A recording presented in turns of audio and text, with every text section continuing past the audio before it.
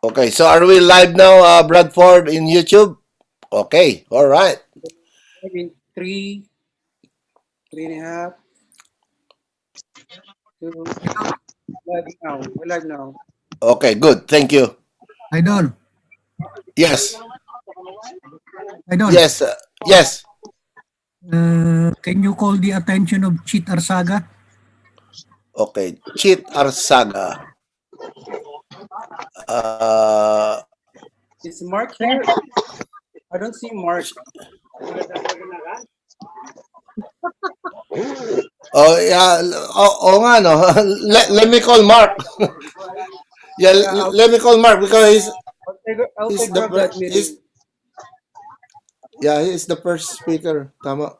Let me call Mark. I forgot everything about Hi, Mark. Marlon. Thanks for joining.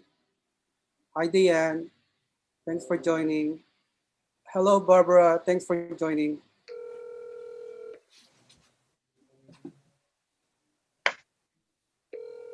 I would like to welcome the following who recently just joined: Valerie Atienza, Marlon Magsino, Cyrus Santiago.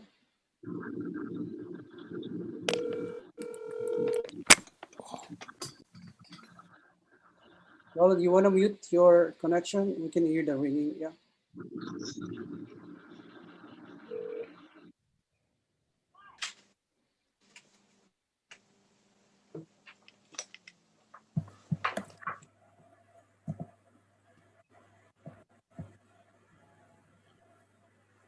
Roland Eaton here. We are 9 minutes before 5 p.m. And just to let you know, we are starting at exactly 5 p.m. and you are our first guest speaker. Let me know if you're okay with 5 p.m. or 5:10 p.m. before. Otherwise, we appoint a you know a another speaker who is already here. If you want, okay, all right. Thank you. Yeah, we can start with the second speaker, Roland. Yeah. Hello, Sister Cheat. Hello, Sister Cheat Arsaga. Present. Jesus. Good to see you around. Yeah. I want to do a roll check on the speakers. We're missing speaker one. Speaker two is here. Speaker three, I think he's joining at 5. Speaker four is here. Speaker five is not here. Roland, speaker five is not here. One, two, Number three. five. Yeah. Uh, Ismael. who is number five? Ismael or is it Rene? Oh, well, let's ask Idol Rene. You need to unmute. Rene, you need to unmute. Susan, can I talk to you, Susan, please? Can I call you in your cell phone? Bradford, Yeah. what is the time slot of Chris? Okay, let me talk to you in your cell phone, I Susan. just talked to him like 10, 15 minutes ago. Where's Ismael? He was telling me he's going to be around at 11:55 a.m. Philippine time. Can you check based on 5 a.m. The Pacific? Susan, uh, I think I don't have your cell phone. I think this is your work phone, huh? okay, hold on. Either one. I have both in my hands right now. Call me and call me. Oh, okay. I can call your work phone. Yes. Okay, all right. I'll call you now. No worries.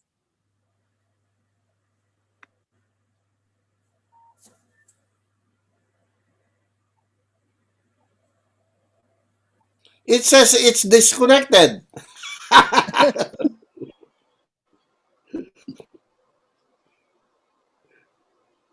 Susan, 622-4154. No, sorry, new number. It's like Okay, give it to me, please. 508. Oh, area code 510 Okay. 508 2042. Okay, Sorry, you got an old number. that's okay. I'm All right. calling you now.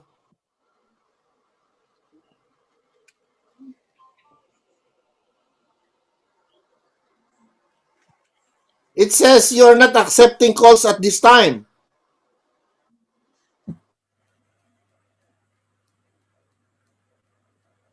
Area code 510 Five 508 times 2042. 02042. I see. Okay. 2042. 2042. All right. There you go.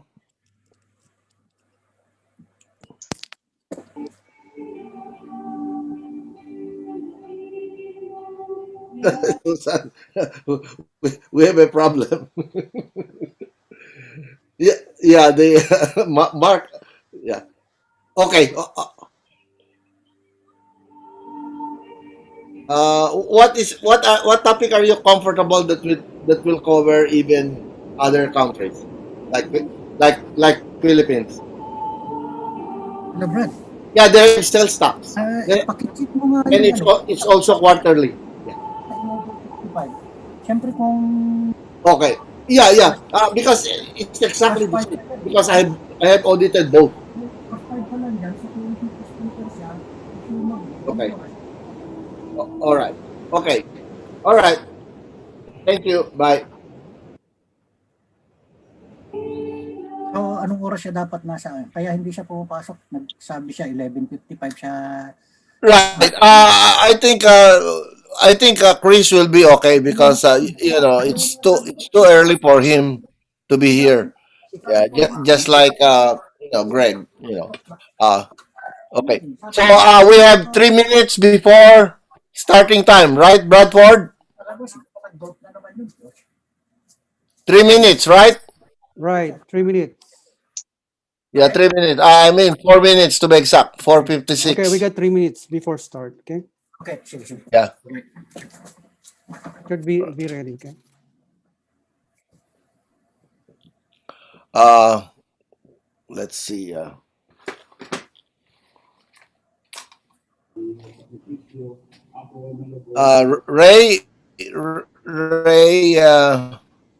Eugenio.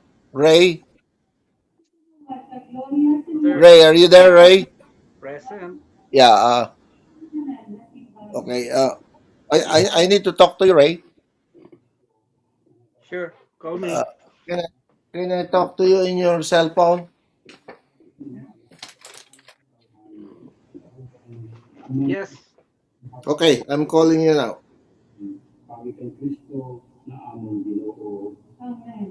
Ang Ginoo mapasa sa iyo. Taksi mo espiritu. Itaas ang iyong mga puso. Tinaas na namang sa Ginoo. Magpasalamat kita sa Ginoo na ako. Hi, Ray. If I remember right, you will be.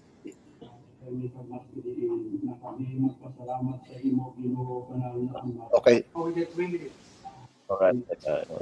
We got 3 minutes before showtime. Na manginuran kamatayo na padi at hadi sa entero kinatan.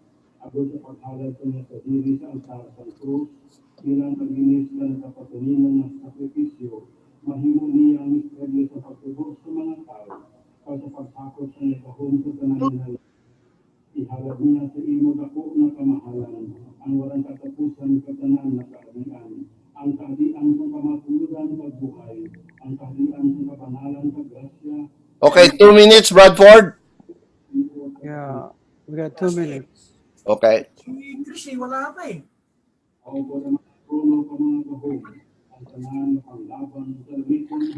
Anong oras mo na ba dyan? Alas 9 na, di ba? Alas 9 ka ng umaga dyan, di ba? Ay, nako. Hi, Riza. Thank you for joining. Hi, Emil. Thank you for joining. Alas 9. Hi, Amber. Idol, Thank you pakimute for mo nga yung ano mo. Idol, pakimute mo yung phone mo. Please. Riza, Emil, Alright. and Lamberto. Thank you for joining.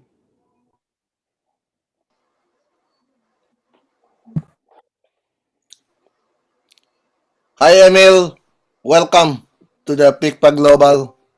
Thank you for joining. Hi, Shaira Cruz. Thank you for joining. Lamberto, welcome to the 9th PICPA Global Virtual. Thank you for joining. We need 1 minute before showtime. Okay, 4:59, 8:59 Philippine time.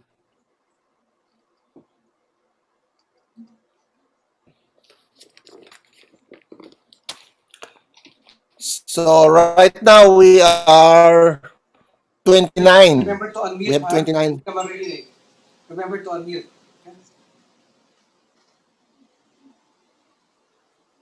Me? Riza Magsino, thank you for joining. Hi, Riza. Thank you for joining.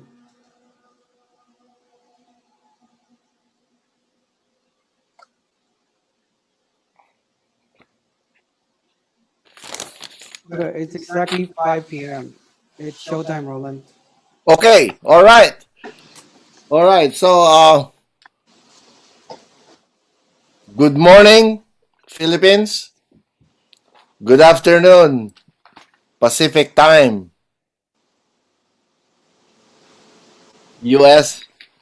Good afternoon to other parts of the countries. Good evening to other parts of the globe. Welcome to our PICPA Global 2020 9th Virtual Global Convention. I thank you for joining us tonight, November 21st, Pacific Time, USA. November 22nd, Sunday, Philippine Time, and other parts of the world. For those of you who does not know me, I am Roland Ditan, the president right now of PICPA California Chapter, San Francisco, and at the same time, the president of PICPA International, PICPA Global. Welcome, everyone. And it's nice to see people from other parts of the globe joining us today despite this pandemic crisis. We at PICPA Global Task Force have decided to still move forward with this global convention, which has been done since 2004 in the last 16 years, despite this pandemic crisis, to show that we are not quitting in our obligation to be updated in whatever we know in our accounting profession, still to promote the business of our clientele. All right. Another thing, you will notice that the accounting profession, as we have learned in the basic accounting, it's not a science, it's an art. However, because of this new technology, specifically in computers, we are always, every minute, every hour, every second of the day, there is always something new. And that's why we have really to upgrade our accounting knowledge.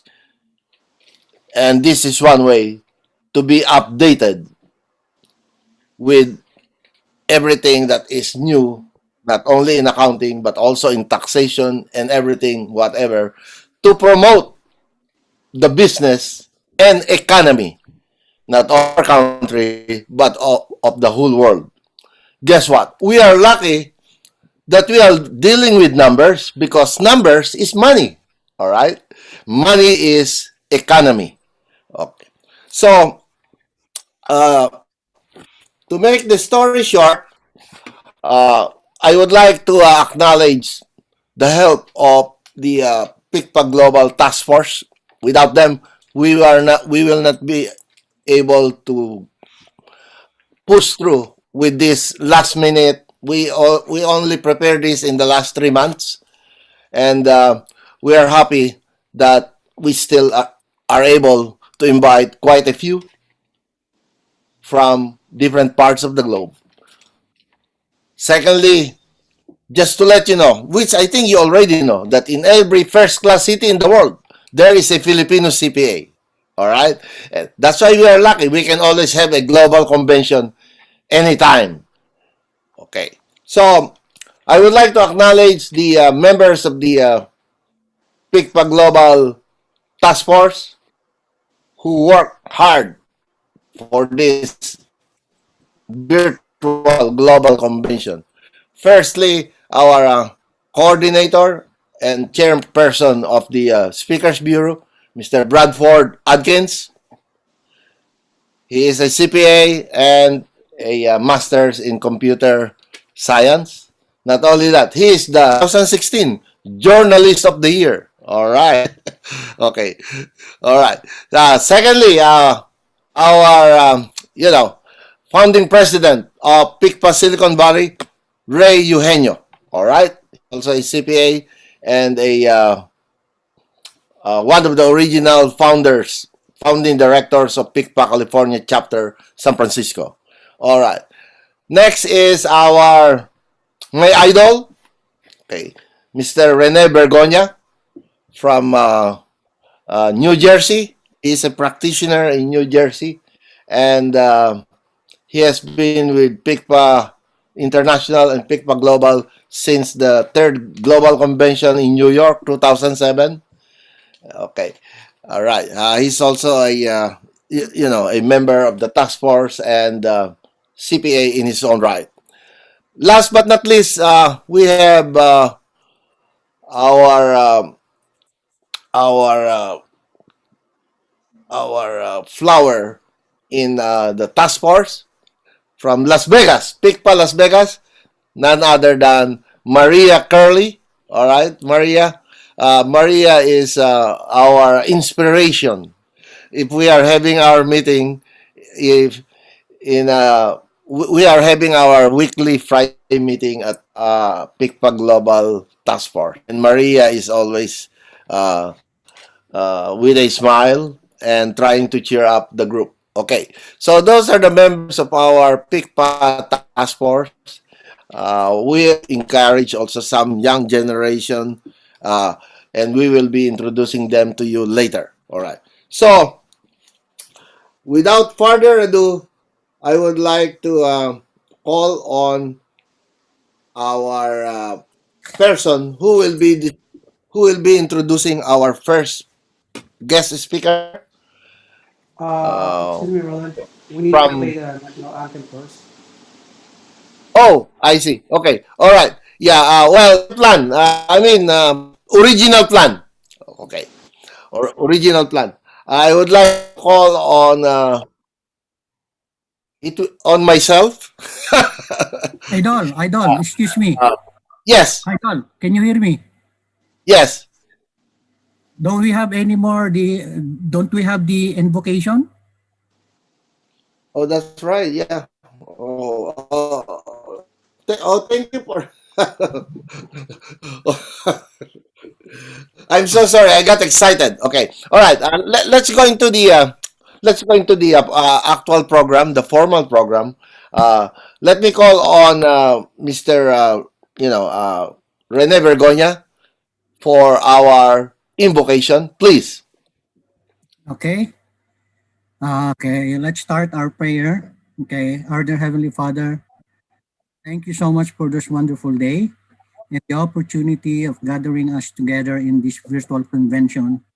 We humbly pray for your divine intercession in making this event, the 9th PICPA International Virtual Convention, a resounding success. We also pray that you continue to shower us with your guidance, love, and protection in the midst of the global pandemic we are facing right now. Please give us the wisdom, strength, and dedication to continue our devotion to serve our colleagues in the profession and to all other attendees to this global convention. May we all learn from topics delivered to us by our talented speakers. We pray that you guide us always in our everyday lives. We are so grateful for these blessings that we have and we are enjoying right now, O Lord. And this we ask in the name of our Savior Jesus Christ. Amen. Okay. That's it. Amen. Thank you, Idol Rene. Now let's call on Bradford to do our, our National. two national anthems. Thank you, Let's Rabbi. start with the U.S. national anthem, I'll take it. the Star Spangled Banner. No, no. Please, We'll start with Bradford. Lupang Ground first. Hold on, please. Hold on, please. Thank you. Ladies and gentlemen, here's actor, singer, model, Hero Custodio. Philippine national anthem. Bayang maguling, perlas ng silanganan, alab ng puso, sa dibdib mo'y buhay. Lupang hinirang, duyan ka ng magiting, sa mantulupi, di ka pasisigoy, sa dagat at bundok, sa simoy at sa langit mong buhaw, may dilag ng tula at awit sa paglayang minamahal.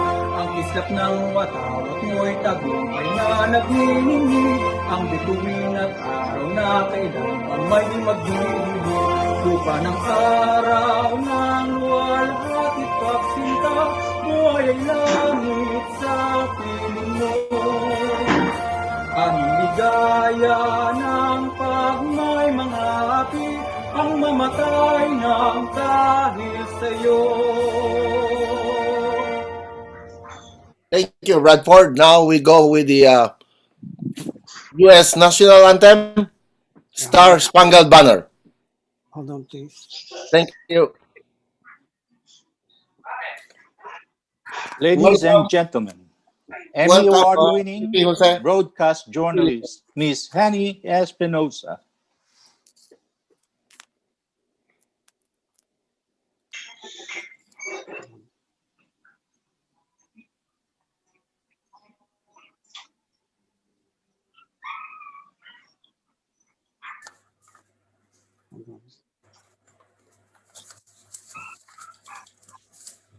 The U.S. national anthem, Star Spangled Banner.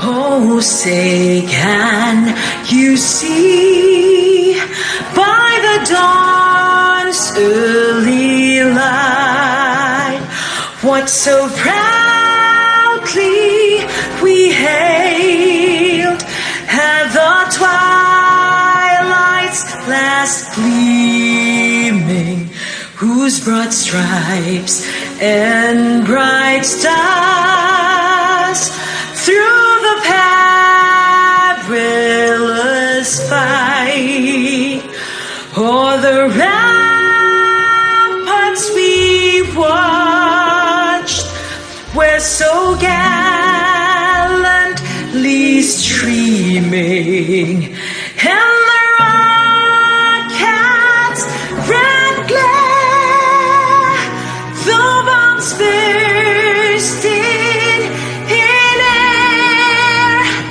gave proof through the night that our flag was still there. Oh, say does that star-spangled banner yet wave o'er the land of the free and the home of the brave.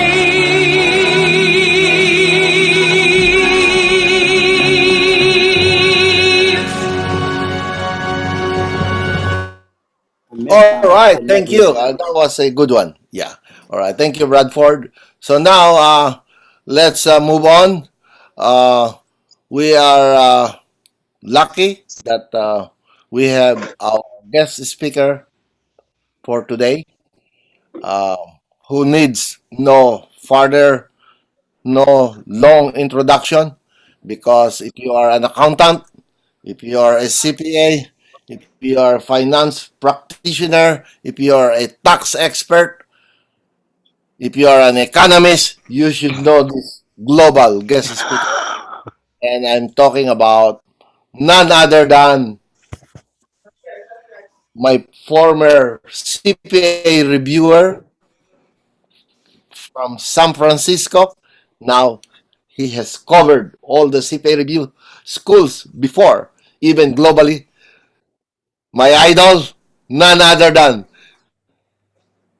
CPA EMBA, Mr. Mark Doberman. Let's give a big hand to Mr. Mark Doberman. Yes, sir. You're on, sir.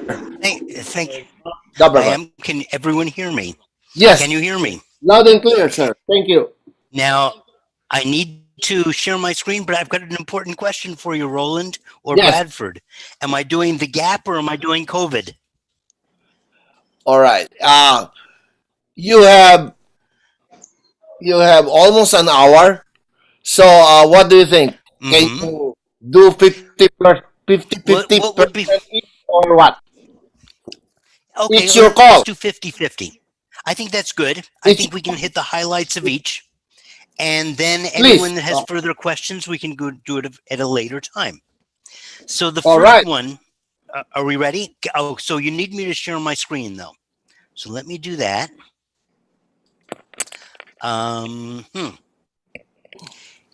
Do I need someone? It says disabled.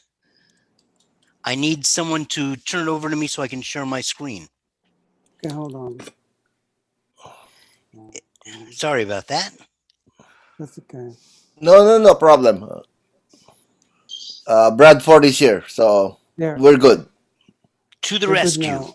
You're good now, Mark. Okay, let's see if it will work. I'll hit share screen, and there we go. And that here. Let's see. Do you see my PowerPoint? Yes. Yes. Yes, fine. Excellent. Loud Okay, and very clear. good. Thank So, you. okay, and you can. Everyone can hear me okay? So Yeah. the first topic I'm going to hit briefly is the effects of COVID-19. Now, I haven't updated this in the last month or so, and some of you are doing financial statements for periods that ended after March 18th. March 18th was the date on which it was globally considered a pandemic. So if you're doing financial statements for periods that ended before, let's say February 28th, 2020 or earlier, then COVID-19 would be considered a subsequent event and would be accounted for and disclosed accordingly. And that's the approach that I'm taking. If you're doing financial statements for December 31st or any time, any period ending after March 18th, then it's not a contingency or a subsequent event. It's an event that occurred during the fiscal period. And I'm going to modify my remarks accordingly, even though the slides might not reflect it. And as I said, I'm going to keep this brief because we've got another topic I'm going to try to spend a little bit of time on.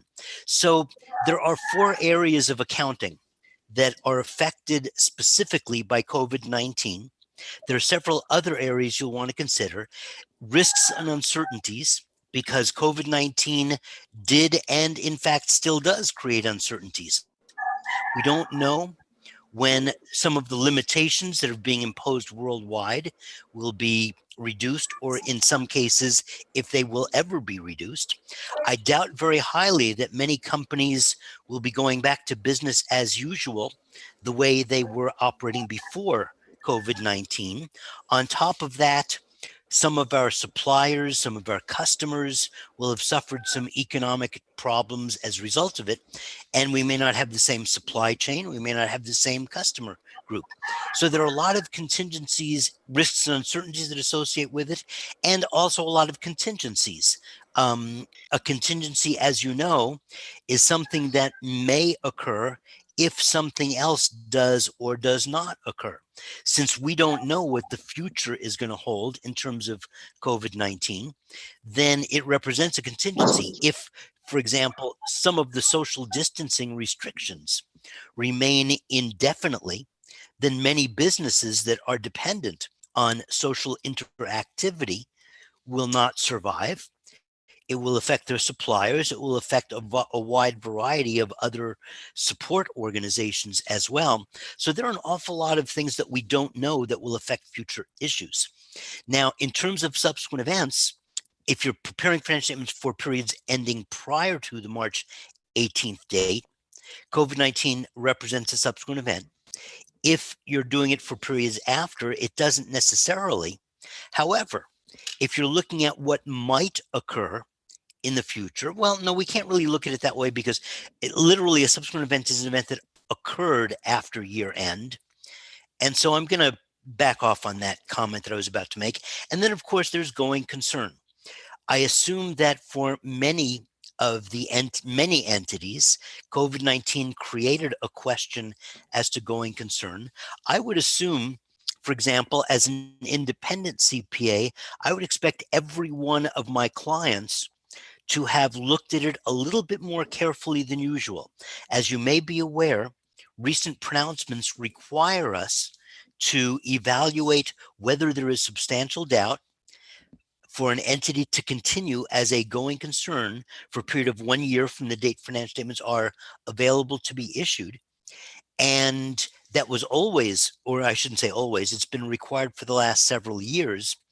And with the uncertainty of COVID-19, I would expect a pretty thorough analysis that indicates why or why not it represents substantial doubt. Now, most of the requirements other than going concern are, well, all of them, including going concern, are going to be disclosure oriented, but most of them are going to be very similar. And I'm not going to get into what is a risk and what is an uncertainty, nor am I going to get into a contingency, the definition. That's pretty straightforward. Subsequent events, again, pretty straightforward. I'm not going to spend the time on that, but let's get down to the disclosure requirements. When we have risks and uncertainties, we have to disclose we have to disclose events or risks and uncertainties that are at least reasonably possible that conditions existing at the balance sheet date will affect items on the balance sheet. So if, for example, we've got receivables, if we've got contracts in process that generated contract assets, if we've got contract liabilities because of transactions, revenue related transactions under the new standard, where we have performed less work and have received funds, okay? These are items that, based on what happens in the future, may be affected. And so we need to disclose if it is at least reasonably possible. And let me remind you, 3 levels of uncertainty. We look at probable, meaning it's very likely that this will occur. Remote, it's very unlikely that it will occur. And then reasonably possible, everything in between. If it's reasonably possible that some item on your financial statements, whether it be inventory, receivables, equipment, or goodwill, intangibles, any item is affected or will be affected, that represents a risk that would need to be disclosed. As you can see in the second major bullet point, we would be disclosing when it's required. We would be disclosing what caused the uncertainty or what caused the risk or uncertainty, okay? And if we can estimate what the amount of the effect will be, and that seems to me very unlikely that we would be able to, but if we can estimate what the amount of potential loss would be, we should disclose that. When we cannot, we disclose a range of loss, or as a minimum, disclose the fact that it cannot be estimated. Now, I'm not going to get into a lot of the detail right now because, as I said, there are several things that I do want to hit. And the going concern area to me is one of the more significant. Now, if we look at this as a contingency, and I think as I described earlier, What happens in the future will determine what course of action many companies will take or will have to take, what impact it will have on their assets, liabilities, and other financial statement items. And so if we look at it as a contingency and look at the possibility that assets may be written down, receivables or inventory, liabilities may be increased because of, for example, revenue contract liabilities that now we don't believe will be able to complete contracts and so on. Okay, these represent additional liabilities or increases to liabilities, reductions or assets, and or loss contingencies. And again, let me remind you, using the 3 probability levels, if it's probable, we accrue, estimating the amount, we actually record the loss, and we disclose. When the loss cannot be estimated, which will be the case most of the time, if it's either probable or reasonably possible, then we're going to disclose, including the possible range of loss, or as I indicated earlier, the fact that the loss cannot be estimated. I'm going to skip over the portion on subsequent events because I'm going to assume that if you're dealing with financial statements from prior to March 18th, that you've probably been to other seminars, including perhaps one that we did here a couple of months ago on how to deal with that. And if you're dealing with financial statements after March 18th, as I indicated, it's no longer a subsequent event. So we're not going to look at it from that standpoint. Additional footnotes may require modification. And I'm going to give you a couple of examples in a moment. But one of the things that we also have to look at is other items on our financial statements that may be impaired. For example, we might have inventory that now we're not going to be able to dispose of as quickly, or there may be a reduced demand. So we might have declines in the value of inventory. We might have property, plant, and equipment where our volume is decreasing to a point where we're not going to get the same level of productivity, which means that's an impairment that might have to be recorded. We have to look at our estimates of bad debts, useful life, salvage value, any other area where we've got estimates in the financial statements, and say, are these estimates still valid, or do they need to be more conservative? And we've got several areas under the new revenue recognition standard. We estimate variable consideration. If I'm selling something and there's going to be additional consideration based on, say, the volume that the customer reaches, we estimate that. Now we're going to have to look and say, were those estimates originally accurate?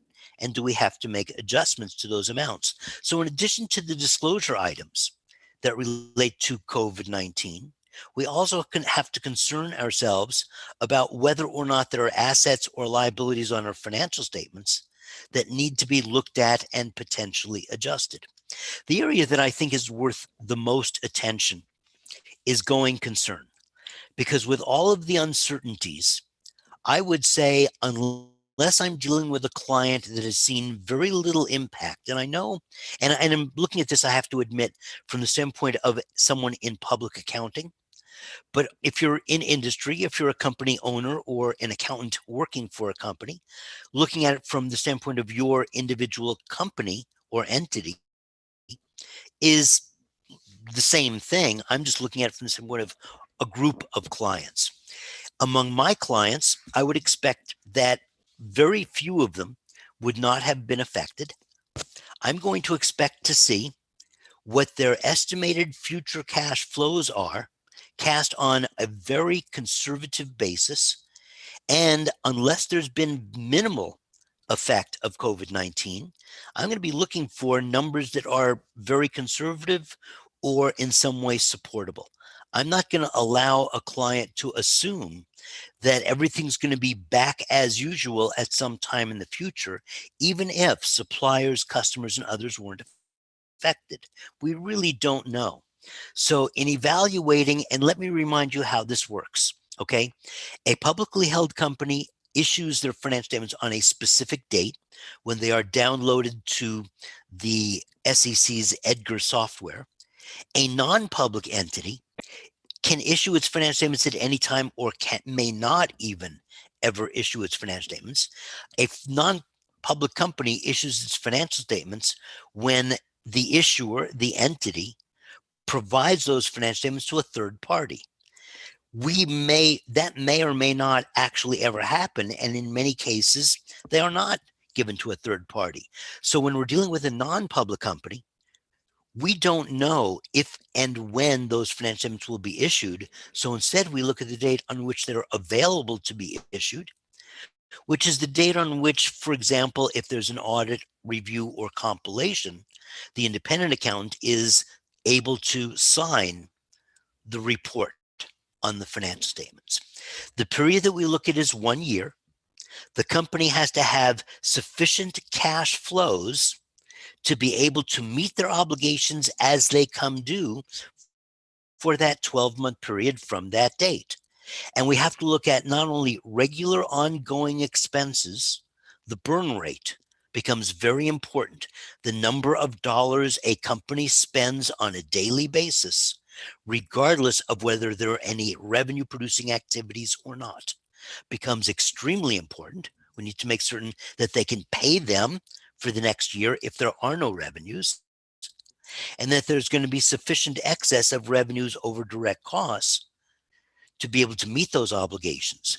We also have to look at any leases that may be coming due under the assumption that there may be lease deposits or payments to get out of a lease, say a guaranteed residual value or the likes. If there are any long-term liabilities that have large payments that are coming due, anything that comes due within the next year. And if it appears that the company or entity may not be able to meet all of its obligations as they come due, there is substantial doubt as to going concern. That's level 1. Now, if they can demonstrate that they can meet their obligations as they occur, then there is no substantial doubt.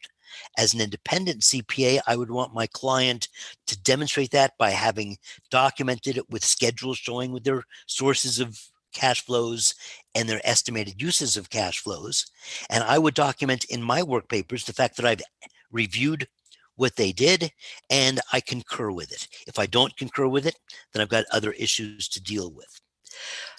So if that is the case, if there is no substantial doubt because they can meet their obligations as they come due, nothing further need be done provided it is documented. If, on the other hand, they can't, step number 2 is management describes how they're going to deal with it. It may involve downsizing. It may involve disposing of assets that are discretionary. It may involve drawing down existing lines of credit. It may involve contributions by equity holders. Regardless of what that is, if they have a plan that is achievable, it's something that they can do, and it's something that they intend to do, if the necessity occurs, then that will be considered. And if that plan is sufficient to cover the deficiency in cash flows, then we have a disclosure requirement that indicates that for all practical purposes, there was a going concern problem, but it's dealt with. If, on the other hand, their plans are not sufficient, then they indicate there's a going concern problem, and we indicate that management has plans, but we do not indicate that the problem is being resolved. So, for example, let's say a company has adequate cash to meet its burn rate for the next 12-month period, but they've got a note payable that comes due in 9 months for $500,000. They have a piece of property that is being held as an investment. It's not critical to the business. They can dispose of it. There is a market for it. And their cash equity, the amount that they would derive upon sale, exceeds the $500,000 plus any interest that may have accrued and so on. Then they have a plan that alleviates the going concern doubt. And we will have one set of disclosures accordingly. On the other hand, let's take the same situation, note due in 9 months for 500,000. They have a piece of property that they can dispose of, and their cash equity is 300,000. It leaves them 200,000 short. They believe that they might be able to make up that shortage through revenues, but don't know for a fact. They don't have plans that alleviate the doubt. They will have a different set of disclosures. So we look at the plans and we say, are these plans credible? Will they be able to endure this? And if so, then we have one set of disclosures, and if not, then another set. So let's look at the disclosures themselves. Okay, as indicated, if there is a conclusion that there's no substantial doubt, then no disclosures will be required. It may be because COVID-19 didn't create doubt, the client was considered an essential service, or otherwise was not adversely affected. The client may have large amounts of cash. Take companies like Apple that hoards hundreds of millions of dollars worth of cash. They might have ample cash for it. They may be, as I indicated, in essential industry. They might be in an economy-proof industry. Many people believed at least, that CPAs operated in an economy-proof industry because people need accountants, whether they're making money or losing money. And so that would be one example. If there is substantial doubt, then there will always be a disclosure requirement. It will indicate what caused the doubt, in this case, probably COVID-19. It will indicate how management decided that this particular incident, event, or circumstance created a problem in terms of the entity's ability to continue as a going concern. And then it will make reference to management's plans. And here's where the disclosure varies depending on circumstance. If the plans are expected to be effective, if there is going to be ample money to be able to keep the company operating, then it indicates that it will make reference to management plans that alleviated the substantial doubt about the entity's ability to continue as a going concern. If not, if they're not sufficient, then we will refer to management's plans and refer to them as those that are intended to mitigate the events or conditions raising the doubt. So in one case, we're saying they alleviate the doubt, no doubt any longer because of these plans, but we want you to be aware that it was there because who knows what's going to happen. But the other circumstance, here's the doubt, it's not dealt with, but management's working on it. And they've got a plan that takes them at least partly there. I don't think there's anything more from this segment that I need to discuss at this point. One thing that I included in my presentation, and let me see if I can get that back. I just took it away from you, didn't I? Let's see, slideshow from current slide. Okay, so I hope and assume you've got it back. And what I want to do finally is raise an issue with you about disclosures in general. And then I'm going to move to another topic, and I believe I've got, and correct me if I'm wrong, Roland or Bradford, I'll have about 20 to 25 minutes left. Is that correct? I think we started about 15 after. Let me know if I'm wrong on that. I find disclosure, great. I find disclosures are often very difficult to read and understand. Sometimes I'll be reading the disclosures of a publicly held company and I'll read a footnote 2 or 3 times before I realize what the heck it's saying, or it loses my attention. And in many cases, disclosures are so voluminous that users of finance statements don't even bother with them. And, you know, when you've got such a huge amount of information and it's not clear to you what is the most important, many people just end up ignoring disclosures completely. I started a process in my own accounting firm, and I'm no longer in practice, but I was the director of the A&A practice for a firm, good sized firm. And I instituted a policy where we did the following. I did not give my staff who were responsible for writing footnotes a copy of the prior period's finance statements or footnotes. I didn't give them anything from the standard that indicated what the requirements were. Instead, what I did is I told them one thing. Well, let's say two things. Number one, users will always want to know about cash flow implications, the amounts, timing, and probability of future cash flows. And number two, if there are claims against assets, if something is security for a loan or otherwise, there are claims that they'll want to know that. So I said, with that information, I indicate to them, am I the only one getting that interference? There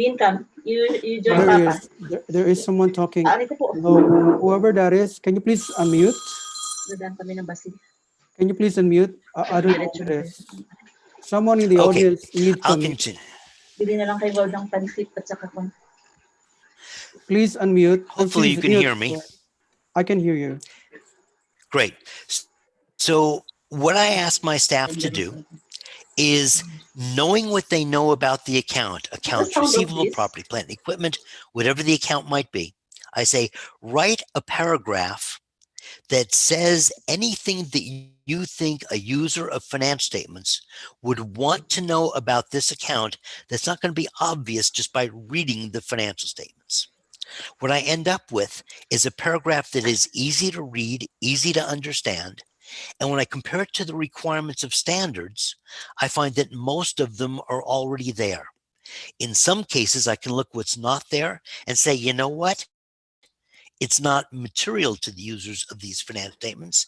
And so I'm going to leave it out. I'm simply going to disclose the fact that it was omitted because of the fact that it was not considered material. Or if I do consider it material, I'll add a phrase or a sentence.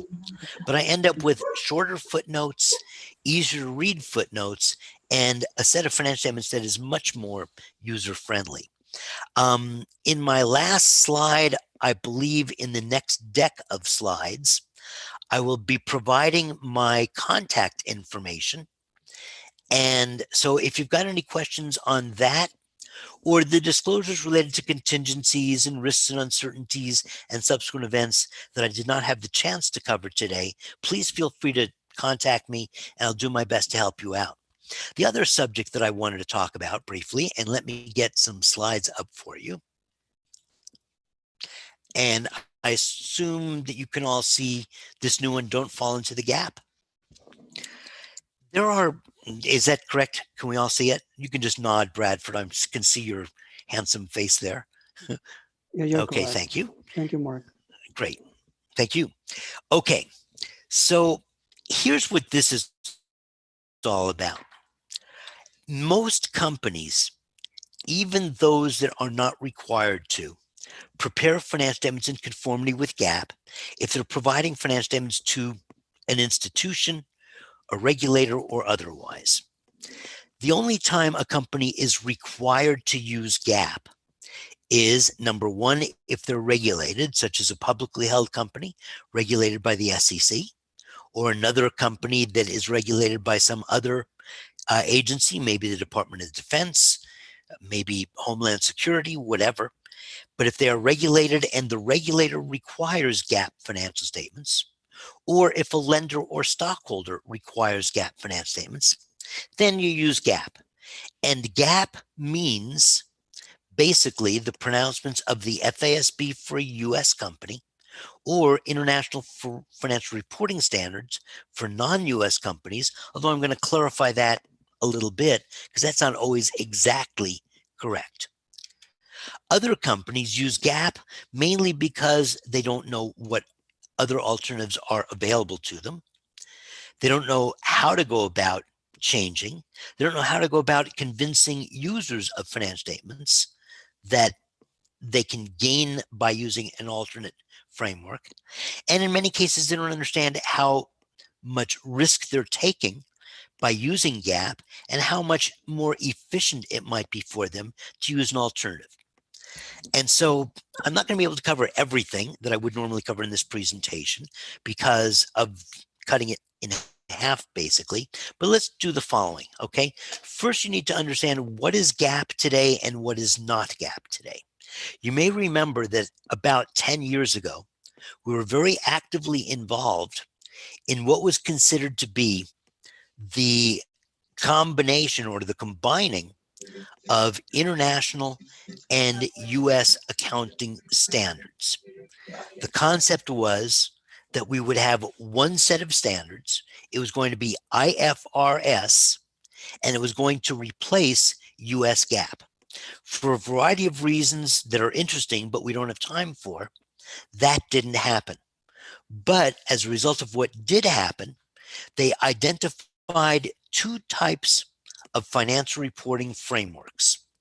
The first, what we used to refer to as GAAP, is now referred to as a general purpose financial reporting framework. And there are three types of financial systems that qualify as general purpose financial reporting frameworks. First, there's GAAP, which is the FASB pronouncements memorialized in the FASB Accounting Standards Codification. There's IFRS, International Financial Reporting Standards, issued by the International Accounting Standards Board. And there's a third simplified version of IFRS called IFRS for SMEs. SMEs stands for small to medium-sized enterprises, and that is also considered a general purpose framework. Now, let me put that into perspective. First, when they say it's a general purpose framework, they're saying there are enough rules or guidelines that are available to the public about these to where if you are using one of these three, a user should be able to determine everything they need to know about how to interpret those financial statements. We used to say that about GAAP, but then because of the convergence plan, we were going to say that about IFRS, but they created the third framework, IFRS for SMEs, under the same concept. Now, if you are a publicly held company in the US and you report to the SEC, you may now report under either GAAP or IFRS. You may not report under IFRS for SMEs, but IFRS for SMEs is considered a general purpose framework. And I'll indicate in just a moment the implications of that because there are reporting implications. Okay, so publicly held GAAP or IFRS, non-public GAAP, IFRS, or IFRS for SMEs are considered general purpose frameworks. When you are using a general purpose framework, and let me do it from the standpoint of the accountant's report, the independent accountant's report on the financial statements.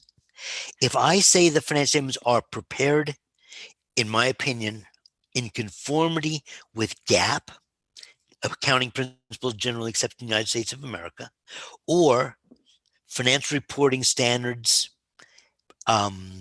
international financial reporting standards issued by the IASB, okay, that's all I need say because it's assumed that people will know what those frameworks are. Likewise, IFRS for SMEs. If I say, in my opinion, the financial statements are in conformity with IFRS for SMEs is issued by the International Accounting Standards Board, then no additional information need be given about that framework. Anything other than those three is considered a special purpose framework. And that includes a whole list of them, tax basis, cash basis, and so on, as you can see. It is not assumed that people understand what those consist of. So if you are using anything other than one of the first three, a general purpose framework, In your summary of significant accounting principles, the first footnote that's usually presented with any set of financial statements, you would indicate what framework you are using and, in very basic terms, how it differs from GAAP. So if you're using the tax basis, you'd indicate that they're prepared in conformity with the basis that's used for filing its federal income tax returns. And you might indicate major differences such as methods and lives of depreciation, the fact that bad debts is not deductible, and if there are any other major differences that affect those financial statements. Okay, differences between that basis and GAAP. If you're using a contractual basis, then that would only be appropriate if those financial statements are going to parties to the contract. So it shouldn't require the same level of explanation. But because our financial statement should get into other people's hands, we do need to indicate that it is not GAAP and what the major differences are. One way we indicate it's not GAAP, by the way, is by the names we assign to the financial statements. The term balance sheet is a GAAP term for a statement that shows assets, liabilities, and equity. If it is not GAAP, you might say balance sheet tax basis, balance sheet cash basis, statement of assets and liabilities under contractual basis, but you would not be able to call it the same term you would use for GAAP financial statements. And that's one way we indicate it's not GAAP. And again, indicate the major differences. Now, the reasons you would use GAAP, and I believe I hit this a little earlier, if it's required by law or regulation, if a significant lender, equity holder, or other significant user requires it, you got no choice. If you're competing in capital markets with publicly held companies, or you're competing against publicly held companies in various markets, in order to remain competitive, you may need to issue GAAP financial statements. But in many cases, it's done more out of habit and lack of awareness of the alternatives than any other reason. For example, many banks ask for GAAP financial statements, but quite frankly, the individuals from the bank that look at the financial statements don't really know what GAAP means. And if we were to provide financial statements under a different framework that gave them the information they needed, they'd probably be equally happy. It would create less risk for the issuer and the independent CPA if there is one, and be less costly overall. And so let me give you a couple of reasons to consider an alternative, but then I want to get close to wrapping it up with giving you some specifics, okay? As of the 2017-18 edition of GAAP, there were more than 10,000 pages of GAAP. Since that time, there have been a total of, let's see, 8, 20, 40, 55 pronouncements issued by the FASB, which adds to the page count. I remember when I was early in my career and there were not so many pronouncements, and we used to say it is impossible to prepare a complex tax return that is in 100% compliance because the tax law is so complex that there's likely that there's something you're overlooking. But we didn't feel that way about GAAP. Now, GAAP has become so complex and voluminous that the likelihood is you are either missing something that you don't know applies, applying something incorrectly, or otherwise. I've got a great example that I don't have time for, but real quickly, there is a pronouncement that requires disclosures related to financing receivables. And most accountants, when they get to that on the disclosure checklist, will say NA because they don't believe they got financing receivables, defining financing receivables as second trust deeds, installment receivables, and so on. But the pronouncement gives a much broader definition of financing receivables, and a lot of companies have them without realizing it. And so therefore, there are disclosure requirements that are not being met. It's gotten so complex that it's costly and risky. Wait, gotta move to the next slide. Sorry, lost my mouse here. There it is. Okay, mouse keeps running around. So I don't want to go through, we don't have time, I don't want to take the time, I should say, to go through the detail of the different bases of accounting. Tax basis, tax return, cash basis, cash, modified cash basis, similar. That's the one that deserves a little time and attention, but I think I've got something a bit more significant to cover with you. What I do want to talk about is a framework that's been around for about 10 or 12 years. It is called Financial Reporting Framework for Small to Medium-Sized Enterprises, or FRF for SMEs. It was established by the AICPA. It's 172 pages in length. Compare that to 10,000. If you prepare financial statements in conformity with FRF for SMEs, unless there are unusual transactions, it is unlikely that you will be able to notice any significant differences between GAAP financial statements and those. The way I look at FRF for SMEs, before the FASB got involved, there was a group called the Accounting Principles Board that was responsible for GAAP at the time. And if we prepared financial statements under what was GAAP then, much simpler, it would look very much like the financial statements under FRF for SMEs. The biggest difference will be the reduction of disclosures and the simplification of disclosures.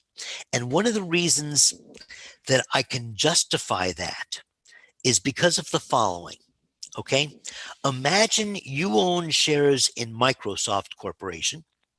For you, it's a significant investment. Of course, to Microsoft, unless you've got millions of shares, it probably would not be a significant investment. There's something on the financial statements you don't understand that you think is important to you. How are you going to get that information? Call the CFO of Microsoft? You won't get through. Call the partner from PricewaterhouseCoopers that audits Microsoft. Even if you do get through, unlikely, they're going to say, you need a letter from Microsoft giving us permission to discuss this confidential information with you. If you don't see it in the footnotes, you're not going to get it. With a non-public entity, they give their financial statements only to those people that they decide to give them to. They may be compelled by contract, they may be compelled by a regulator, but I only give financial statements to my bank because I want to borrow money from them. If they would loan me the money, or if I didn't need the money, I wouldn't give them financial statements. I don't have to report to Dun & Bradstreet or any other credit agency if I'm not publicly held. And if someone is important enough for me to be willing to give them financial statements, quite frankly, if they've got a question and they call me up, they're going to get through to me, or they're going to get through to someone that knows my business well enough to answer their question. With a non-public company, we have access. We don't need 50 pages of footnotes about the company. We can find out the details that we need to know just by calling the owner or management. And so we don't need that level of disclosure. A few of the specific things, I'm not going to go through the chapters because I've taken enough of your time. I'm only going to try to wrap this up in the next 3 or 4 minutes, okay? But this is some of the features of FRF for SMEs. Unlike GAAP, very limited use of fair value. And I don't know how many of you have struggled with determining what the fair value of certain assets are. And if you're an auditor, making certain that you're comfortable with that fair value. Okay, the current rules say that we can't rely on even an expert that we don't have information about. There is an independence issue related to that called familiarity, the threat of familiarity. If I take someone's word on fair value, just because I'm familiar with their reputation. That would not be considered acceptable evidence in an audit today. And the reason for that, think about it. I went to the greatest expert in the world to value a financial instrument a number of years ago. And I put that number on my financial statements. And 3 months later, that expert, Bernie Madoff, was arrested for fraud. Did I have a reliable number? Who knows? And so even if we're dealing with someone that's reputed as an expert, when it comes to fair value, you need more information. No impairment testing under FRF for SMEs, no comprehensive income, no specific industry guidance. And I've got mixed feelings about that. There are some industries that are different, but in reality, that's what they did with the new revenue recognition standard. Under GAAP, they eliminated industry differentials. No such thing as a variable insanity. You have the option to either prepare consolidated financial statements or apply the equity method if you've got a controlling financial interest in another entity. And for many, the preparation of consolidated financial statements is something that the users of financial statements don't even want, but they're required to do it by GAAP. No evaluation of uncertain tax positions. I don't know many companies that are doing that. And the now even more complex standards for leases under GAAP will be alleviated by much more simplified methods. Now, it allows push-down accounting. I'm not going to talk about it because it would take a few minutes, and besides, that's now allowed for GAAP as well.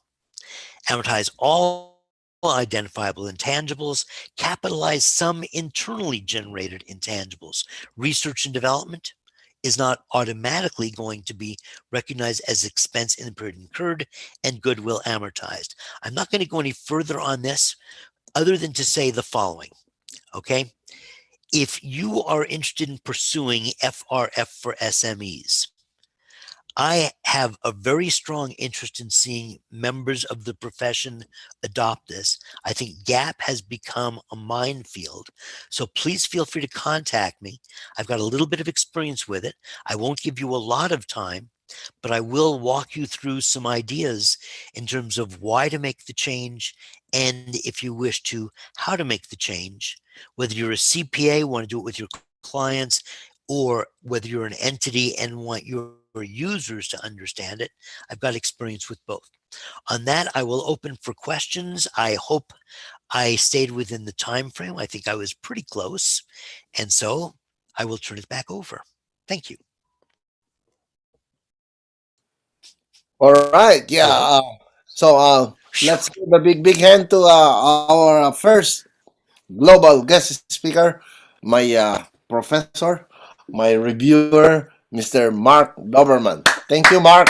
Well, thank you. Thank you. And instead of a hand, I usually get a foot, so I appreciate that. Right. Yeah. Well, the thing is this. The good news is, with the permission of Mark and the other global guest speakers, the good news is we shall be forwarding their PowerPoint presentation, electronic presentations together with your certificate of attendance, so that you won't miss anything. That is a promise. Okay, so just to make sure that please, I have been checking the participants list. I just noticed that some of you have registered without using your complete name, or maybe you are just used to using your cell phone or whatever. I would like to call your attention that I cannot send your certificate if two things: if I don't have your email address, and secondly, if you are using a non-formal name or incomplete name, that will also be what is to be printed in your certificate of attendance. So please make sure that send me an email with your complete name or whatever name you want to be printed in your certificate of attendance so that we will make sure that you will get the right thing. Okay? So, and also we will include the PowerPoint presentation of the guest speakers. Okay, so moving on, I would like to call on the person who will introduce our second guest speaker, um, the founding president of PICPA Silicon Valley chapter. Let me call on Mr. Ray Eugenio, please. Ray, please. You need to unmute. You need to unmute.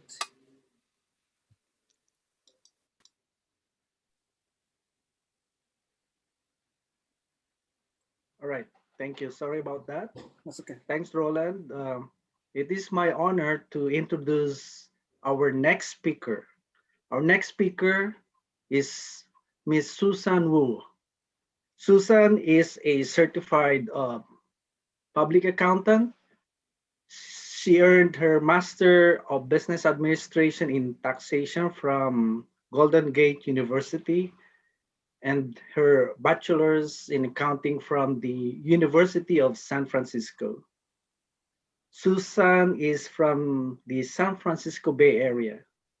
Susan has been with the California Department of Tax and Fee Administration, or CDTFA, since June of 1981.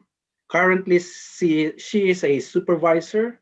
Prior to that, Susan had been an auditor for over 30 years.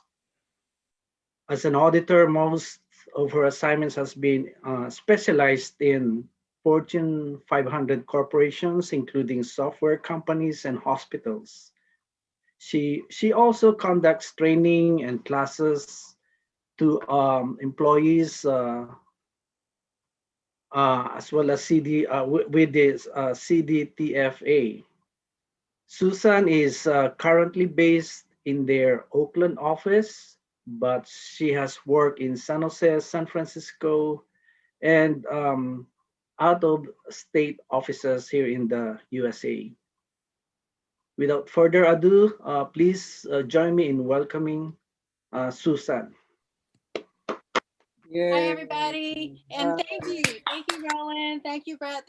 Thank you, everyone, for having me. I'm looking at the participant, and you guys really are all over, from Australia, from the Philippines, and from all over the United States. So thank you very much for having me. Today, I'm going to talk about California sales tax. Like my bio said, I started with the California Department of Tax and Fee Administration, formerly known as the Board of Equalization, in 1981. But don't do the math. They used to hire 10-year-olds with the board, so as the starting age. So don't do the math. I know you're all CPAs, but don't do the math. But I've been there quite a long time, over 30 years. I'm not ready to retire yet because I've just been a supervisor for 4 years, and it's nice mentoring new staff and working with them and seeing how their eyes light up when they learn about sales tax and when they learn about their job and everything. So all I know is California sales and use tax. So I'm going to center my talk to that. But I'm sure worldwide, and certainly I think 46 or 47 states in the United States also have sales and use tax. And our rules are pretty much the same. It's just the tax rates are different. If you make a mistake with sales tax in the state of California, some counties are as high as 10.75% of the gross sales. So it's adding up to be quite a lot of money. When we first started, when sales tax first started, I think it was like 3 or 4%. Now it's as high as 10.75% in some cities and counties in California. So it's a big factor. And sales tax, it applies to your clients that sell tangible personal property. I know most of you do income taxes, so you really don't deal with sales and use tax. But it comes into being when they buy property, when they buy capital assets, sales tax is charged, and it's as much as, you know, minimum 7.25 to as high as 10.75 in the state of California, depending on where your client is. So again, I'm going to concentrate on California sales tax because that's all I know. I'm going to start the PowerPoint screen. You guys are all going to get a copy of this. This is the basic sales and use tax slide. And I'm going to skip through it pretty quick because there's some areas where you don't really care about, like cannabis and manufacturing exemptions and things like that. But I'm going to try to concentrate on things that you charge tax on and common mistakes that CPAs should help their clients catch, like in restaurants and in businesses and things like that. I mean, it's as simple as, how can you buy more and your purchases are tagged in your cost of goods sold, but when an auditor comes in and we look at that and it's like, well, how can you buy based on your cost of goods sold more than you sold? So little things like that. And remember, you have the concept of markup too. So if you bought more than you sold and you have the concept of markup, what happened? So common mistakes like that and easy catches that you can help your client look for sales and use tax. Because remember, if they do things correctly and charge tax on their customers, it shouldn't come out of pocket.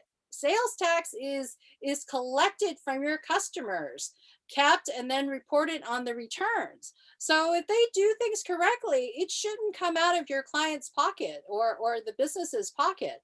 But mistakes happen. Like in California, everything is taxable unless there's an exemption.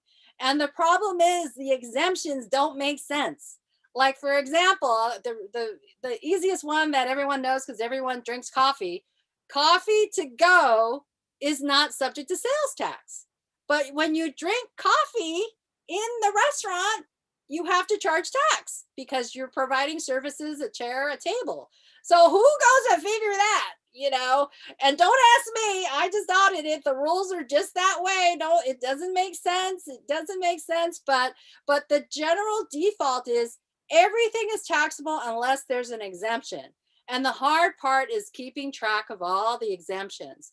So my PowerPoint slide will go over some of the very, very common exemptions, like sale for resale, repair labor, and things like that, that aren't subject to tax. And so I'm gonna hopefully work because my son walked away and I'm using his laptop. Share. Okay. So how do I start the slide? Sorry. I guess it's play. Nope. Oh, okay. Awesome. Awesome. Okay. So this is a general presentation on California sales and use tax. We're going to go over some basic concepts. The resale certificate is the most important, common deductions, and what the CDTFA can do for you. And during COVID, we are still auditing businesses. We're not allowed to go out in the field and do the audit at the taxpayer's place of business or at a CPA rep's office if that's where your client wants the audit done. What we do is pick up records, try to get electronic records, and then they do the audits at home. All of our auditors are working at home now. All our collectors are working at home now. And that started since the pandemic started in March. And that's a kind of new concept. Our auditors were going out in the field and they're getting used to, bothering CPAs and the businesses and looking at the business and stuff. And now we have to do a lot of things remotely. Thank gosh for Yelp and pictures online now that can help us do our business. But we try to also visit the businesses very quickly if we can. We wear our masks. We try to lessen our contact as much as possible. And they are not allowed to have, stay at taxpayers' businesses for a long time. Do we just pick up the records, take them, store them for a few days and don't touch them, and then afterwards take a look at the records if they're hard copies? We just hope that taxpayers can give us electronic data. And now, when I first started, when I started, you guys all know when I started, things were paper.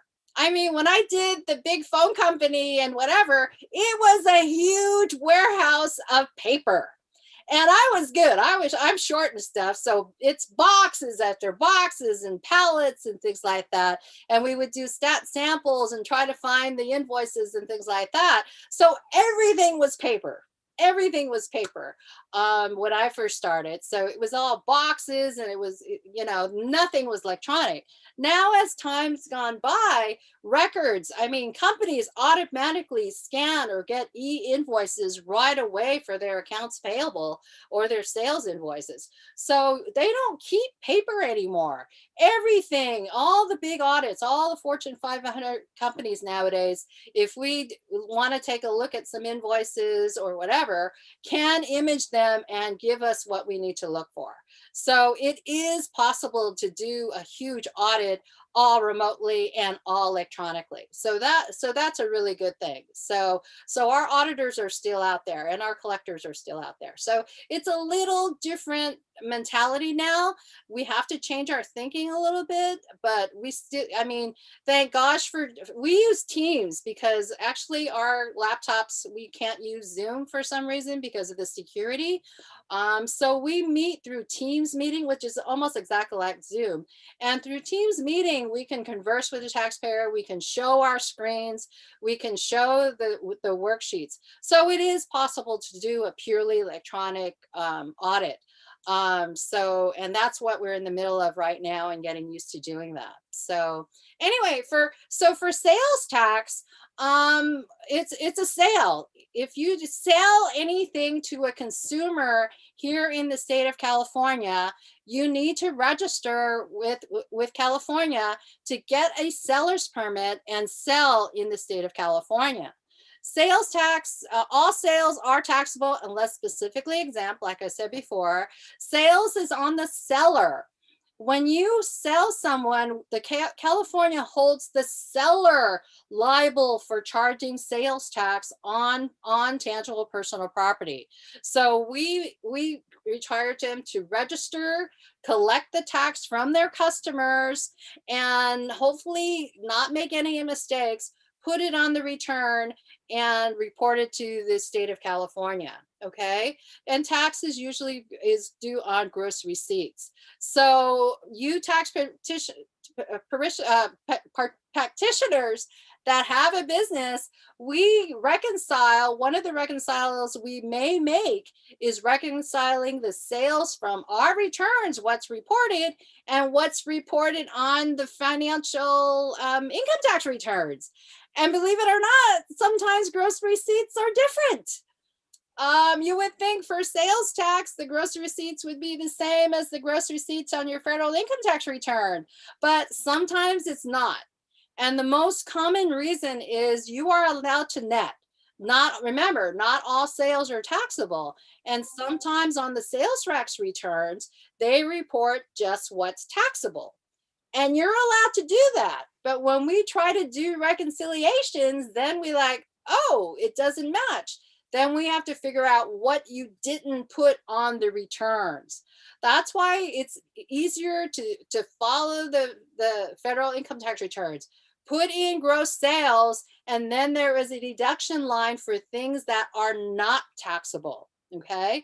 Sometimes it's easier if you have a ton of sales and only maybe 1% of your sales are taxable. So some companies just report that 1% and don't want to worry about the gross. You can do that. We allow you to net it. We don't like it, but we do allow you to net. It just becomes a reconciliation problem.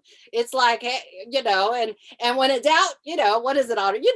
Auditors, when in doubt, they may think everything's taxable. So it's up to the company to keep track of all the things you didn't charge tax on, because we kind of go by the gross receipts rule. Everything's taxable, gross receipts, so that's what we go by, okay? Sales tax for the state of California is based on tangible personal property. So real property, securities, gift cards are not subject to tax, okay? Remote transfer of software, if you are a photographer and you sell, you do wedding pictures and you don't give any tangible personal property, you just remotely give them the pictures online, that's not taxable. None of your services were taxable. But if you are a photographer and you gave them actual pictures, everything is taxable because you gave them tangible personal property, and you can't split it between, oh, some is services and whatever. The end result, the gross receipts, is you wanted those tangible personal property, the pictures. So that's the different role. The different role here in California is electronically transferred items, software, artwork, whatever, is not subject to sales tax in California. But that doesn't mean other states, and that's a big revenue producing for other states, especially software. Sales of software, even electronically, in other states are taxable. But luckily in the state of California, it's still exempt. As long as it's electronically transferred and no tangible personal property is transferred, is given with it, then you're good to go. It's all electronic, nothing tangible is different, not subject to tax. So if you're given something you can feel, touch, like artwork, antiques, food, furniture, all tangible personal property, it is subject to tax in the state of California. Okay. It's subject to sales tax unless there's other things. So I'm gonna kind of whip through some of this stuff really fast because some of this doesn't apply to you, a lot of you. But in the state of California, what is the tax that we're charging? Okay, some of the tax rate, the base rate for the state of California is 7.25%. The whole state at a minimum is 7.25%. And that rate is for the state, local, and counties get 7.25%.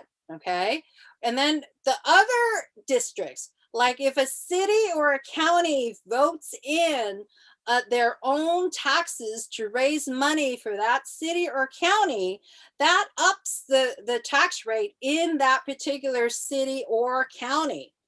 The CDTFA is the state agency that it's one return. If we collect the tax for all the cities, the counties, and the state of California for all the sales for the state of California, okay?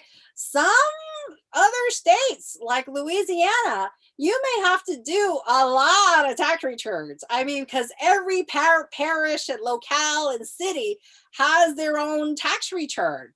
So, I mean, gosh, that keeps you practitioners busy really fast if you're in other states. But luckily in the state of California, you only need one return with the CDTFA because we are the agency that takes care of it even for the cities and counties. Okay, so at a minimum, it's 7.25%.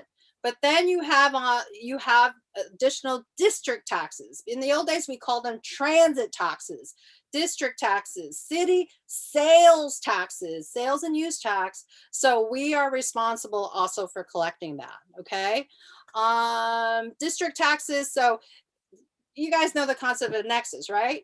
You're doing business in the state of California, so you have to charge California sales tax, district tax. So if you are doing business regularly and continually in that city or county that has additional add-on taxes, you need to charge tax, that additional add-on tax for those transactions because you are doing business in those districts. So it falls down the concept of nexus to states and counties and cities. So Yeah. Okay. All right. So it applies also to rental income. There was a court case called the Wayfair court case, Supreme Court case a few years ago that was a really big deal because it said it created an economic nexus. So if you were out of state doing out of state transactions, but you were making a lot of sales into the state of California, that Wayfair court case said, oh, there's an economic nexus now. Wow, California, you're doing a lot of business here in California. So the law made out of state companies that didn't have to report tax in California, if they have a $500,000 sales into California, you need to get a permit and register with the state of California for the current, and they'll go by the current year, back 1 year to count that $500,000 in sales. Before, it wasn't taxable because it was like, no, hey, it was out of state transactions, no big deal. So you didn't have to worry about it. But the Wayfair case created that. Every state has different thresholds because of the Wayfair court case. Every state now is trying to get revenues by registering people that have a lot of business in their state, making them register. For the state of California, if you are an out-of-state company and you have a lot of business in California, that number is $500,000. If you have a client that is in other states that impose sales tax and they're making sales into that other state, you better check with the other state because some of the thresholds in the other states are maybe like 100,000, 200,000. So California gave everyone a break by saying, hey, 500,000, if you're making that much business in California, if you're under that, you don't need a permit, business as usual, like before, whatever. So now the different states are using it as a revenue, it's like tax monies to them. So if you have clients going and making a lot of sales to other states, check what the rules are now in those other states, okay? Who needs a permit? So we go by entity. So if you are a sole proprietor, you need a permit with the state of California. So we go under partnerships, corporations, whatever. If you change your entity, you need to change your permit. So everything is online. Everything is online. You don't have to come to our office unless you want to. You don't have to come to our office anymore. Everything, you can get your permit now online and do a lot of things online. We finally made it to the 20th century, with the state. So now you can do everything online. Get a new permit, change things, change your mailing address. You can do a lot of things online now. So what is the seller's permit? A lot of the terminology, it's for the same thing.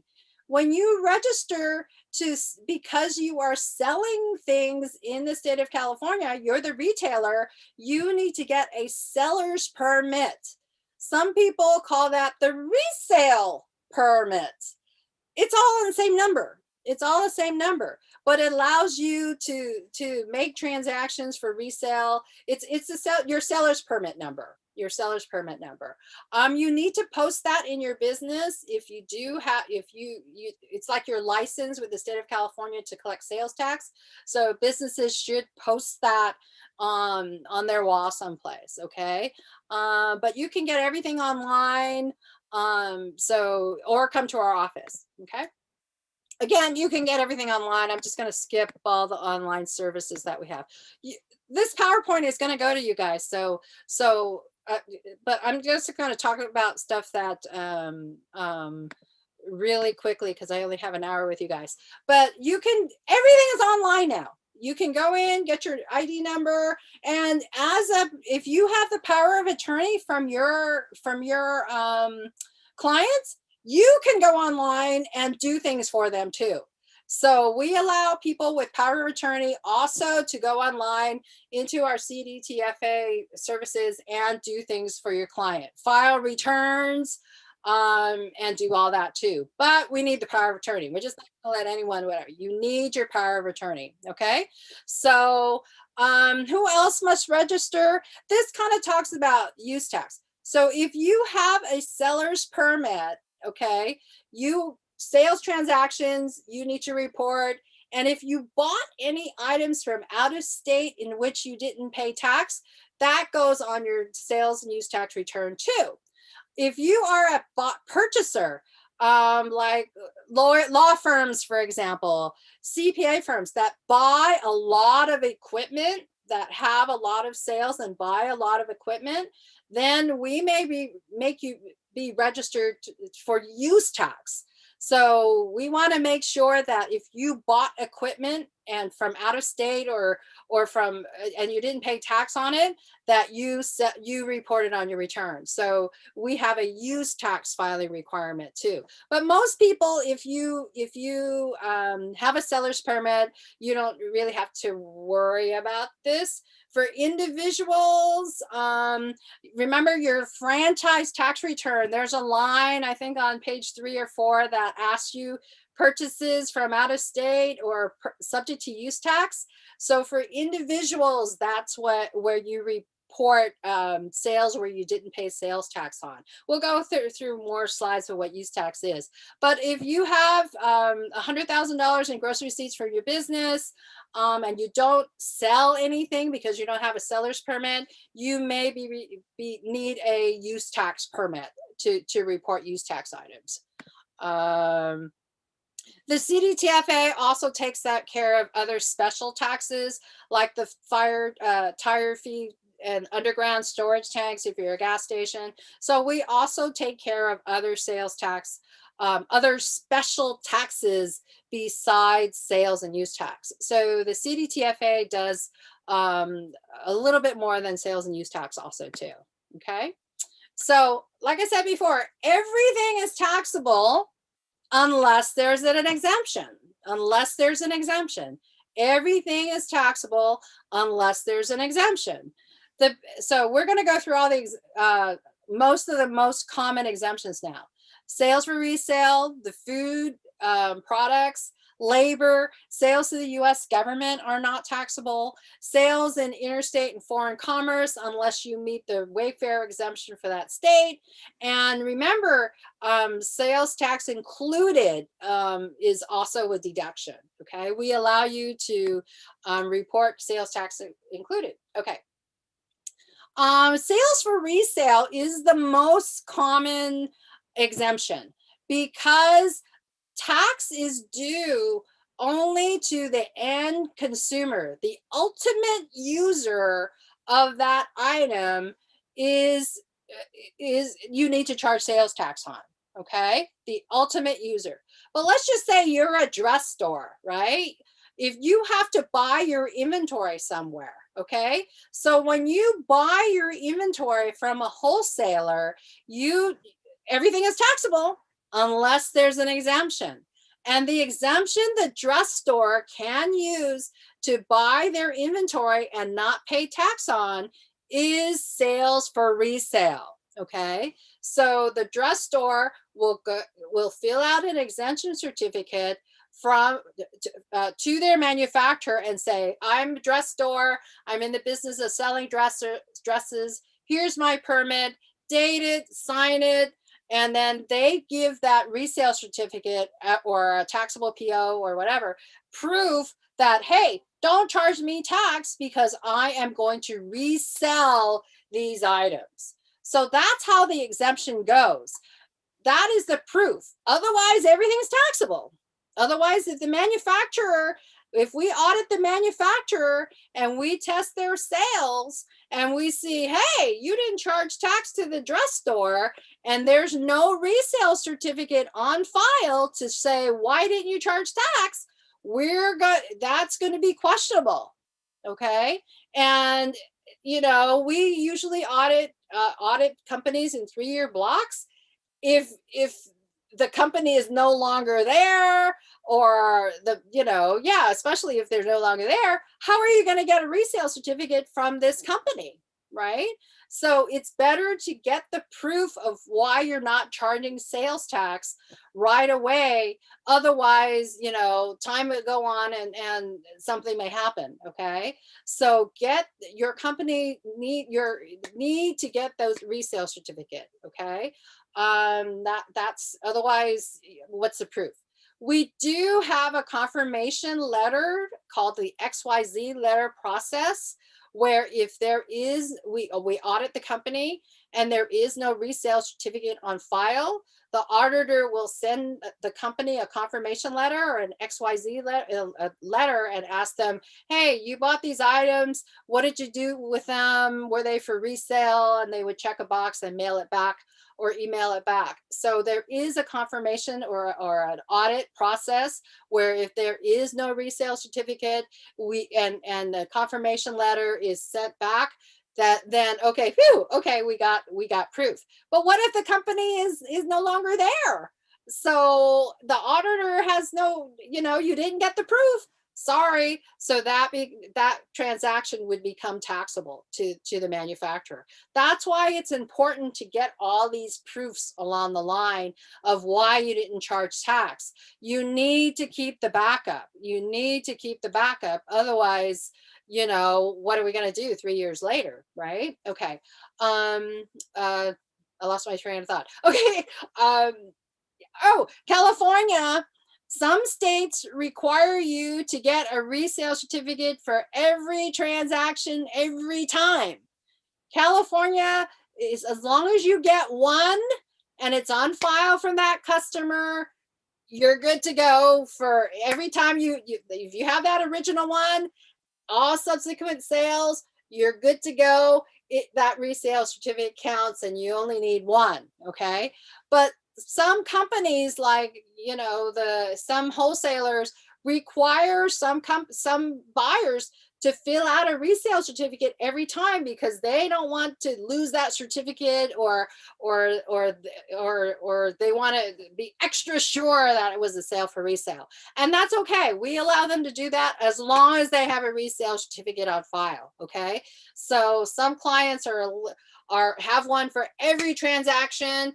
Some have one for the dawn of time and it's good to go forever. And that's okay. That's okay. But just be aware that because you're in other states, some states do require you to get a new resale certificate every 2-3 years. But California, once you have the one, you're good to go. Assuming you have the one. Okay. So make sure you have the one and stuff. Okay. So purchase orders also count. So if your purchase order for that particular transaction has all the elements necessary on that resale certificate, it's signed, it's dated, it's said it's for resale, and all that, then that purchase order counts for that transaction. Okay, so purchase orders do count as resale certificates as that.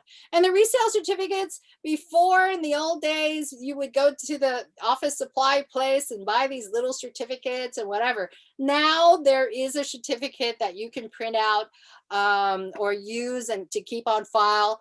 And for our purposes, it's the CDTFA Form 230.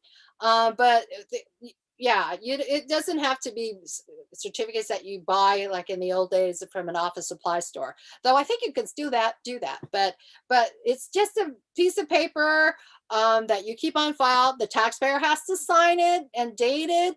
That says, hey, I'm buying what from you, and that I swear that it's going to be for resale. They sign it, and we take it in good faith. Okay, who's accepting the resale certificate is taking it in good faith that, wow, you signed it, you dated it. Okay, I'm not going to charge tax because you filled out a certificate to show me or to prove to me that it is for resale. Okay, purchase order can be used.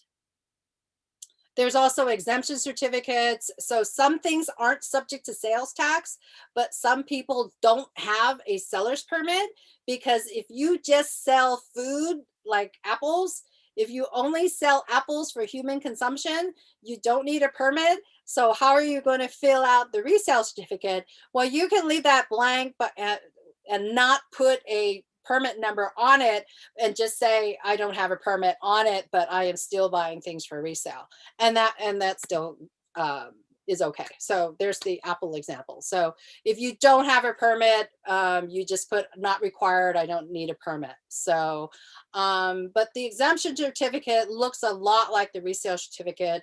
It's signed, it's dated, it's telling what I'm buying and why it's for resale. So it's very similar to the resale certificate. Misuse of a resale certificate. So everything is taxable unless you have a resale certificate. Some people misuse their resale permit number, and it is a misdemeanor if you use it. And the penalty is $500 per transaction. If we find that you misused your resale certificate, or 10% of the amount. I have imposed this $500 transaction before on very popular jewelry places, I'm sorry to say, are very common that use this. Antiques and other people think they can get away with, oh, I'm going to say I bought it for resale, but it is against the law. It's a misdemeanor to misuse your resale certificate to buy something and say that you are going to sell it for resale. If we find you out, the penalty is $500 or 10% of the transaction amount per transaction, whichever is greater. So I myself have imposed that on people. Okay, and you say, how can we find that out? Well, we audit the seller. We audit the seller, and we expect them to keep the resale card file. And so that's how we find out. We audit the places that are commonly known to may have accepted or check their resale certificates, and we find misuses all the time. Okay, especially you're supposed to take the card in good faith, but if you're a jewelry store and you're buying jewelry for resale, that card looks really good, right? But if your card says, hey, I'm a grocery store and I'm buying jewelry for resale, when you look at that resale card that customer filled out like that, you should question it, because how can a grocery store be buying jewelry for resale? Okay, so that good faith, the common sense issue needs to be in question when you have when you do resale certificates. You can call our agency, the CDTFA, and check to see if this resale number that someone gave you is valid. So you can go online or call us to verify if a number that a customer gave you is valid or not. Okay, so that's resale. And then food. It's food for human consumption is the next biggest exemption that you have.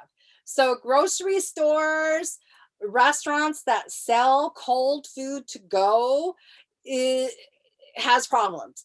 If you're a restaurant that all you do is have people sit there and eat, they don't do anything to go, all those sales are taxable, hot or cold.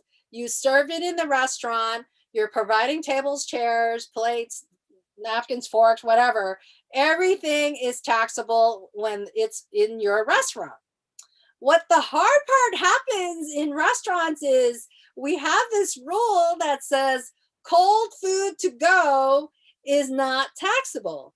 So when you go to a sandwich shop, you buy a cold sandwich and you bring it and it's to go, you don't eat it there, you take it out, it is not subject to sales tax. So mistakes happen a lot because let's just say it's a deli, right? That has cold sandwiches. It's busy, lunch hour is 100 people coming in and out, sandwiches are lining up, you're trying to get them out quick. The poor person doing the register is all over the place. Was it hot? Was it cold? I mean, you are supposed to ask, is it here or to go? Okay. And sometimes they make errors, and sometimes they don't ask, and they don't put tax when they should be. And so mistakes happen. And then that becomes an audit issue, what we pick up.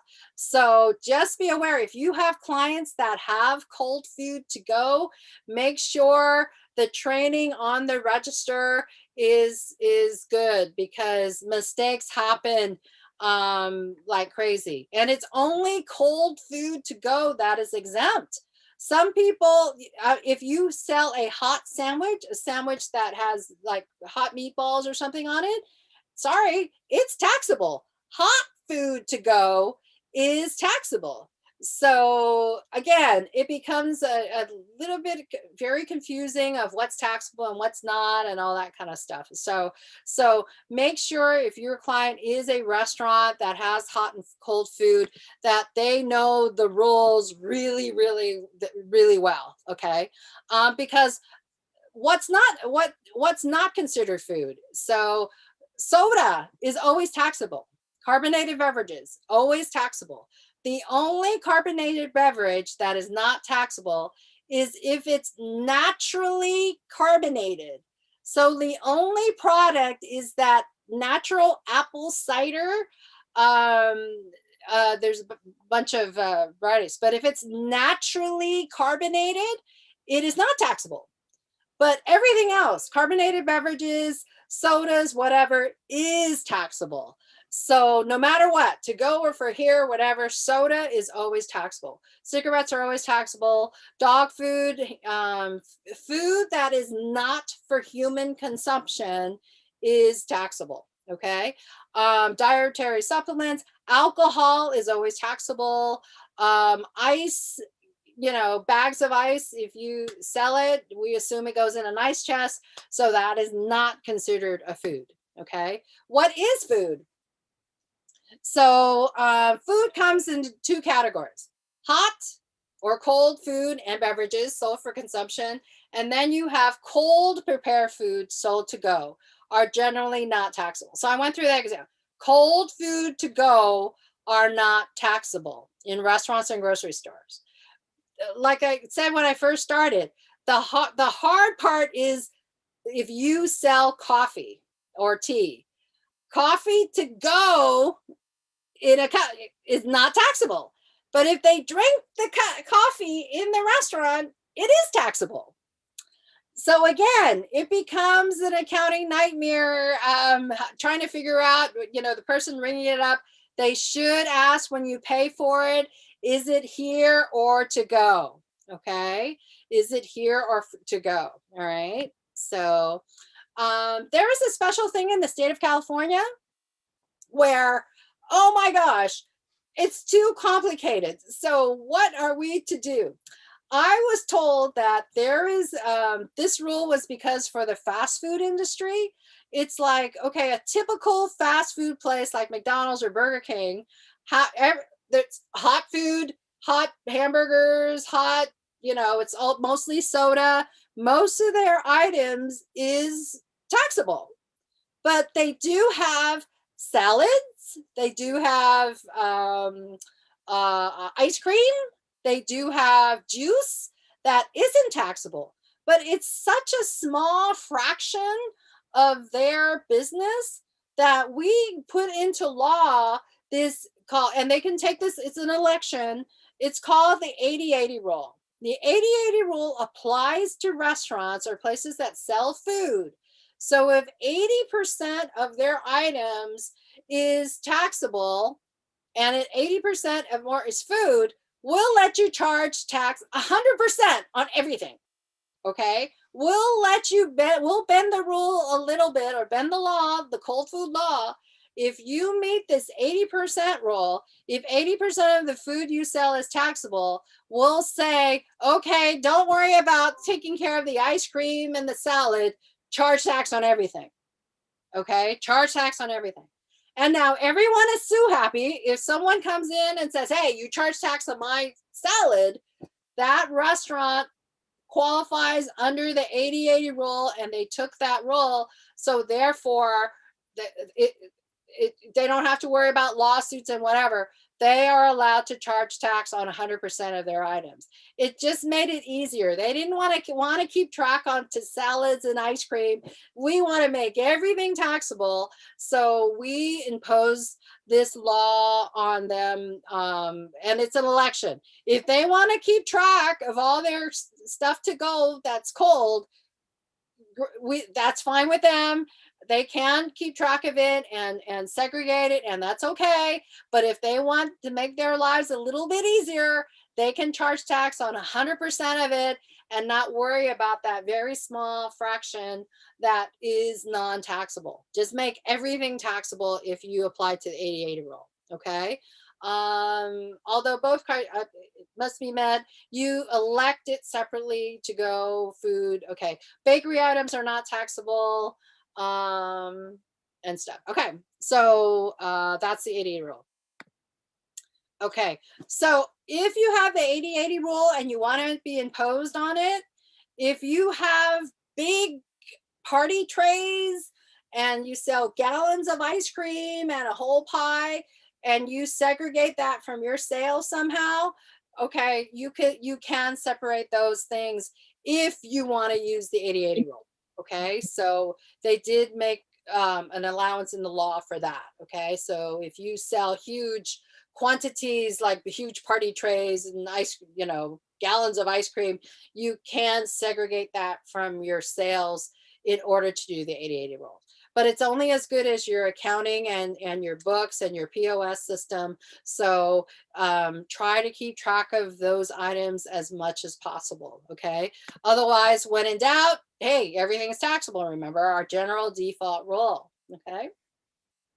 The next common deduction is labor, okay? Labor to make something is taxable. Labor to repair or install something is not taxable, okay? So if you hire a carpenter to make a table for you, the wood and the labor to make that table is called fabrication labor. You are making something, labor, that is subject to tax. That's part of gross receipts, subject to tax, because it's intertwined with the tangible personal property. You're making something, okay? If you bring that table to the same carpenter and you tell them, oh, there's a dent in it, please repair my table, that is repair labor, and that labor is not taxable, okay? So it's only as good as the book and record, as the books and records. You need to be detailed in your books and records or the invoice of what kind of labor your customer or your client is selling, right?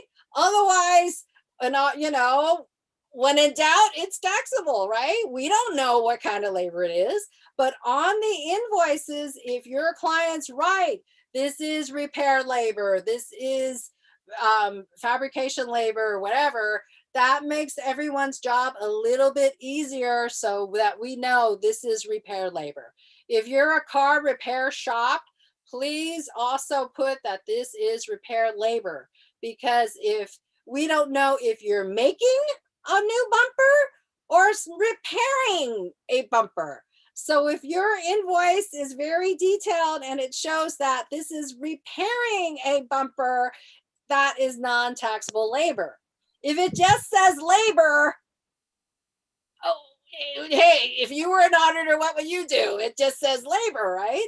So try to be very specific on it and make everyone's job easier. If it is repair and not taxable, please put it down on your invoice that this is repair labor, this is installation labor. Otherwise, the default is gross receipts, everything's taxable, right? So anyway, okay. So labor to make something, I already talked about that. Okay. Sales to the US government are not taxable. So if your client is selling to the US government, not taxable. The Army, the Navy, US government, okay? Some banks, just don't go by the name, some banks are federal banks, and that is the US government agency. Some aren't. When in doubt, look it up, because from the name, sometimes you really can't tell if it's the US government or not. Most of the time, everyone can tell that, hey, it's the Army, Navy, it's NASA, it's the US government, okay? A lot of people think that non-taxable, or even churches, cities, the state of California is government, not taxable. It's like, no, only the US government sales, this is California again, only US government sales are not subject to tax, okay? Other people, the state itself, city, you need to charge tax on. A lot of companies make that error. They think, oh, government, it's always like, no. Only US government sales to the US government is not taxable, okay? Some people even think 401c, nonprofit, not subject to tax. It's not subject to income taxes. It's not sales tax, sorry. If you sell to a church or people with 401c non-taxable, it is taxable. For sales tax, it is subject to California sales tax, okay? So there is that distinction, okay? That you may be exempt from federal income tax, but it still may be subject to California sales and use tax, okay? So make that, there is a distinction, okay? The next exemption is sales in interstate and foreign commerce. So if you sell and ship something out of state, not subject to tax in California, easy, okay? But you need to keep the documentation. You need to keep the freight bills. You need to keep all the everything to prove that it went out of state. I mean, the receipts, the UPS bills, whatever, to prove that it really did go outside of the state of California, okay?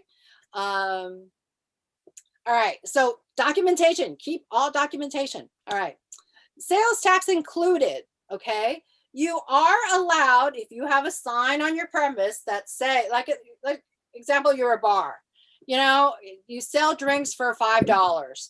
You don't want to worry about I have to charge 40, whatever your tax rate is, 40 cents in tax. It's too much trouble. You can make your $5 sale include sales tax in that $5. And that's allowed. You need to tell your customer, there must be a sign somewhere that says all sales include sales tax. And so you're telling the customer, okay? But when you do your returns, please remember that that $5 already includes sales tax. So CPAs, you need to take that tax out of the calculation. Otherwise, you're going to charge tax on top of tax, right? You're gonna do that math. So make sure your math is correct, because the gross receipt already includes sales tax. So make sure you do that math calculation right. Okay. It talks about drop shipment.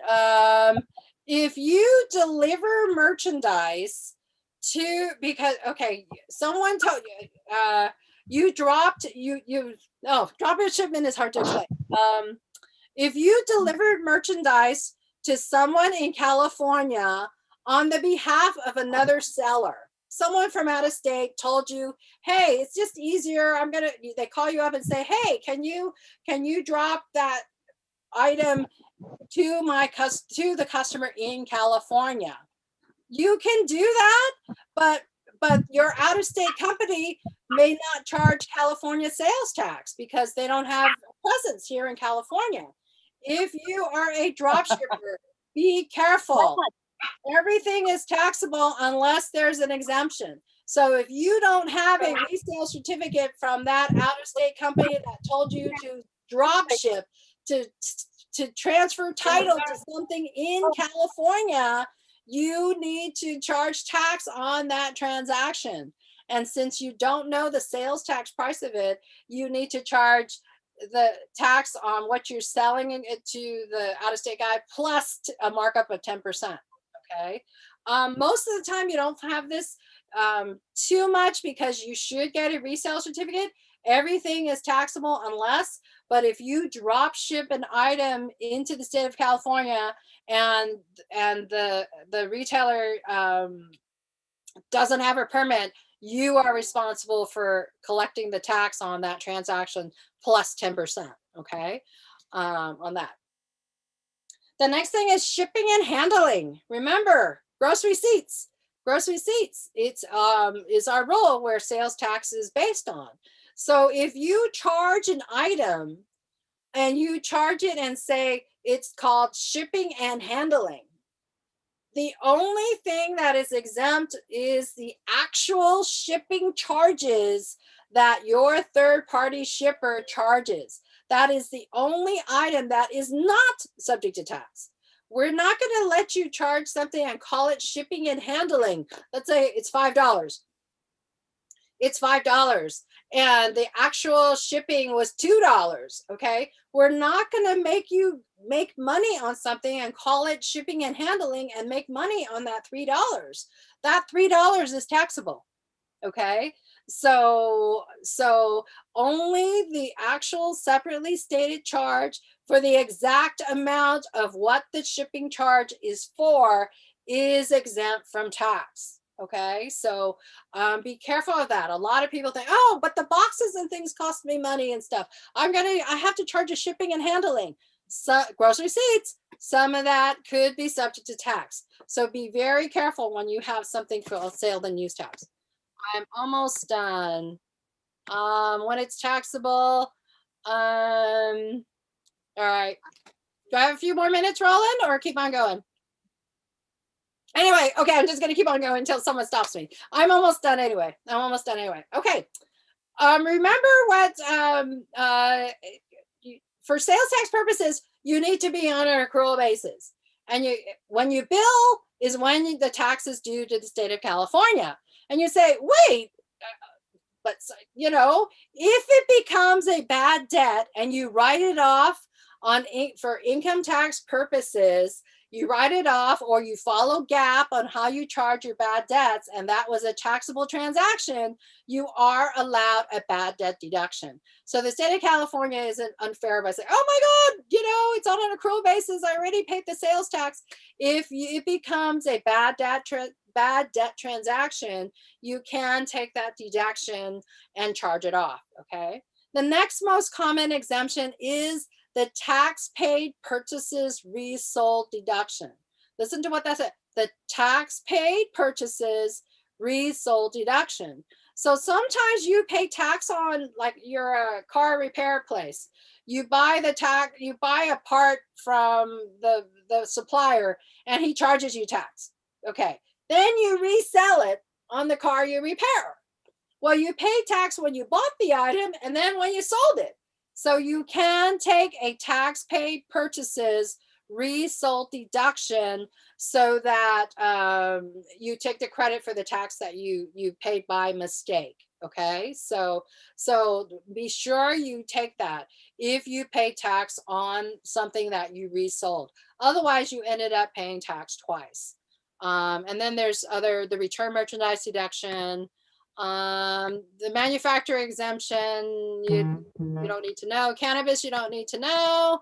Not for you guys' purposes anyway. Cannabis is taxable, even though cannabis is taxable in the state of California. I already went through charitable. Oh, there's still a lot. Oy. So if you didn't pay the sales tax on a transaction because you bought something from out of state or you withdrew it from inventory, and you're using it yourself, you need to pay tax on the cost of that item, and that's use tax, okay? So you need to do that. Sorry, I'm almost done. Oh, records.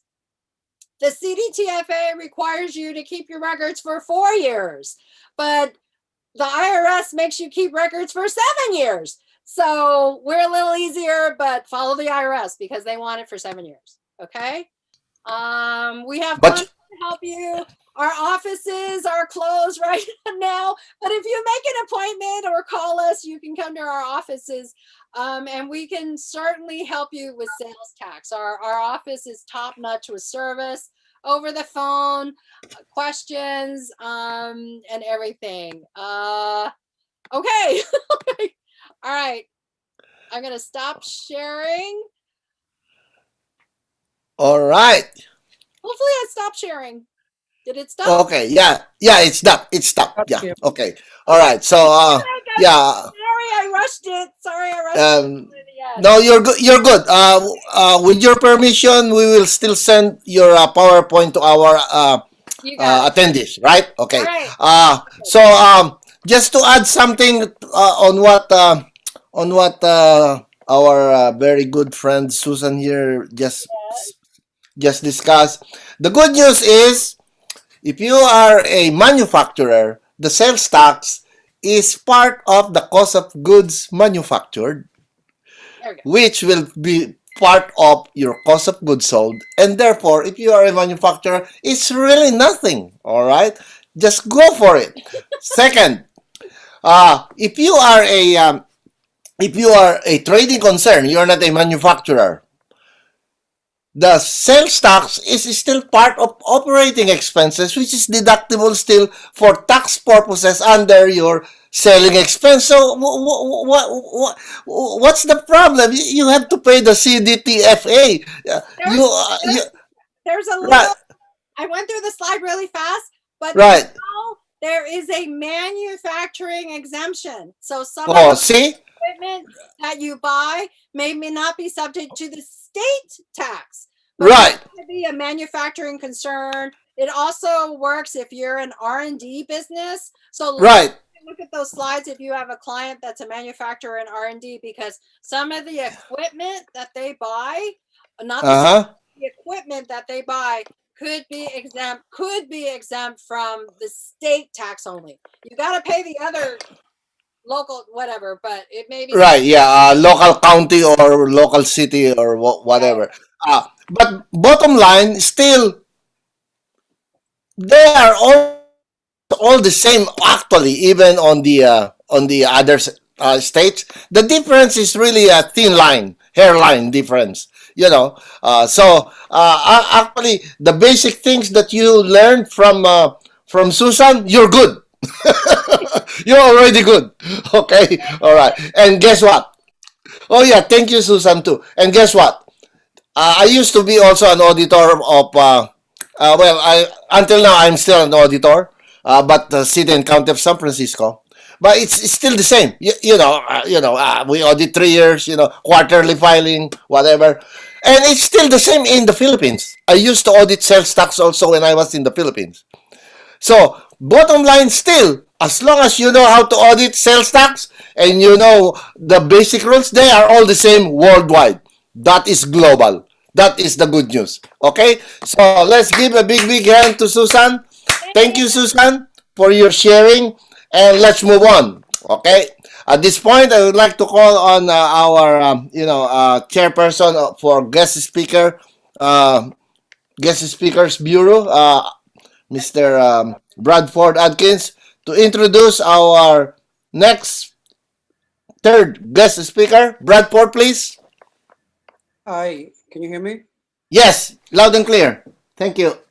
Yeah, I posted on social media. Hold on, let me admit Ismael. I previously posted on social media that our next speaker is a very fluent Tagalog speaker. I was right and wrong. I was right. He is a Uh, very fluent Tagalog speaker. But in addition to that, he is also fluent in, of course, English, Spanish, Chinese Mandarin, and the uh-huh. Taiwan dialect. And he works for the federal government, and he works for the very timely department these days, the SBA, Small Business Administration. I see. Okay. He actually approves and disapproves the disaster loans and the grants. And he will discuss tonight the very little known grants and loan opportunities with the Small Business Administration. His name is Alexander Chu, as in TIU. He holds a Master of Science degree in Finance at the Golden Gate University in San Francisco. He also holds a second Master's in Business Administration in Real Estate, also from San Francisco's Golden Gate University. Ladies and gentlemen, let's welcome Mr. Alexander Chu of Stockton, California. Alex?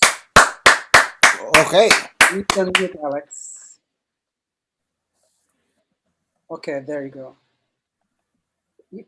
You want me to play your slides? Yes, could you please, Bradford? Oh, Yeah, sure. Thank you for I'll play the your kind slide. introduction. Okay, boy. Yeah, can you play my slide, please? Yeah, sure.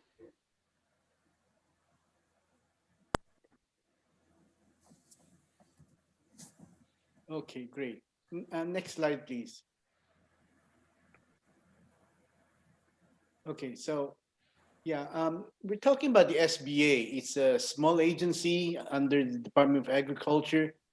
The SBA was created in 1953, and you may wonder why. I mean, like if it's loaning money, how come it's under the Department of Agriculture? Well, during those times, a lot of the industries in the United States was agriculture. A lot of farmers, and that's one of the reasons why it's under the Department of Agriculture. And it's an agency, and today it has expanded into quite a few things. One of them is lending money to small businesses. Doesn't matter what kind of industry you're in, as long as it's a bona fide, legit business, you can you'll be able to borrow money. And these days, and that's how I got involved in the SBA. Again, after like 80 years later, is these disaster loans. Disaster loans are really helpful, especially in times like this, pandemic or natural disasters. Okay, so it provides financial assistance. It's almost like a lender of last resort. A lot of people who, I've seen quite a few people who could not get, any financial, any loans at all. They go to the SBA, and that's what we do. That's what we do the best. Next slide, please, Bradford. Next slide, please. Okay. So why get an SBA loan? SBA loans are long-term loans and can be used for virtually any purpose, except for like business expansion. Upgrading equipment. Those are probably the only exceptions. And like I mentioned earlier, it's good for pretty much any purpose. And the rates and terms, and for SBA loans is very competitive. It's usually much lower than a lot of conventional lenders, and you don't need a whole lot of equity, especially if you're like about say. I couldn't say you're a startup, but if you're like if you only been in business like 2 years or 3 years, most small businesses, the rate you're going to be paying for interest much higher. You're talking these days, assuming your credit score is really high, at the minimum you probably pay like 8-9% with an SBA. You're probably only paying about like 5-4%. Depends on the loan program. And the repayment terms are much longer than a lot of the conventional loans that's out there. Like the Title 7A loans, the the repayment terms, it's amortized over like 25 years. The disaster loans that we're doing these days are, amortized over 30 years. And I'll talk more about those disaster loans, later in this slide, because I think that's, like there's a lot of need for that these days. So anyway, next slide, please. Okay, so who can get an SBA loan? Okay, SBA loans are usually reserved for U.S. citizens and permanent residents of the United States. You must be 18 years old at minimum. Haven't been barred from any like a federal, contracting. Most legal industries. I mean, like I've seen industries that barely qualify. I mean, like all they do is just, like, for example, real estate developers for disaster loans. They're not allowed to get disaster loans. But if you call yourself, instead of a real estate developer, you're a general contractor, or you're in the construction business, you are allowed to get a loan. So most legally, the definition is quite broad. It's not very strict. So yeah, so almost everybody can get a SBA loan. Now, when I said earlier that I mean, here in the PowerPoint, I say that you need to have at least 2 years to be at least in business for 2 years. This does not apply to disaster loans. This only applies to what you call this, like, business loans, SBA guaranteed loans. Now, credit scores. Again, the 620 credit score, that is for general SBA guaranteed loans. And for disaster loans, the minimum score is like 570. And generally we'd like to see an enterprise with a minimum annual revenue of 100,000.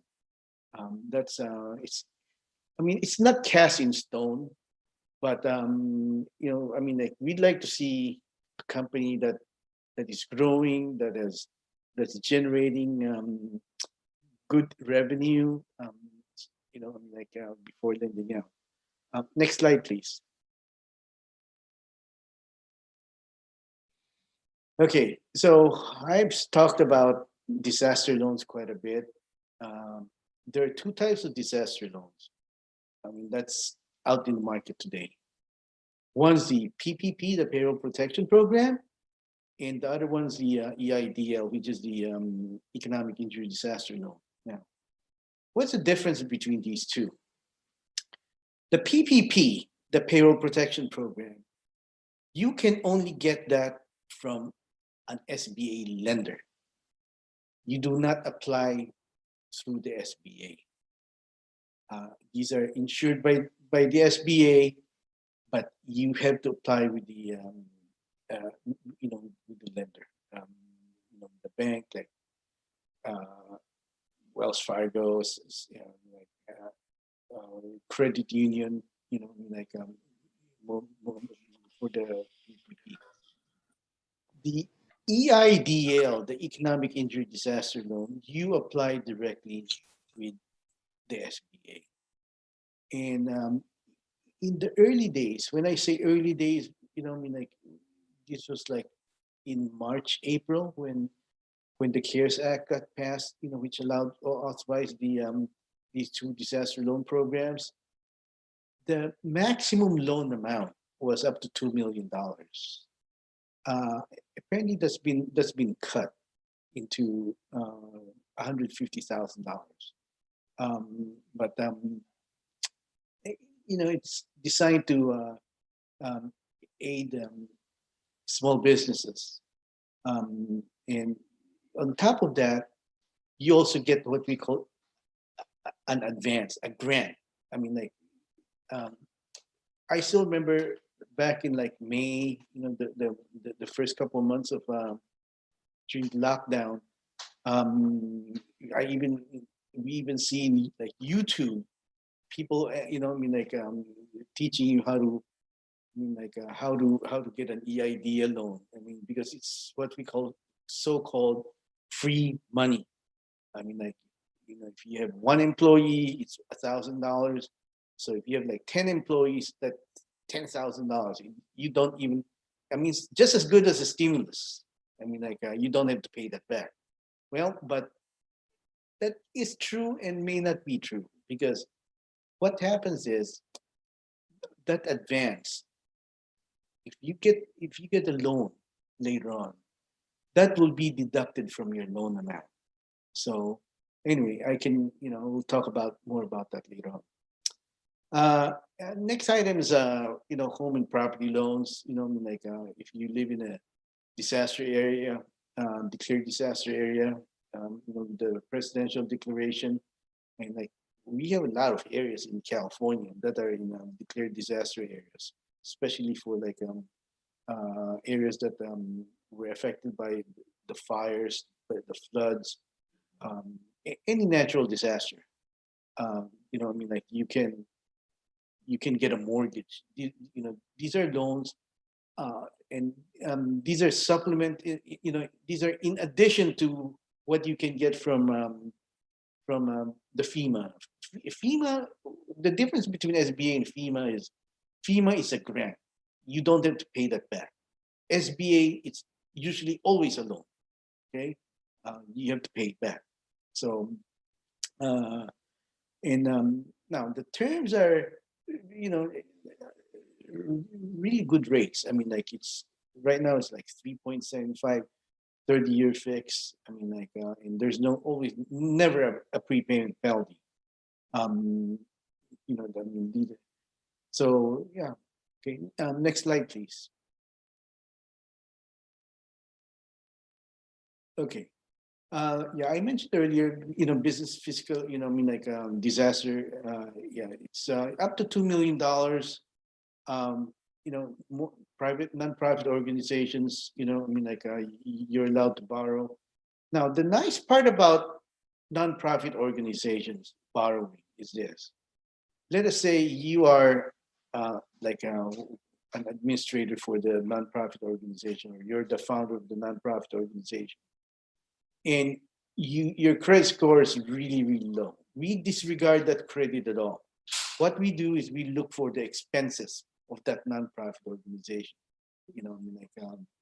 Obviously, nonprofit organizations don't have revenues, so we look at the expenses, and we use the expenses based on. We use based on the expenses to make a loan for that nonprofit. Okay, so that's something. If you have a nonprofit organization and that's been affected by the recent pandemic, if you were thinking about you need some help, contact the SBA. SBA might be able to help your nonprofit. Okay, so and also another thing is we will cover. Losses that are not covered by your insurance.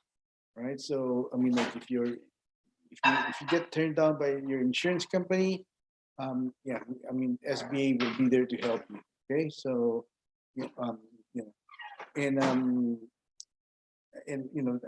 so we can.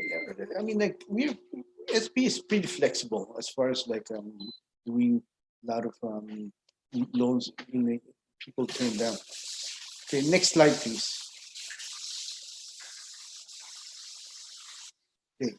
So, like I said earlier, you can the proceeds of disaster loan, you can pretty much do anything, and except for upgrading or expanding a business. Okay, and you can buy equipment, you can buy fixtures, you can do repairs, so. The definition of what you can do with the proceeds are really, really liberal. Okay, so all right. So let me see here. Yeah. Okay. Next slide, please. Okay, I think this is like a repeat of what I already. Next slide again, please. I'm sorry. Okay. Yeah, the rates. You know, I mean, like I said earlier, you know, it's like usually does not exceed 4%. Now, if you have, you know, if you're offered loan somewhere else, let's say your bank offers a loan to you, you know, I mean, like um, the rates a little bit higher. Um, this is not a disaster loan. This is a on a you know on the general business loan or SBA guaranteed loan. I mean, like so it's you know it's but it's still a good rate, no matter how how you slice and dice it. I mean, like, it's still a good rate. Okay. Next slide, please. Okay. Yeah. Um, the on disaster loans, the the term loans 30 years, fixed, no prepayment penalty. You can always pay it off early with no penalties at all. Now, on EIDL loans, um, if it's under $25,000 or under, there's no collateral. You just sign your name and get your $25,000. On the EIDL, the good part about the EIDL is like you have 1 year of you don't have to pay for a year, and like you can I mean the one year, I mean, so instead of like a 360 months payment, you only pay 349 payments for over the life of the loan. So there's like 1 year of I mean, like free money. Okay, so now if it's above 25,000, if your loan amount is above 25,000, all you're doing, you're not what you call this, the collateral is not real estate. The collateral is only your business property. So like if you have a restaurant, let's say you have a 30,000, 40,000, and any amount over 25,000, the collateral that you're pledging is only your business equipment. It's not the real estate. A lot of people misunderstand this. They think the collateral is the real estate. No, it's not. It's only the business equipment. Okay. So anyway, all right. So next, go ahead. Next slide, please. So how do you apply for what you call this, for EID loan? We now have SBA now, I think, has a non-COVID assistance. You can go to the SBA website, or you can call SBA and fill in your application, sign a couple of forms. The IRS 45016, which is the request for tax transcript, and your tax return, the tax return that you filed, your 2019 complete federal tax return, including all schedules. That's pretty much all you need as far as documentation is concerned. I mean, like, it's really simple. So yeah. Okay, go ahead, next slide, please. Okay. Yeah. So yeah, and if you have, and you can go to the website, SBA website, to find out if your property is in declared disaster area. There's a lot of counties that like in California, that are declared disaster areas and qualify for SBA loans at this time, and you just may be eligible. I mean, like small businesses, small agriculture co-ops, nonprofits. I mean, like all of these qualify for disaster loans. Okay, so next slide again, please. Uh, yeah, I think we already have. Okay, I think we already talked about this. The $2 million max. Okay, so yeah, one thing I want to add about this $2 million max, it works this way. Let's say you have a business. I mean, like you're a business person. You have several businesses. Let's say you have let's say you have like 4 locations. Um, each location is subject to a maximum loan cap. Uh, in in the older days, you combine. I mean, like as long as the so let's say one location you were able to borrow 500,000 each second location as long as it doesn't exceed the $2 million authorized limit. Okay, you're fine. But since we have there's been so much demand for loans, we want to make sure like people I mean like every applicant gets enough money, so that maximum loan amount per location has been cut back to 150,000 per location. So you can still apply for your different locations. So I mean like, but it's only capped at $150,000, but does not exceed 2 million. Okay, so that's the 2 million is still good. It's just the per location maximum has changed in the past few months. Next slide, please. Next slide, please. Okay, so I think these are like repeat now. I mean, like we talk about the use of proceeds, what you can use the money for, the interest rate. It's about 3.75%. It's the terms are like a third year fix, and like if it's 25,000 or under, there's no collateral, or only above 25,000 when there's a collateral, with your business equipment that needs to be collateralized. Okay, so yeah, next slide, please. Okay, yeah, so if you are interested, if you have any questions about getting an SBA loan, go to the SBA's website, which is sba.gov, and I mean like and you can just apply online. You do not even need to wait to talk to someone. Everything is automated on the SBA, and somebody should you should get a reply within I mean like almost instantaneously if there's no problem. Otherwise, I mean like somebody will get back with you in a couple of days. Next slide. Okay, so let's talk about a little bit just how SBA works on the small business loan.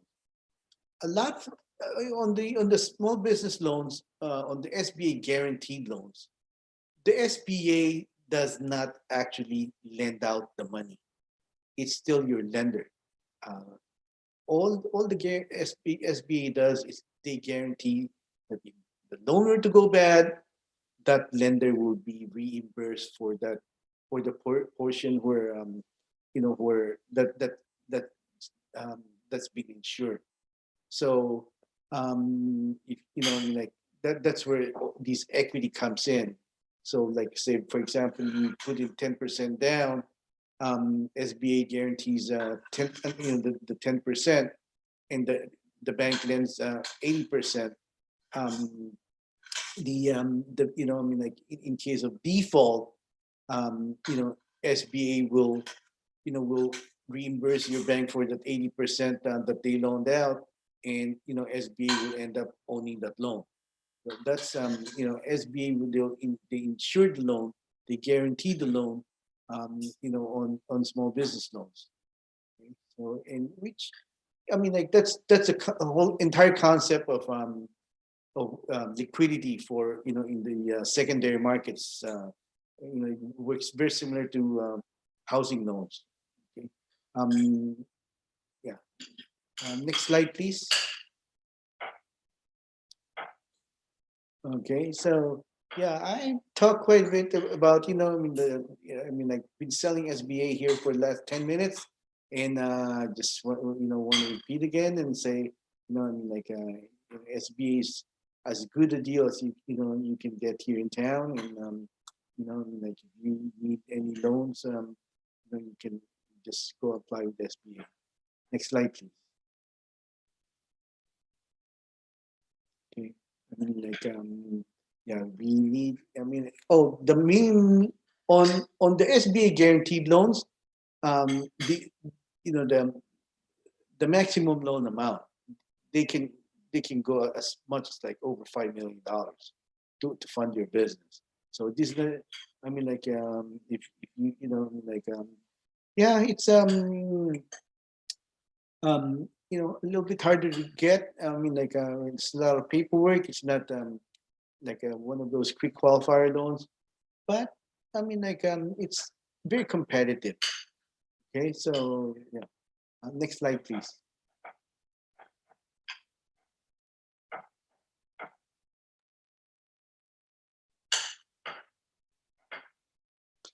Okay, yeah, eligibility. To be eligible for SBA guaranteed loans,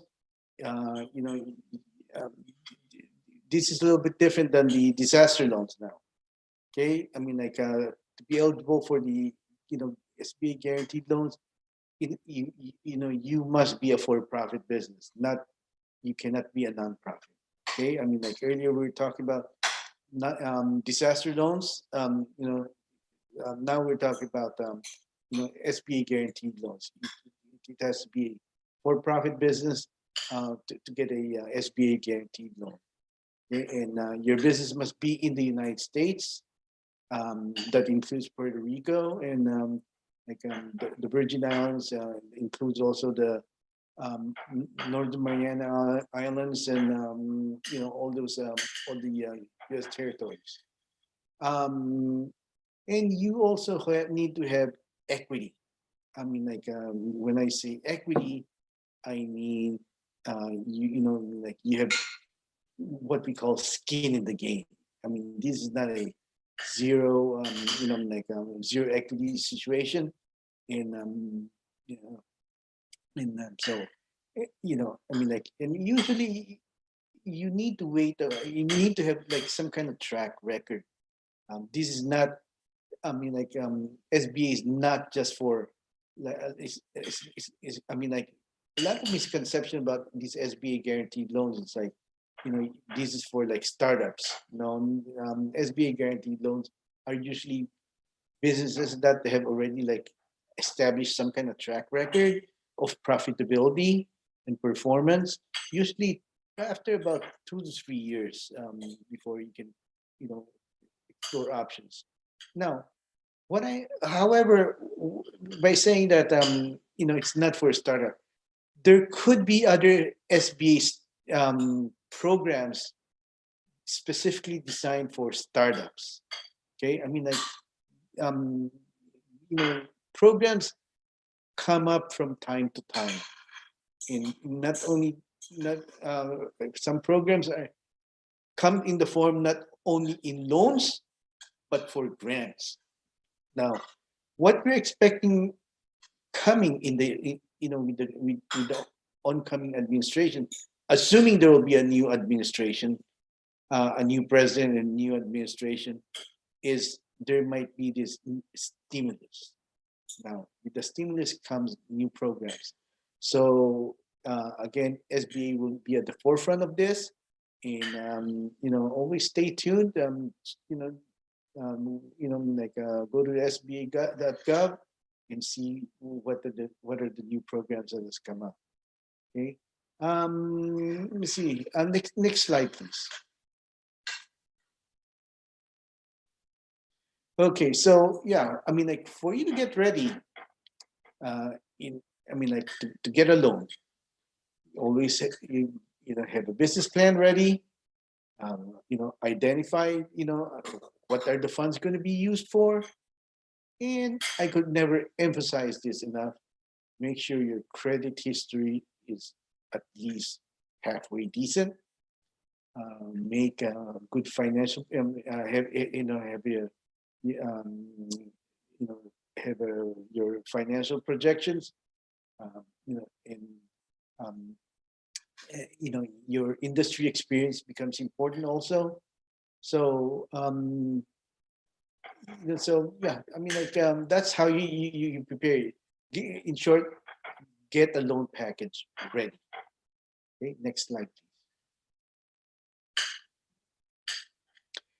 Well, if you have any questions, here's my email address. You can always, contact me, with any questions.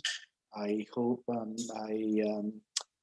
given you enough information about the SBA, and I wish everybody well in this pandemic. Everybody have a good evening. Thank you for listening. Thank you for that, Lex. That was very informative, especially we had the recent tragedies like the rush of fires, the rush of floods. Of course, the COVID around us still exists. If you are in need of financial assistance, do not hesitate to email Alexander Chu at sba.gov. Thank you, Alex. Thank you. Thank you. Oh, Roland. Okay, yeah, yeah. Well, like I said earlier, we would like to thank Mr. Alex Chu for a very informative topic about SBA, and he gave us a big difference between FEMA, and SBA, if I remember it right. FEMA, the FEMA is purely, uh, it's a grant, right? You don't pay it; it's a grant. SBA is a loan; you have to repay it. Okay, all right. It's a big. Actually, I just learned it today, so thank you very much for that. And we are very lucky because this is the topic of Mr. Alex Chu is really right at this crisis, because we have two crises specifically in the in this California. Aside from the COVID, we have the so-called fire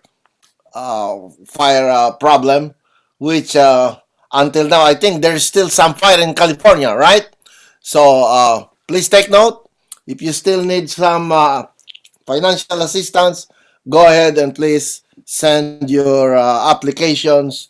Care of, they have the website. All right.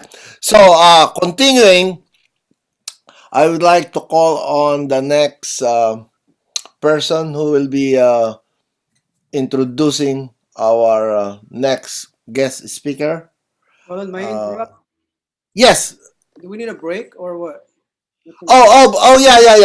Actually, six. Yeah, seven. It's still okay. Yeah.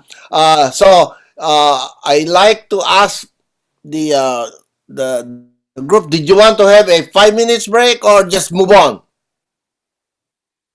We have a. I think. We have an intermission number. 2 minutes. All right. Oh yeah. I think we need an intermission number. Are you ready for that, Bradford? Yeah. Okay. Please. Yeah. This is the intermission.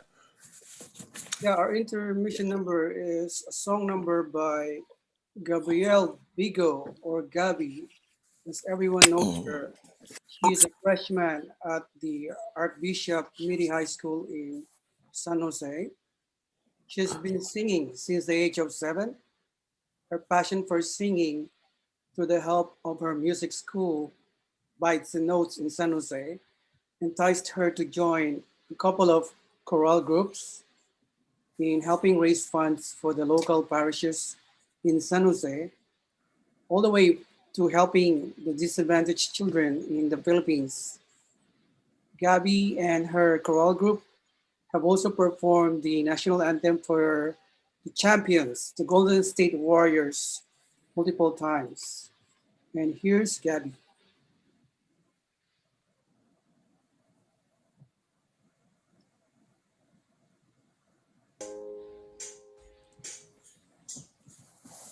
Kiss to take goodbye,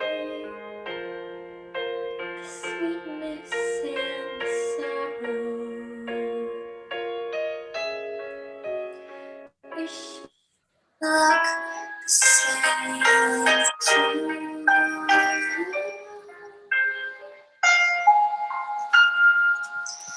But I can't regret what I did for love, what I did for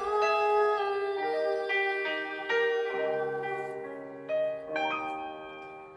Let my eyes dry. The gift was ours to borrow. It's as if we always knew. But I won't forget what I did for love, what I did for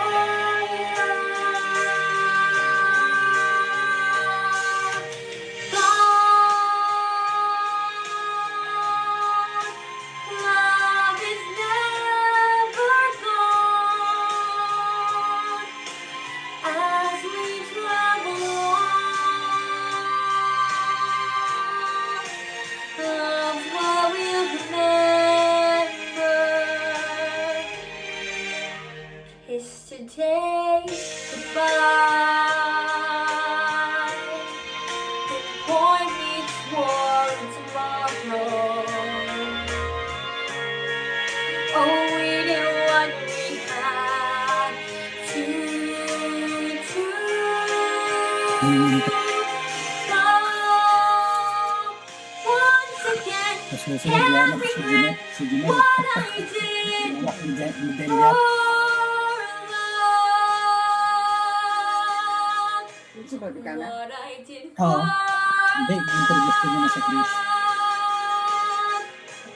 What I did for love. What I did for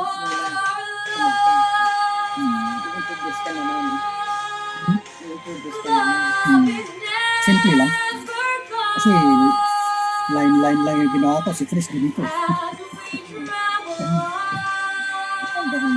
Hindi na. Kailangan. Love's what we'll remember.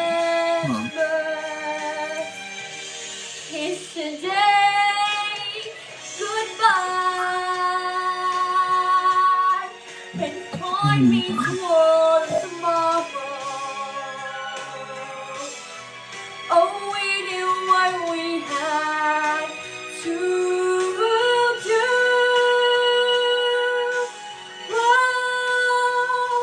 Won't forget, can't regret what I did for love.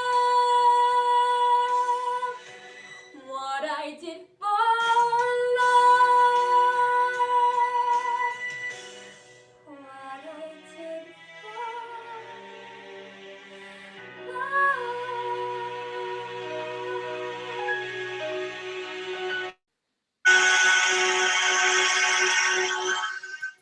Thank you.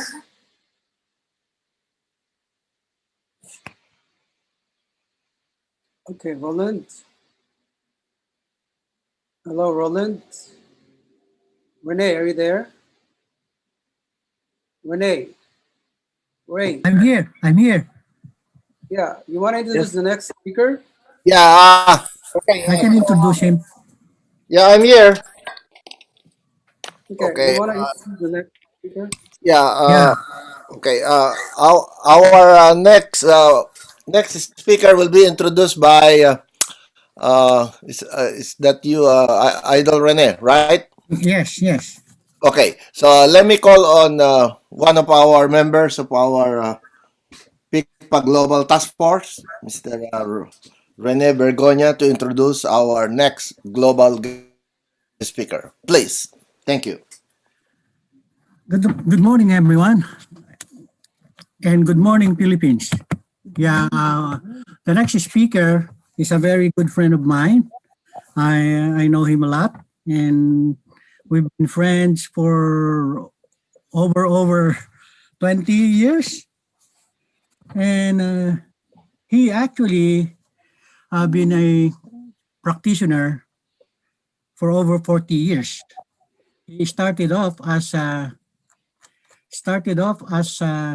auditor at CJ Valdez and Company back in the 80s, and then moved to CC Gores and Velayo as a staff auditor in 1982 up until 1983, and came back to Baguio, where he became the auditor of Northern Luzon Federation of Cooperatives and Development Center from 1984 to 1986. And then work at the Oblates of Mary Immaculate in 1986 up until 1988. And in 1989 up to 1994, he works as internal audit manager of Foster Parents Plan Incorporated. And in 1994, he formed his own accounting firm based in Baguio City from 1994 to 2018. And he is actually the CEO of that company. And in October of 2018, the Ismael and CPA in companies was formed, bringing with him his two children, who is also a CPA like him. So, my friend, Mr. Christopher Ismael finished his degree in St. Louis University in 1979, majoring in accountancy. He also attended seminary, earning the degree of Bachelor of Arts in English in 1976. Without too much of the introduction, I'm giving you Christopher Ismael as our next speaker. Thank you. Mr. Ismael. Hello, Rene. Yeah, you address the audience. Thank you very much for that wonderful introduction, Sir Rene. And this morning, I'm very glad to share to you my experience in establishing my Philippine practice, although it is still an SMP, a small, medium practice. So to start off with my Philippine practice, what made my practice? How did I start my practice? It started with a strategy. So this was my vision. I had a marketing strategy, operations. I did research. And as we say, if we have a goal, if we have a vision, mission, even if we don't have a road, we will be able to reach it. However, if you don't have a vision, a goal, we will never reach that place, even if we have a beautiful road. So, ladies and gentlemen, in putting up a practice, I thought of a strategy where there's a vision. I had a finance strategy, marketing strategy, operation, and I set up research along the way so that my business will grow. So I had set the path for my small accounting firm looking at growth, setting me on a fast track with a practical system of building a business which can grow even without me in the future.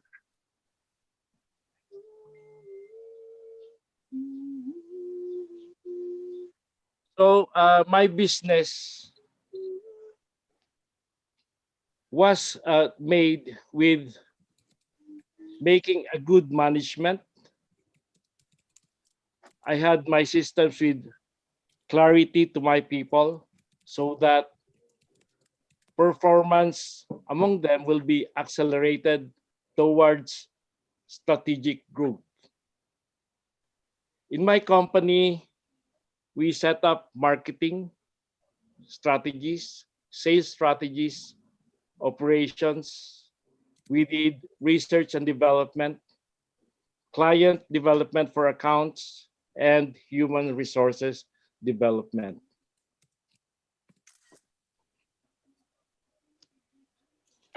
For Ismael and Co., we made a focus on certain areas to build a firm which can grow.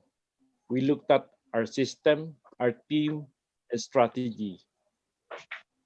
For our team, we looked at people who are committed, competent.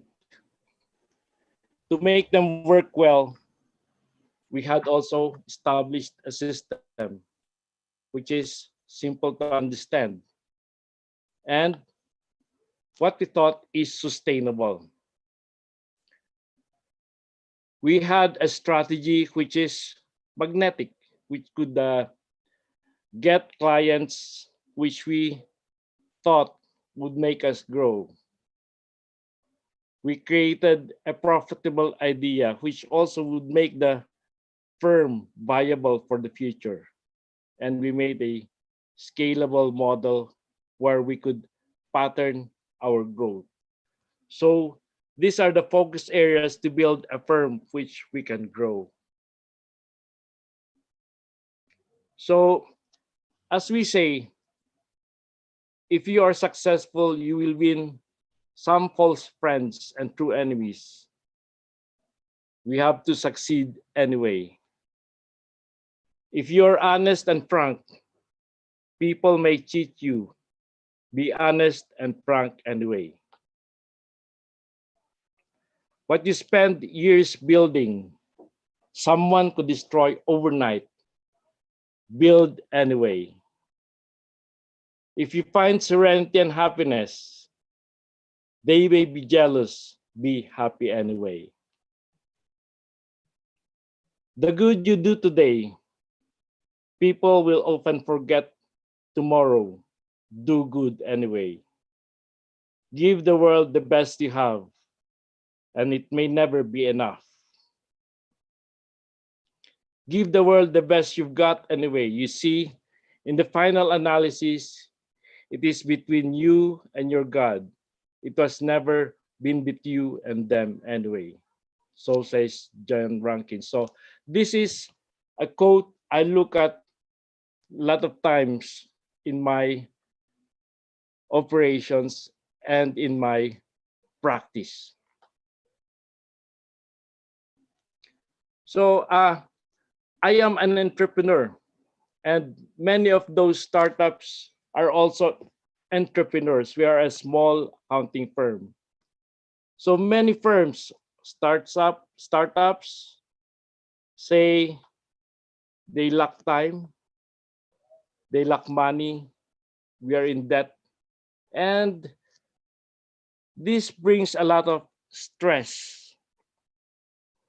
Of course, in our life, we are faced with a lot of duties, responsibilities in putting up a firm together with our family, friends, etc. So managing our time is very important. We have to balance our family life, our work life, our leisure life, and all these things, our spiritual life, social life, psychological, emotional. These are the things we do to manage our time. In this time of crisis, we also say funds are a problem.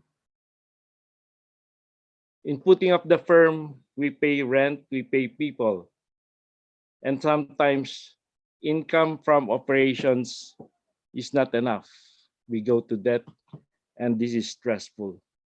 However, if we stick on to our strategy, our goals, and we plan and evaluate our operations every now and then, I think we will be able to overcome all these problems. We may be uh, having a lot of them, but I think in my own practice, managing all this is manageable. So, impossible is a lie. It is an excuse for not knowing. So, managing all this and succeeding is not impossible. We can overcome. So in our practice in the Philippines, our firm has an audit and assurance and also a tax practice. Our practice is just a small one.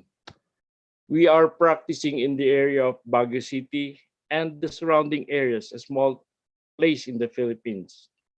So we did it a small practice, and we are trying to outgrow out of this. Our practice faces a lot of challenges. These challenges are regulatory risks, errors and non-compliance, changing preferences, and simplification of processes. In the Philippines, of course, we have lots of regulators. We have the Board of Accountancy. We also have the Bureau of Internal Revenue. We have the Cooperative Development Authority, the Insurance Commission, the National Electrification Administration, and other regulators. And in our audits, we face risks, task risk, and others. So in doing our work, there may be errors and non-compliance for us and our clients, since in our audits of companies, banks, etc., many of our clients are faced with certain regulations like AMLA, anti-money laundering. They're faced with data privacy, tax laws, and others. So in our practice of different industries, we are also faced with changing preferences. So in all of this, in order that we will succeed, we try to understand what we do and simplify our processes so that our people and our clients would readily understand what we are doing. And all these challenges are faced head on and are successfully negotiated. In our firm, in our small firm, we have a purpose. We have a tagline. Our tagline is integrity heightened. Our firm looks at integrity as our number one virtue. And we try to heighten this so that third parties, ourselves, regulators, and users are ensured that we exercise extra care in everything we do, that we have integrity. So as an SMP, a small medium practitioner, we aim to uplift our economy by providing livelihood in our community and meet our clients' needs. By consistently providing high quality service and valuable business advice to them. As accountants, this is our role in nation building, and we hold it close to our heart. We also want our people and those we work with to develop their talents and reach their fullest potentials to enable us to succeed in a competitive environment. Ultimately, our purpose is to glorify God as we seek to use our talents He has given us to help our clients find solutions to their problems and help them build for the future. So what are key insights in our practice? So in our practice, we cultivate relationships among businessmen, among regulators, our co-CPAs, co-practitioners, and also those in other sectors in our profession, like those in education, in government, and other areas, commerce and industry. So practicing is real hard, but we have to be excited and be happy. So we will never be able to succeed if we are not happy with what we are doing. So for me and my staff and my partners, we have to be happy in what we do.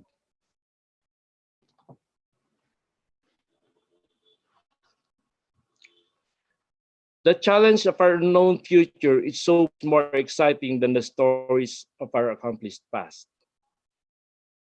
Simon Sinek. So for us, the future is unknown. However, we have a past, and we think the past has been generous enough. However, we do not have to sit on our laurels. We have to look forward and doing better in our practice.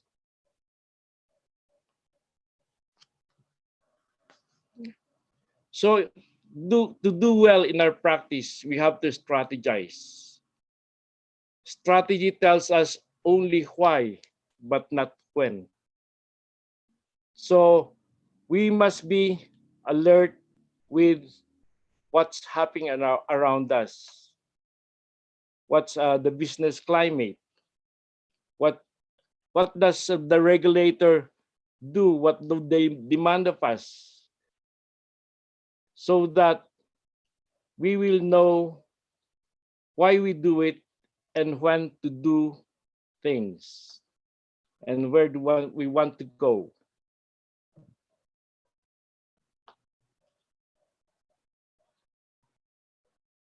In our practice, knowing when to act is as important as knowing what to do. So when there are new laws, new things regulators or the professions require, we are able to act on a timely basis. So actually, knowing our sector, which is public practice, is a very important thing. The importance of an executive team is not only understanding how the cycle of one's own particular industry sector moves in and out of phase without broader sector. So we are able to conceptualize where in and where we will act accordingly. So being the sector of public practice, we are able to adjust to the new norms. Like being digital now, we could not go face to face with regulators. We need to be going digital.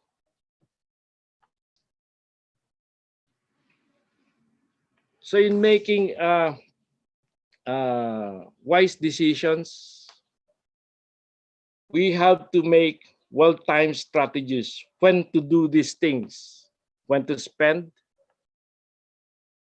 our operations, when to micromanage or macromanage, marketing or pricing, building the brand and market share through counter-cyclical advancement. We also address risk management. We also know when to acquire and divest. For our human resources management, we protect high-skilled workforce. So we hire certified public accountants, and we cherry pick talent pool. So we, in our firm, in our small firm, has a talented workforce.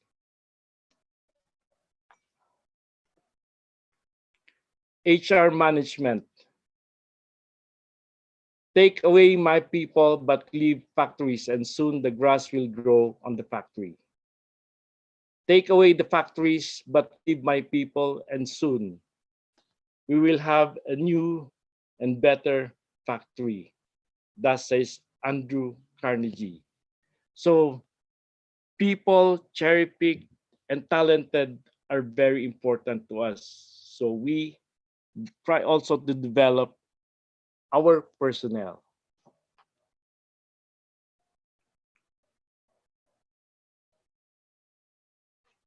To further our operations, we also do marketing.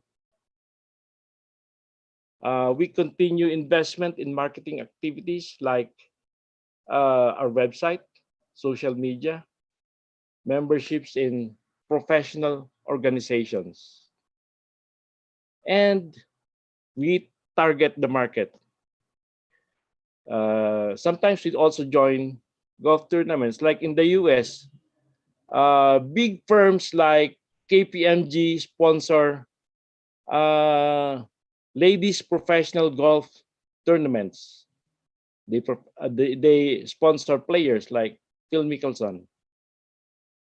Right now in the PGA, in the US golf tournaments, we have RSM, a big accounting firm there, which sponsors the present golf tournaments. In the Philippines, we also try to join some of these sports events.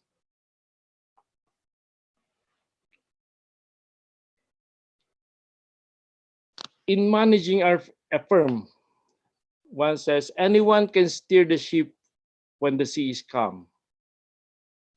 But it's difficult to steer the ship when there's a storm. Having a plan, a strategy, we are able to steer the ship even when the sea is in a storm. We have limited resources, but being able to actualize, adjust plans is a very important facet in our operation. Me as the CEO, I am trying to steer the ship when it's clear and when there's a storm. And through these years, the firm was able to go through these storms.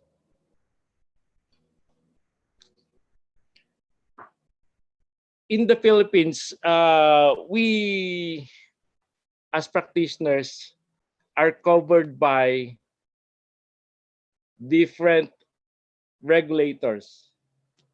We have the Board of Accountancy, we have the Bureau of Internal Revenue, the Cooperative Development Authority, Securities and Exchange Commission, Bangko Sentral ng Pilipinas, Insurance Commission, the National Electrification Administration, and recently, with the practice going ASEAN-wide, we are now being accredited with ASEAN Chartered Professional Accountants.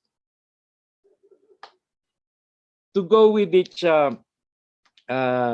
accrediting body or regulator, to practice the profession, we must be accredited with the Board of Accountancy in the Philippines. We have to pass the board exam. We have to have at least a minimum of 3 years meaningful experience in the profession. And we have to have continuing professional development for at least 120 units or 120 hours for 3 years.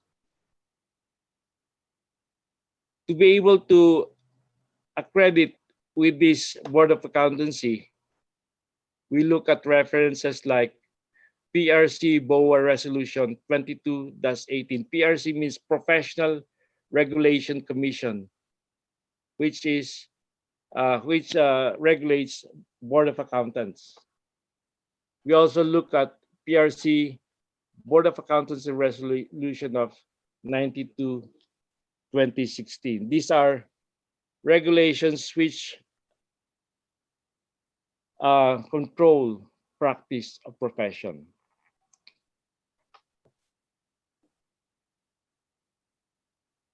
After being accredited with the Board of Accountancy, a necessary step is also being accredited with the Bureau of Internal Revenue, which is the counterpart of the IRS in the US.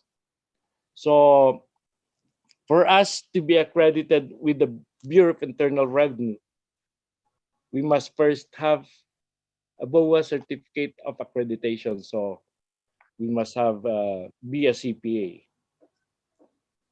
So for Bureau of Internal Revenue, we must at least have 18 hours of tax education, CPDs, to be able to be accredited with the Bureau of Internal Revenue.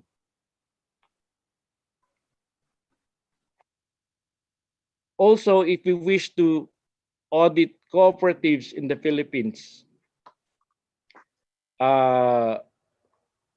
we must acquire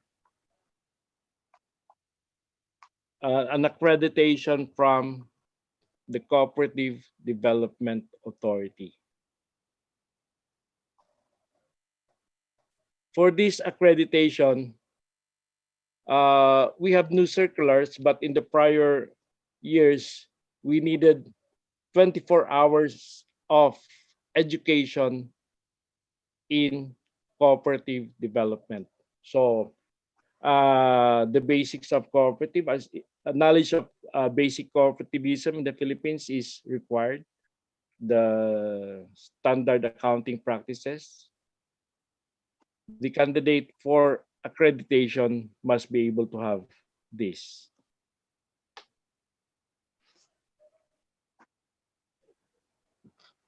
For corporations, for audit of corporations in the Philippines right now, accreditation is handled by the SEC or Securities and Exchange Commission. The SEC is in charge of the one-stop shop where we file our accreditations for SEC, Banco Central, and Insurance Commission. So for a Securities and Exchange Commission, being accredited here requires also being accredited with the BOA, the BIR, the SEC. They require us to prepare our audit manuals and other manuals. So CPD again is a must. For SEC, for accreditations here, they have categories A, B, and C. For our firm, a small firm, we are accredited as category C. What does that mean? Being category C, we can audit regulated companies like lending companies, finance companies. Those are the basic companies we can audit. For category B, they are investment houses. For category A, they are the publicly listed companies.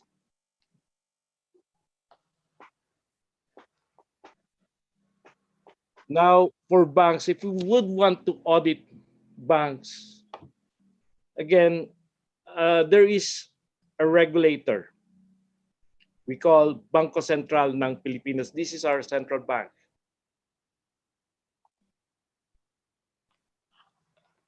Applying for accreditation with BSP requires that under one-stop shop to file our applications with SEC under SEC Memorandum Circular 20-2019.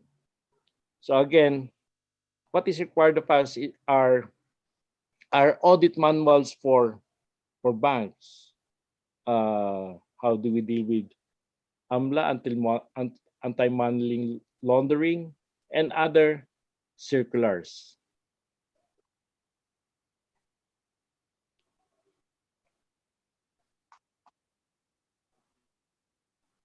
Again, we have another regulator for insurance companies. Insurance companies are covered by the Insurance Commission. So here, under Insurance Commission, we are again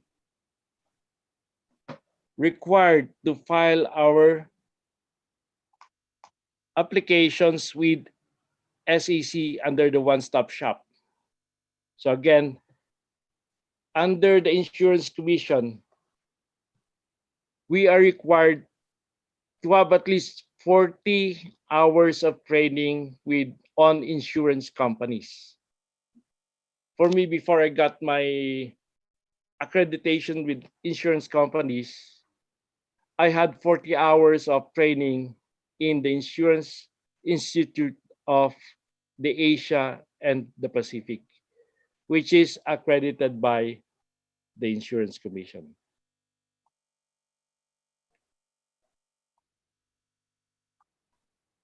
So for electric co-ops, we have another admin regulator, which is the National Electrification Administration. So under NEA Memorandum Circular 2012-2014, for applicants to the NEA, again, mostly accredited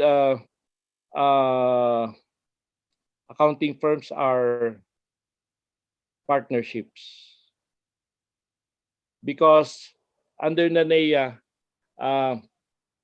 personnel are required you have to have personnel to be able to audit electric co-ops. Single proprietors are quite not the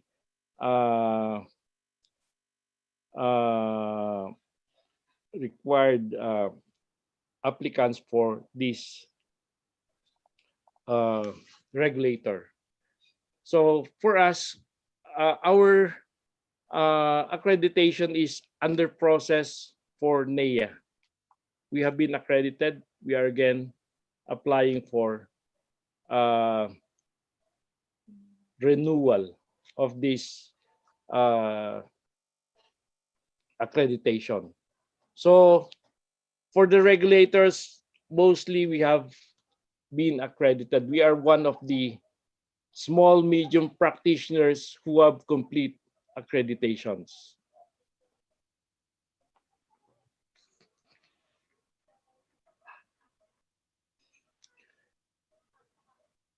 In our practice right now for ASEAN, the ASEAN region has formed a block of trade partnerships among ASEAN neighbors. We have Thailand, we have Singapore, we have Brunei, we have Malaysia, we have other ASEAN countries.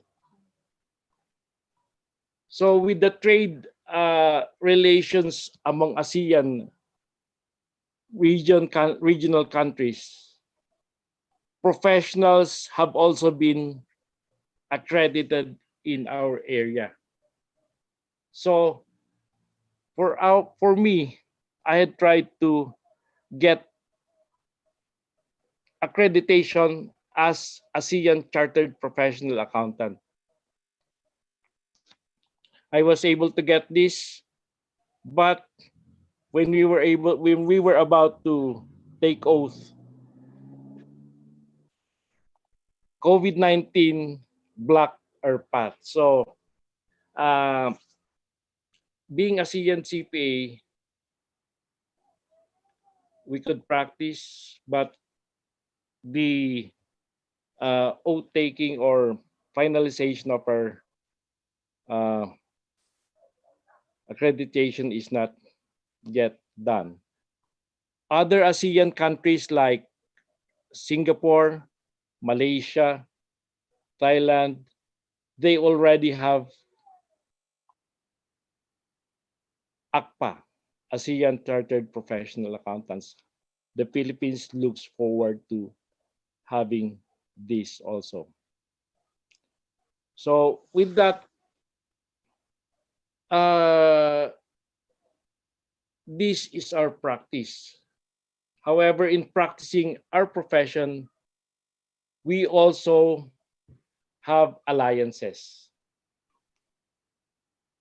So we do not act alone as a small firm. We have professional linkages. One of our linkages is Alas Oplas, which is a Philippine firm, a big Philippine firm. And we are an alliance of that firm. We are composed of around 100 partners. Alas Oplas is also a member firm of the BKR International. So, being a small firm, we have to work hand in hand with others in order that we may grow. For the alliance firm, we share opinions, we share trainings,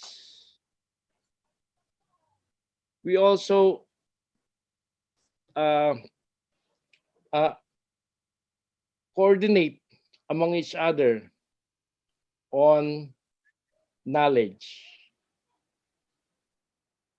So for our tax practice, for audit practice, we created a firm which acts with others so that we can grow. So this is our small firm. Thank you very much for being able to share with you our knowledge. So thank you.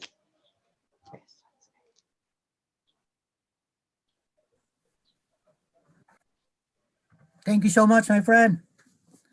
Thank you so much. Thank you. Mr. Roland. Okay, thank you so much. Our Mr. Speaker. friend from Baguio Benguet PICPA chapter. Uh, Very informative. Your topic is really very informative, and like as I have always been telling you in the past 3 years, you have been very supportive to PICPA International, PICPA Global, and we really appreciate it. Uh, Even up to this COVID crisis, you're still with us, supporting our objectives. We really appreciate that. Uh, Another thing, your topic is really a good topic in the sense that uh, you have three markets actually. In That's why we have requested such type of topic that you presented.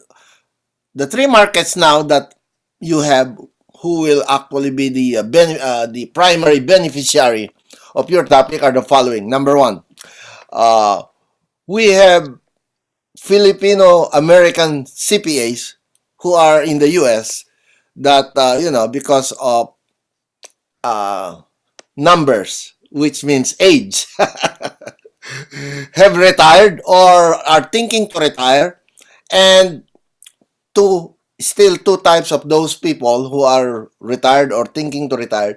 They would like to set up or organize an accounting firm in the Philippines, or they go home to the Philippines for good.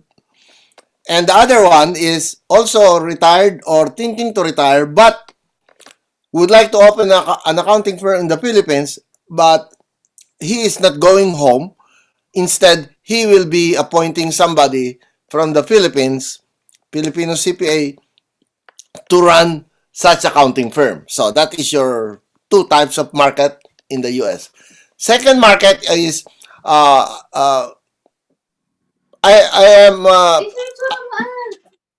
as part time. I am teaching at online at UC Silicon Valley, University of California, Silicon Valley, and I found out that some students, accounting students, to be exact, specifically, are also interested, as young as they are, but they are already in their fourth year, almost graduating, and some of them are preparing for the AICPA exams, and they are thinking of putting up an accounting firm, but not in the US, but in the Philippines or in any other foreign country, or maybe they have a relative there, or maybe their parents were there, but they were born and raised here in the US. And that is your second market who wants to put up an accounting firm in the Philippines. And the third, but not the least, are those who are already in the Philippines, but they are still in college. And because we are planning to have a so-called exchange program, we are trying to put up a so-called accounting exchange program from the US to the Philippines, and that's why they are thinking of putting up an accounting firm both ways, Philippines and US, and vice versa. That's why our next speaker will be discussing how to put up an accounting firm or organize an accounting firm in the US.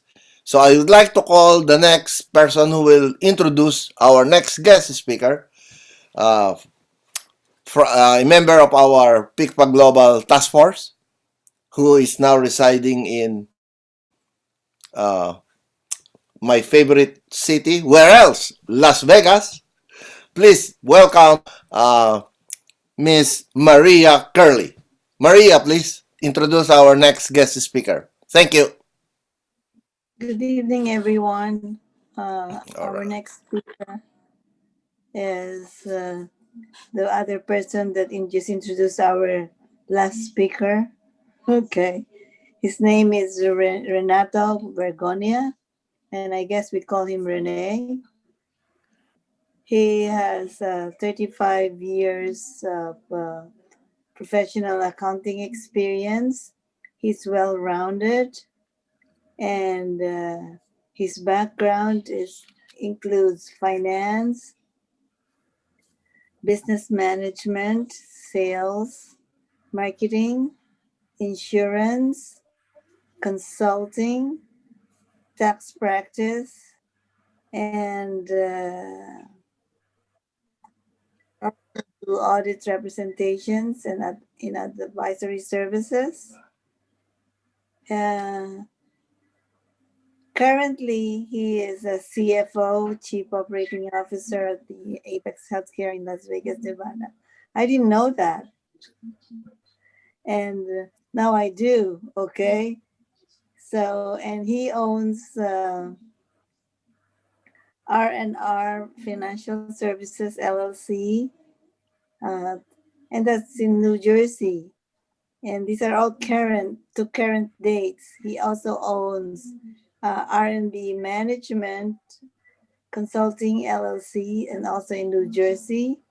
And he also owns R&B Accounting and Tax Services in Maryland. That's a lot, Renee. Yeah. That's a lot. Okay. Trying to spread the wings.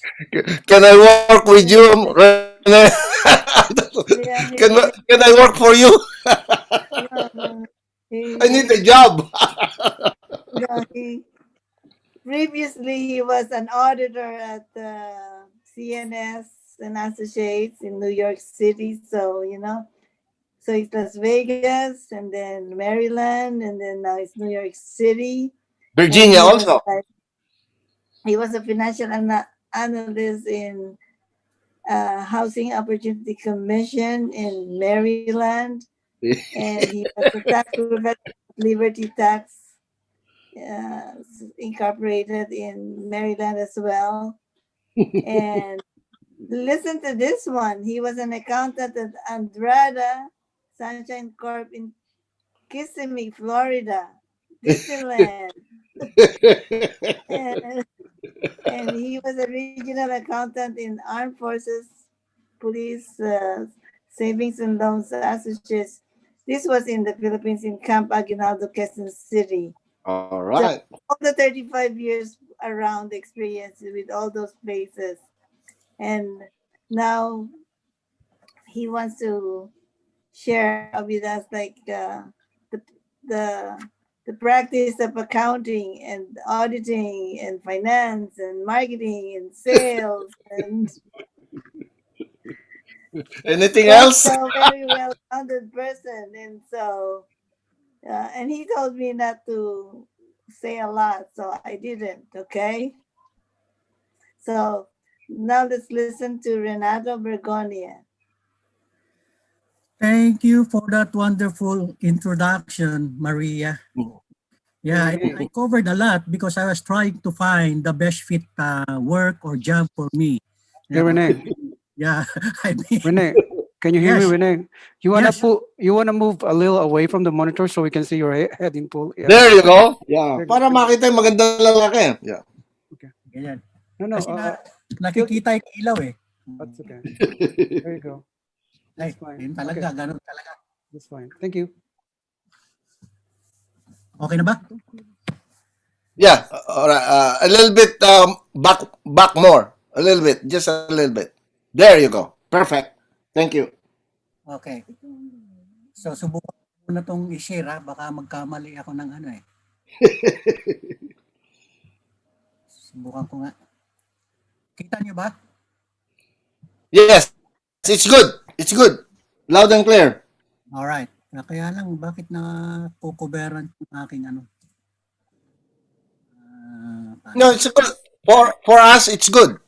Hindi yung aking slideshow dapat lalabas. There you go.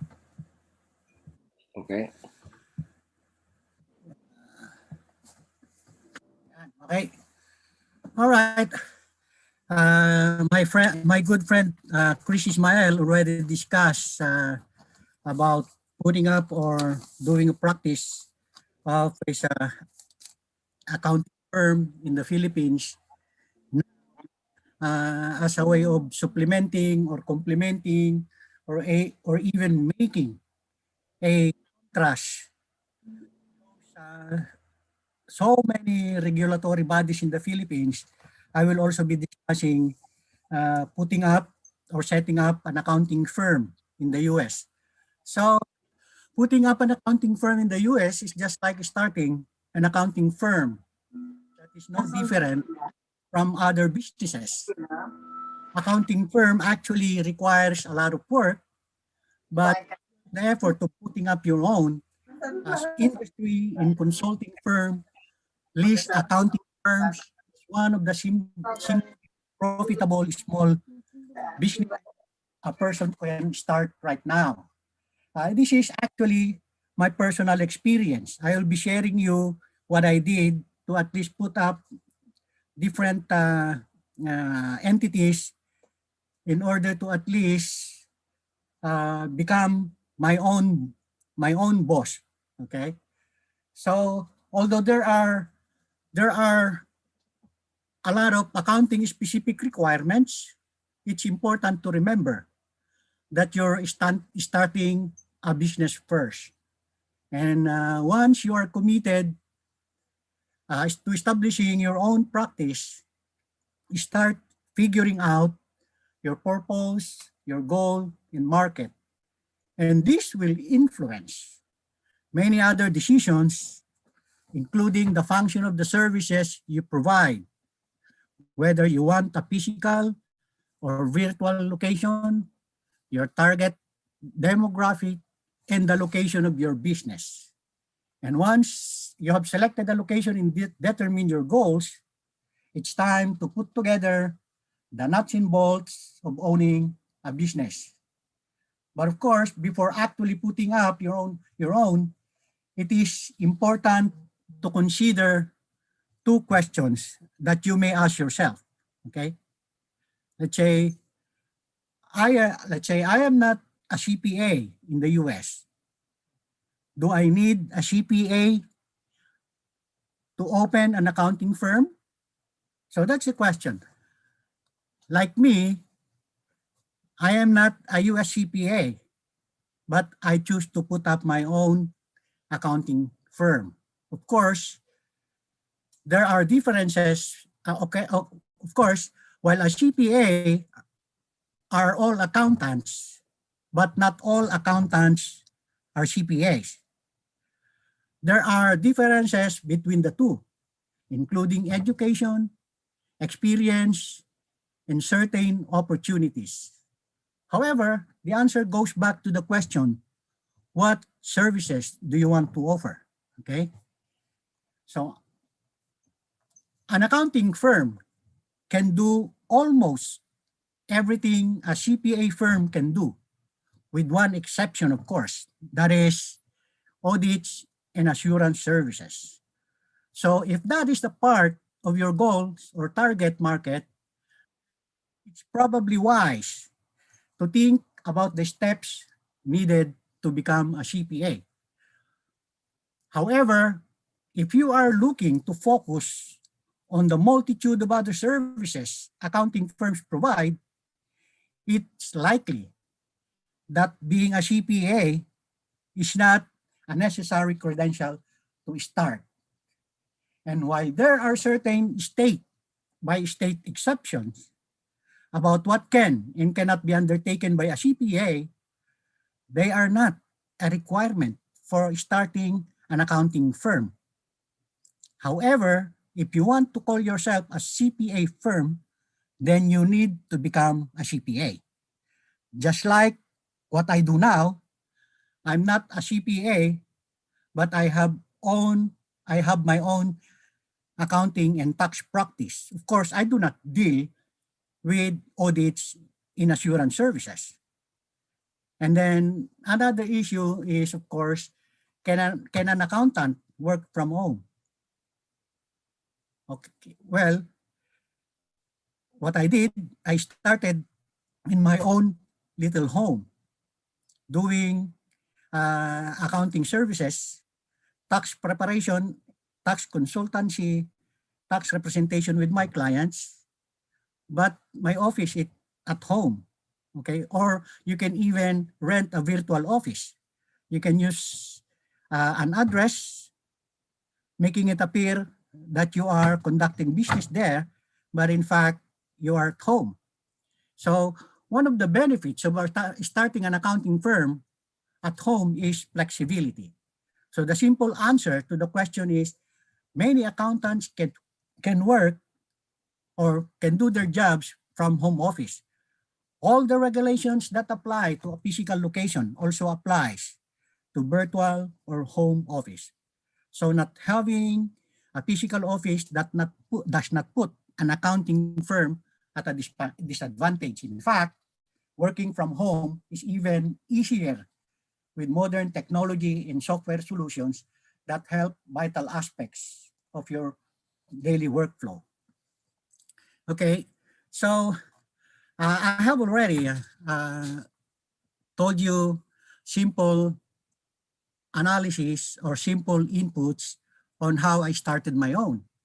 So now I'm giving you some steps to be taken for you to be able to open up or set up your own accounting practice in the US. Okay. Now I will share you now my presentation. So that's it. Okay, the first step is choose a business name. Okay, so I have to reiterate that this is not like the same with all the other states. I'm just referring to exactly what I did, and I didn't see any stumbling block. I didn't see any problem registering my own business, operating it from 2014 up to present. So when choosing a business name, of course, you have to associate it with your brand. When you say your brand is the product and services you are offering. It's like accounting and tax services, okay? Then you can use your first name and last name or name, just like Bergonia and Ismael CPAs, okay? And then trade name. So you can use kinky or catchy words just to be able to present or sell your brand of services, okay, like the R&R. So that's what I actually did, okay? And then the type of business entity. You can have it sole proprietorship, okay? You're on your own. A limited liability company or a limited liability partnership, okay?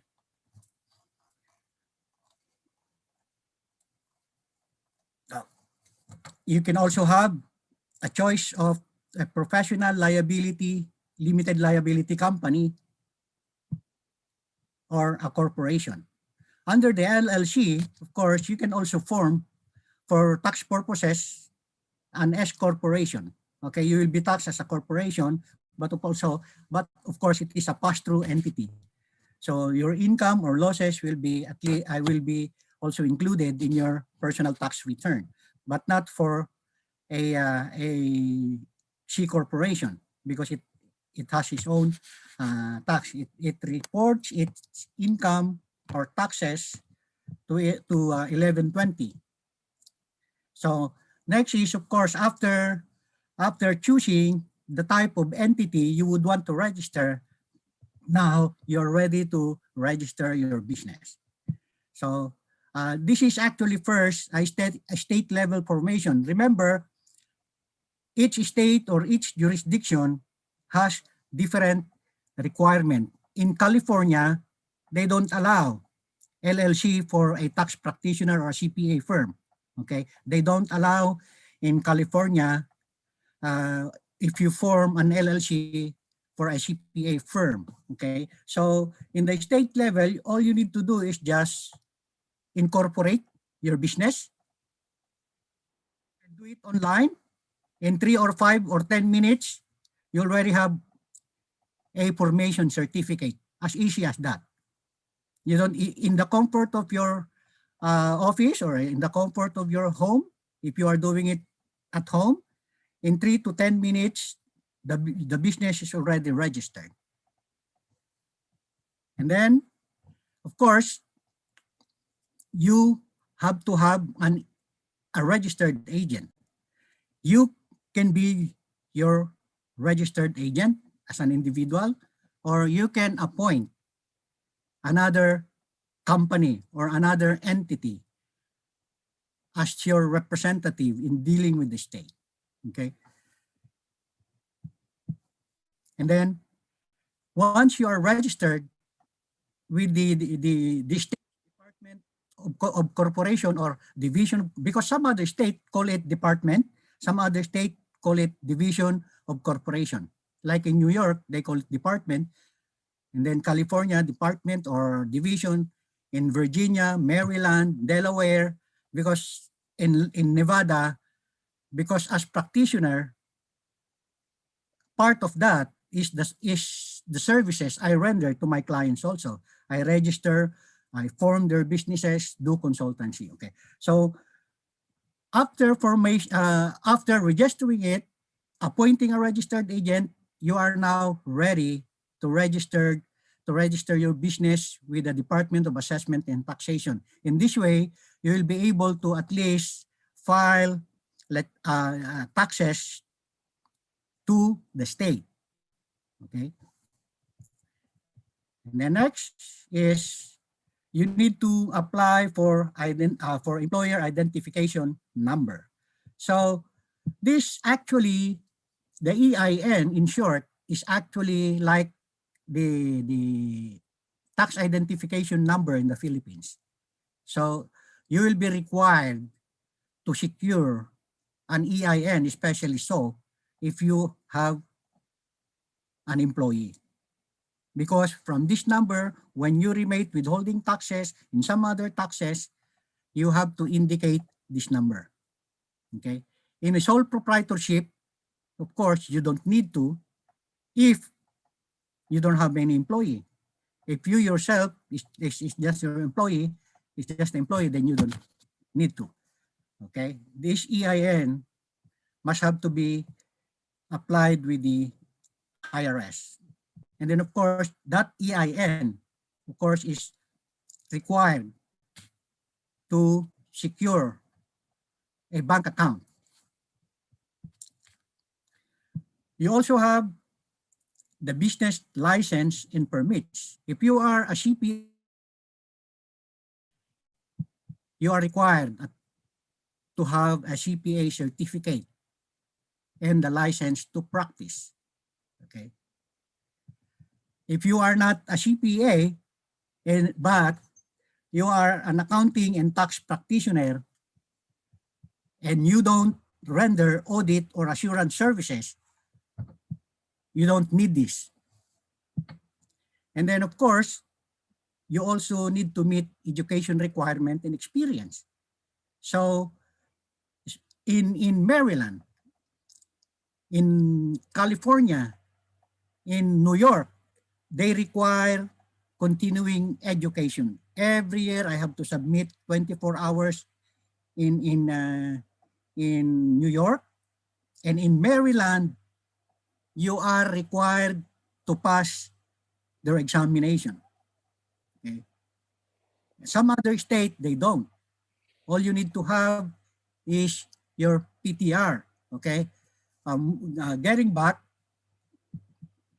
you also need to have a PTIN to be issued by the IRS, okay, when you are a professional tax preparer, aside from being from rendering accounting services, and you are also a tax preparer, you are required to secure a professional tax return preparer identification number. We call it PTIN. PTIN. Okay, and because now very rare that you submit a paper return. Okay, in most states they don't allow paper return. Okay, so you have to have an electronic filer identification number. That again must have to be secured with the Internal Revenue Service. It requires, of course, some kind of online application, and then you have to have a fingerprint. Okay, once you are cleared, credit investigation, as well as fingerprinting. When you pass through with that requirement, then you will be issued the EFIN, the electronic filer identification number, to which you will use that when filing tax return electronically. Okay.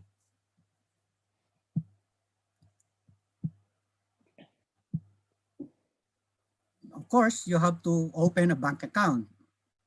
Okay. And the requirement is you have to submit a certificate of formation. Okay. And then the employee identification number. Of course, this doesn't have to be reminded to us. Being an accountant, we know that there should be no mingling of funds with your personal as well as your business funds.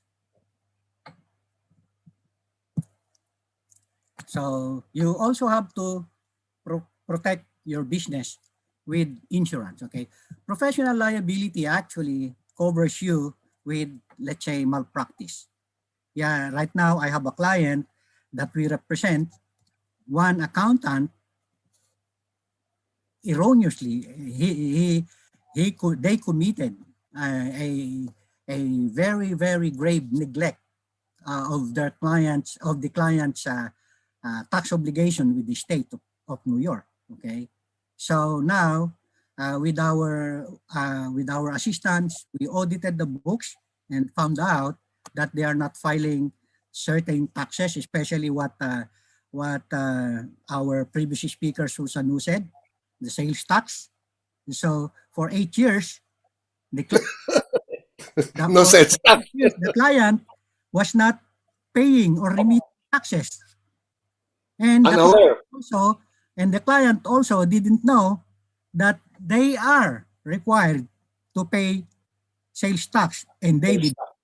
Okay, the owners are just plain technician, and the other one is a nurse, so they don't have they actually do not have any idea about taxation. That's why they hired an accountant. Unfortunately, for the past 8 years, they have not been remitting sales tax. And so when we audited their invoices, they never collected any sales tax.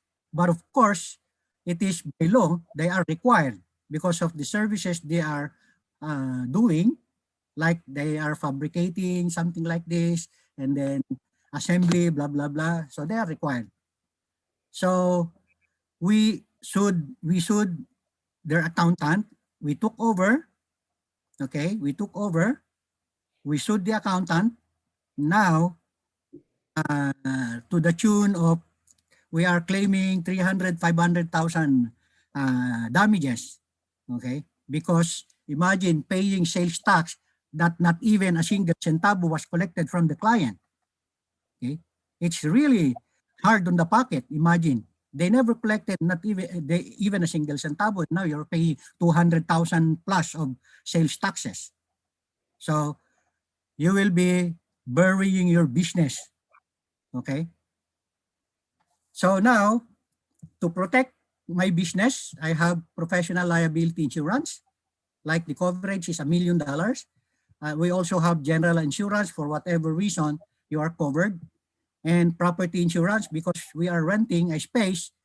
And of course, when the building, because of your fault or negligence or whatever, then the building got gutted or burned, then you are liable. So cyber liability, of course, this is data like, what's happening around now is they can like virtual intrusion of your records. So you have to have this insurance. And then you also have compliance responsibilities, okay? We have to annually we submit an annual report to the state. Okay. And then we also have meetings. And then we have also minutes. This is, of course, compliance. The state will require you to submit this, especially so when you are filing your tax return also, they have, if they are in doubt, then, you know, they can ask you to submit all these things. So based on what my friend Chris Ismael have told you about his business, it appears that there were lots of accreditations that you have to do, a lot of regulations that you have to comply. But in my experience here, it's a breeze. It's a breeze. But of course, I'm not saying that doing business as an accountant or a CPA putting up in the Philippines is really troubling. It's really difficult.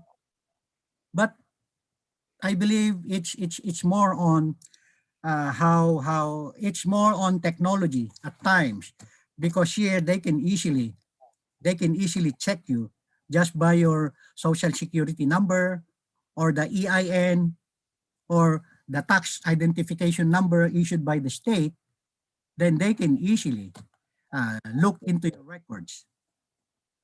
But in the Philippines, it's really, we are still on the stage of like, if you try to verify this or look up into the records of certain companies, it's really difficult to see their financials. Although it's already a public record back in the Philippines, you can easily, especially so with the Securities and Exchange Commission, but they're still on the lower level.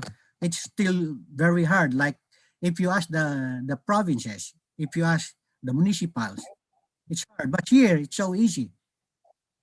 So that's maybe the difference. Why I just presented to you how easy it would be, because I've done it. I have 3 companies, and of course I can honestly say that it's bringing a little or additional income, but of course it also entails a lot of work, especially in the tax areas.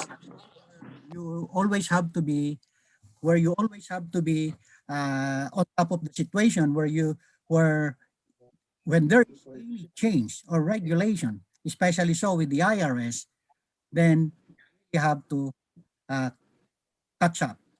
Even the states, imagine the most intriguing for me is actually New York. It requires me to get at least 24 hours continuing education a year.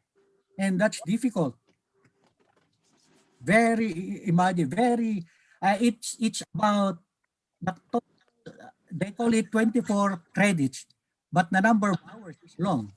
And you have to read like voluminous documents. But of course, if you really are into it, then it's easy for you to comply with this document requirements. So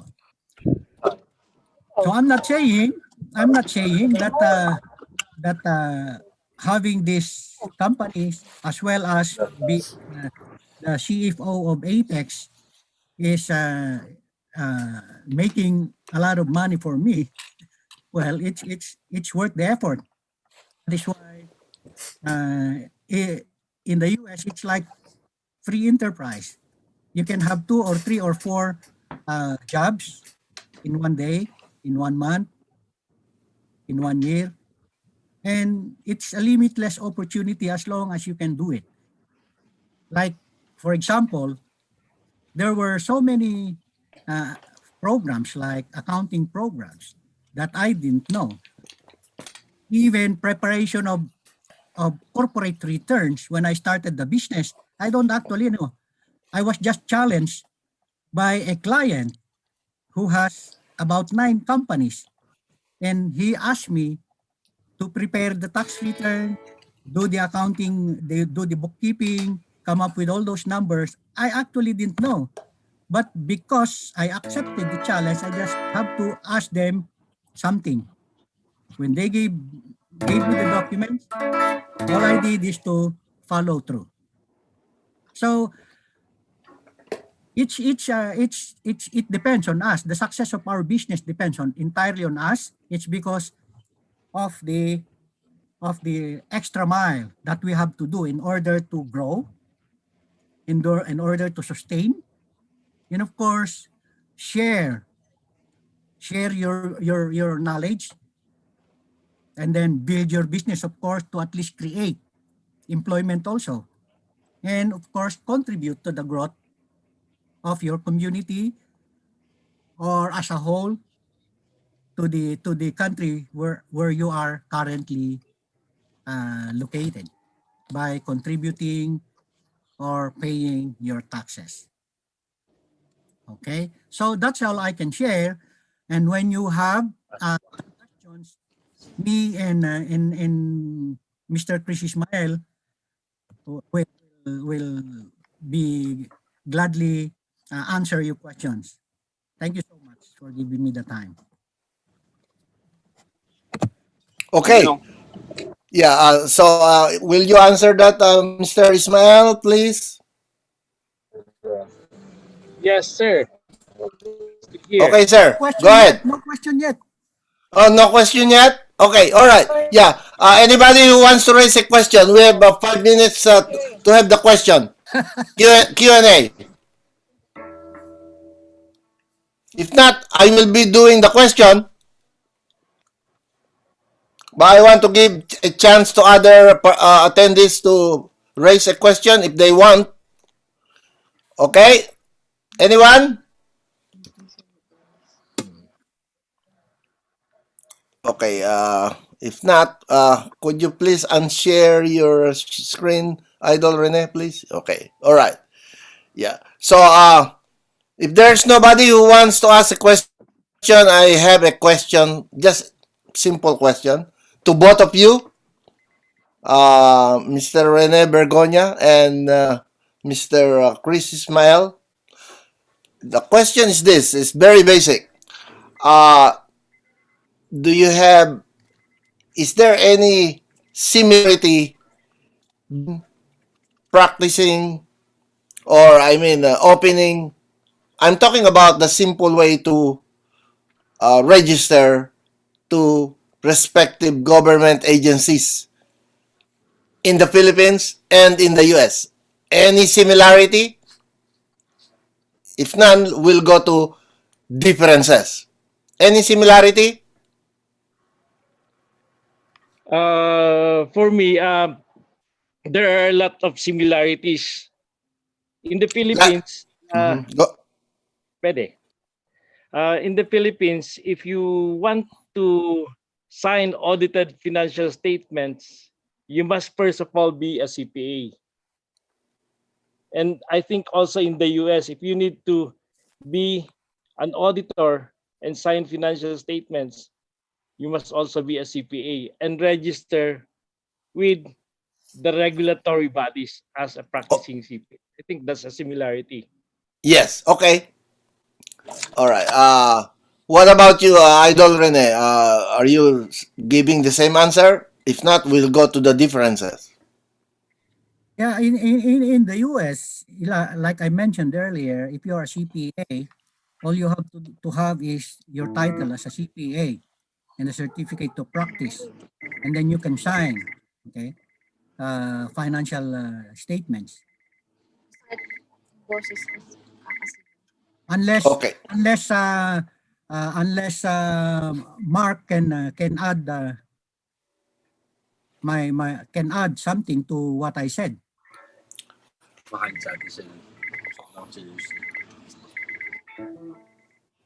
I think Mark is no longer in the practice, so Okay. Okay. All right. So, the differences, of course, we all know there will be quite a few differences because Yeah, right.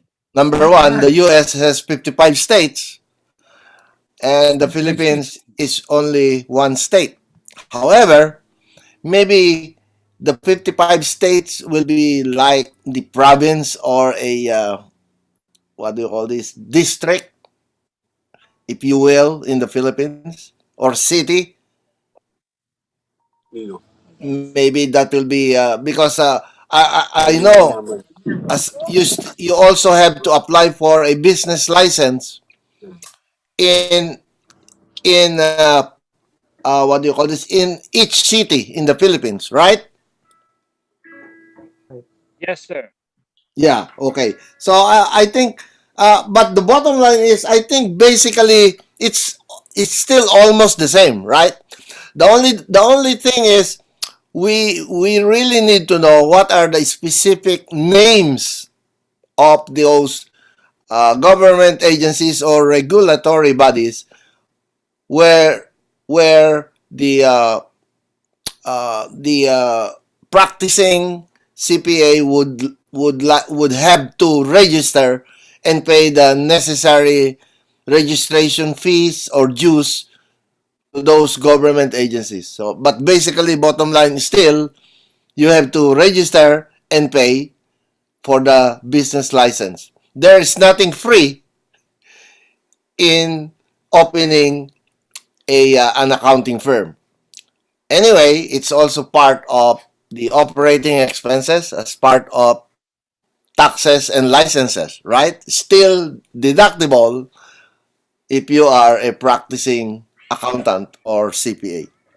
Okay. All right. Now we have There's a question. question. Yes, go ahead, please. Hello, para kay Sir Rene po dito sa Okay. US. So, in regards to the business formation here in the US, in terms of low regulation of working from home, is there any law required hiring an employee from back home in the Philippines while we are doing a business here in the US, since we have the software solution already here in the US? Like forming a business here, but our employees are from the Philippines through software in internet solutions.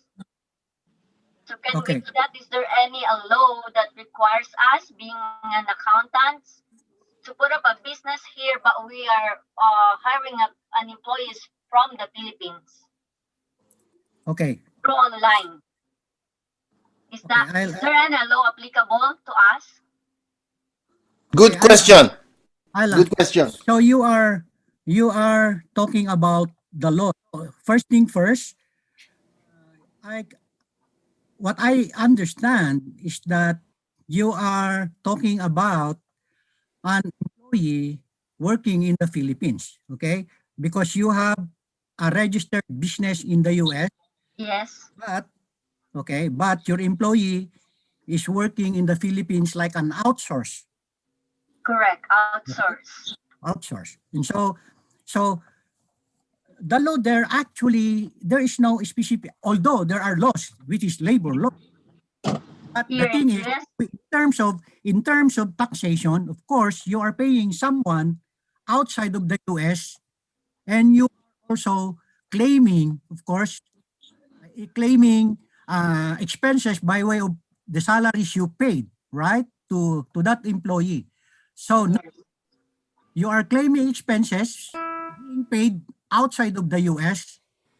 Now you are also subject, okay, for taxes generated within and without. When we say within and without, your income in the US as well as income in the Philippines. If you are earning income in the Philippines, if you have clients in the Philippines, because you are outsourcing jobs in the Philippines. But if you do not have any operation in the Philippines, except the one performed by your Philippine-based employee, then you have to, of course, you are how do you call that? You are mandated by tax laws also to pay taxes.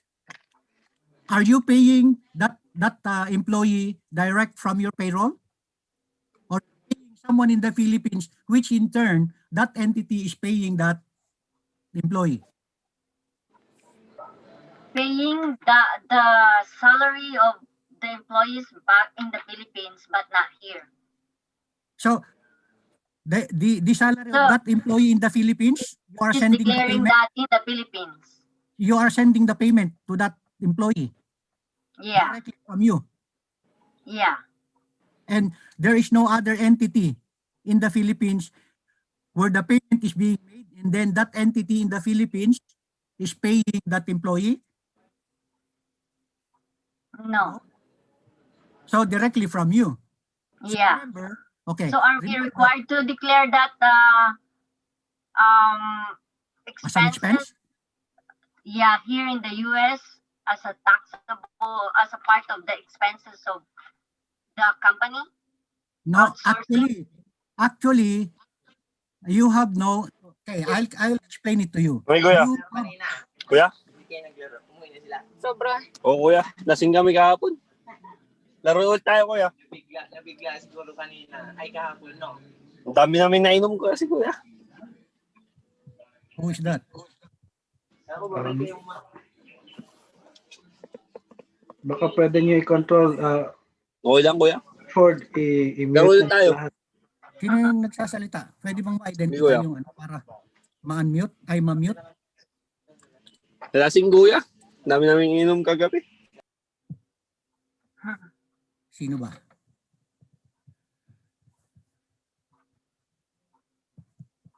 Sorry for that interruption because there is someone. Okay. Is there a regulatory entity outsourcing law in the Philippines? Like I saw an email here, like the person to engage in outsourcing arrangement in the Philippines, there is no employer or employer-employee relationship. So there is no law applicable to outsourcing in the Philippines. Yeah. In the Philippines, of course, the recipient of that payment will have to pay taxes. Yeah, they are liable to pay and declare their own income, like gross income, a part of their income, and they are responsible to pay for their own taxes, right? Yes. But in our part here in the US, we don't have to. But in your case, if you are claiming it as an expense, then you have to fill up a certain document as responsible party. You are getting benefits from a person who is not based in the US. Remember, you have to either file a 1099, you see, but because that individual is not a resident and he is alien being outside of the US, so there is no document or tax document that will cover your payment, because in the US, you know very well that there are only two payment types, like W-2 or 1099. And what are the requirements for 1099? That person or that individual or that entity should have the social security number or the EIN. The thing is, he does not have. Yeah. The thing is, he cannot get. So now, if I am the IRS, why will I allow you to deduct the salary you paid to a Philippine-based individual? Right. So complying with. Okay. Well, the thing is this. But there's another department which might cover that. I think, and we have to invite next month's webinar, the EDD, Employment Development Department. That is the payroll tax. We want to clarify that your case, Maria Luisa, right? We will clarify your case with the EDD because it pertains to payroll. Okay, All right. Yeah. So, anything else? Any other question? Thank you for that question. So now, our next speaker is already here, and we have 5 minutes to introduce the next guest Thanks, speaker. Maria. Yeah, thank you, Maria, for that question, and thank you also, Idol Rene, for that very informative topic about organizing a CPA accounting firm in the US and other states that you are in. Thank you also for Mr. Chris Ismael Hi, Roland. organizing Excuse an me. accounting practice in the US. I mean, in the Philippines. Roland, excuse me. Can we get a Yeah. 2 minute intermission number? Right. Actually, we can have a 5 minutes intermission number because I want to sing also. Yeah, because All right. So, I wanna yeah. introduce So, someone. go ahead with your intermission first. Okay. Our next intermission number is a Filipina who made news headlines in 2018 when she joined X Factor UK. Okay. She is a Filipina from La Union. Her name is Maria Larocco. She already guested in several shows in the Philippines and she won major awards. She did some recordings, but there's no better way to introduce her than to play her performance, very memorable performance in X Factor UK 2018. Here is Maria Larocco. Okay. No, this is your chance of a lifetime. Yeah.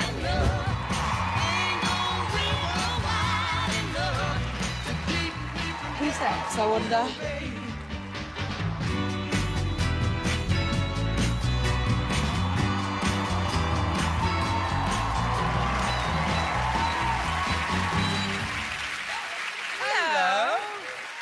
What's your name? I am Maria Jadi, Maureen Larocco, but they all call me Maureen, and I am from the Philippines. How old are you? I am 17. What? 17? Yes. Wow. Okay. What's given you that strength to come all the way over from where you live to perform in front of us?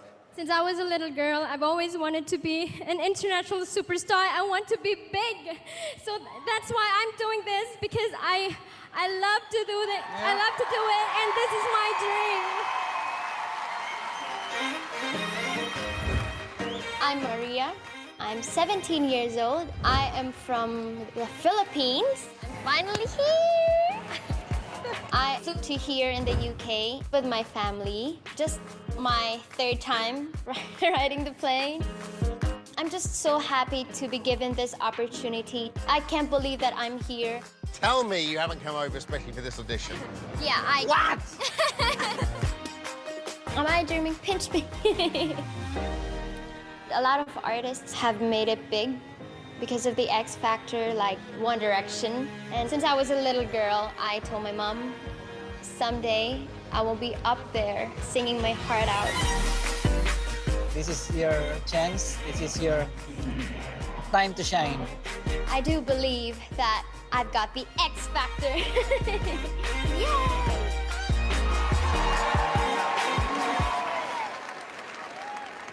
Good luck.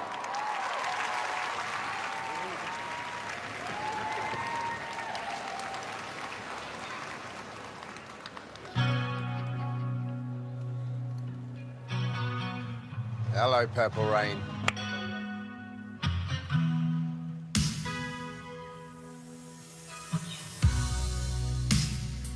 I never meant to cause you wet sorrow. Never meant to cause you any pain.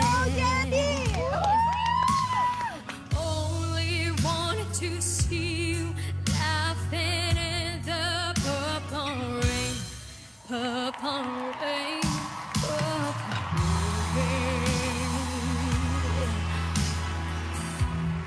Purple rain. Purple rain.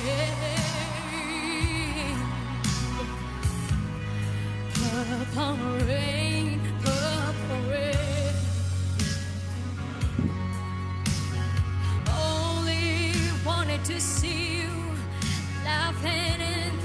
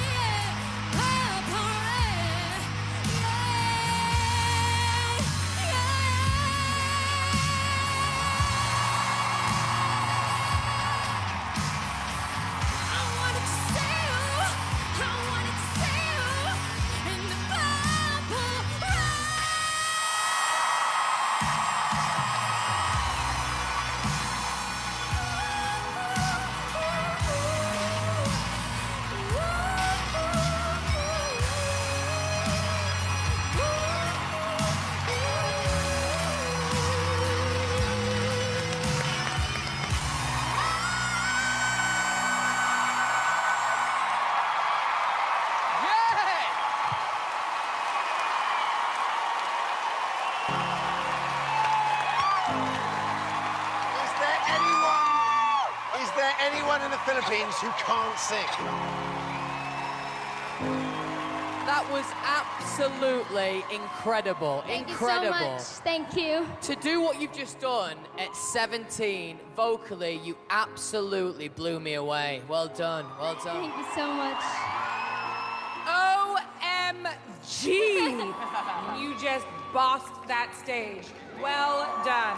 Thank you so much. Thank you. Was there ever one moment where you doubted this? No, I never gave up my dreams. A lot of times people tell me that I can't do it, that I'm not good enough.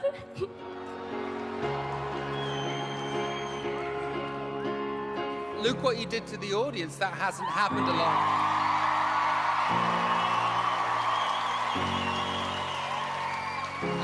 You're amazing. I'm going to kick this off and I'm going to give you a massive yes.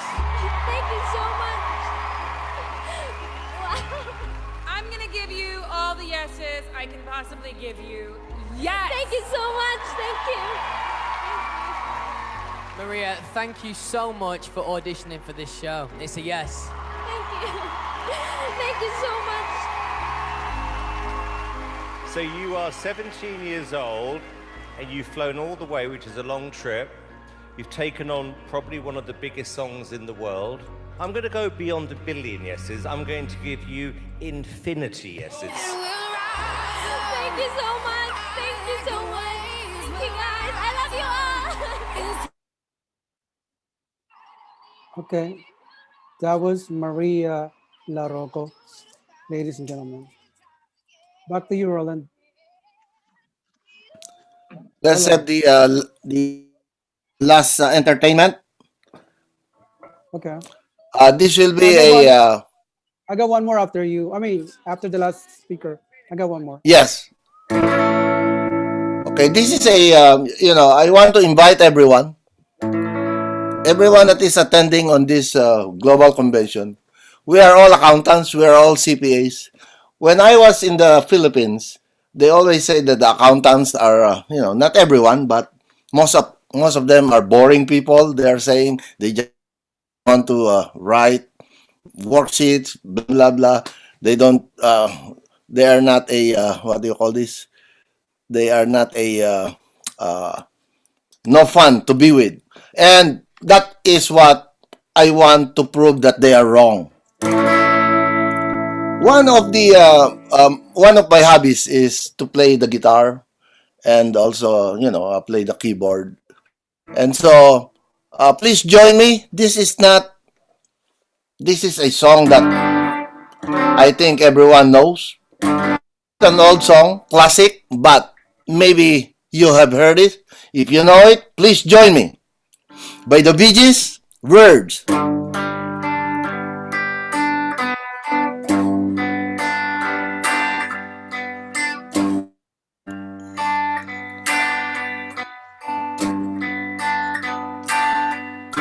Smile, an everlasting smile. A smile can bring you near to me.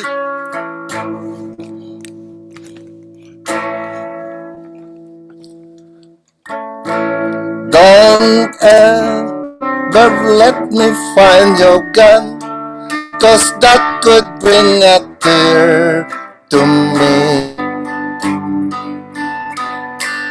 This world has lost its glory. Let's start a brand new story now, my love. Right now, there'll be no other time, and I can show you how, my love.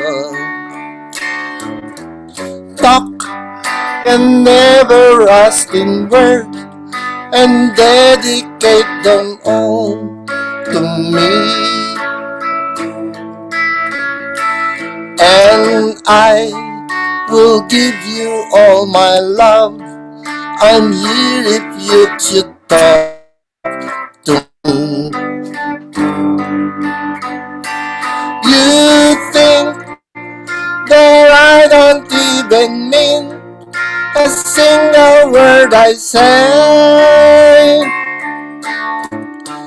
It's only words, and words are all I have to take your heart away. It's only words, and words are all I have to take your heart away.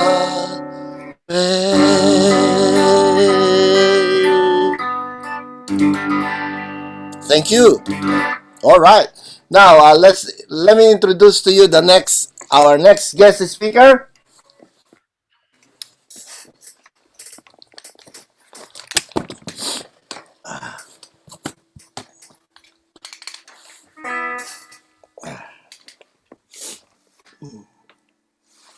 Okay. Let me introduce to you our next guest speaker.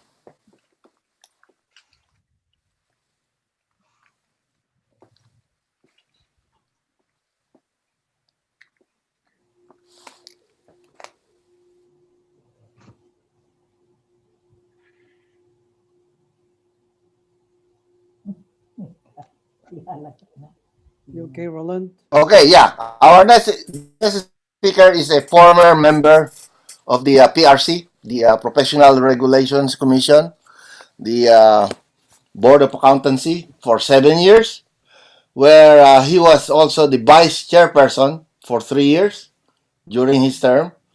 He was also the continuing Professional Development Council for Accountancy, 5 years. During his term as the member of the Board of Accountancy, he was the delegate to the ASEAN meetings of professional regulatory authorities for the MRA, Mutual Recognition Arrangement on Accountancy Services. All right. Uh, he was also the attending representative for the PRC, Board of Accountancy, on the International Forum of the NASBA, National Association of State Boards of Accountancy. We're looking at US, which is the annual International Auditor Regulatory Institute of the Public Company Accounting Oversight Board, PCAOB. It's also US. Uh, for, for 25 years, he has been teaching in the graduate school of leading universities in the Philippines, including the Asian Institute of Management, AIM, Ateneo de Manila University, UP Open University, and then UP Los Baños, including De La Salle, Lipa Graduate School.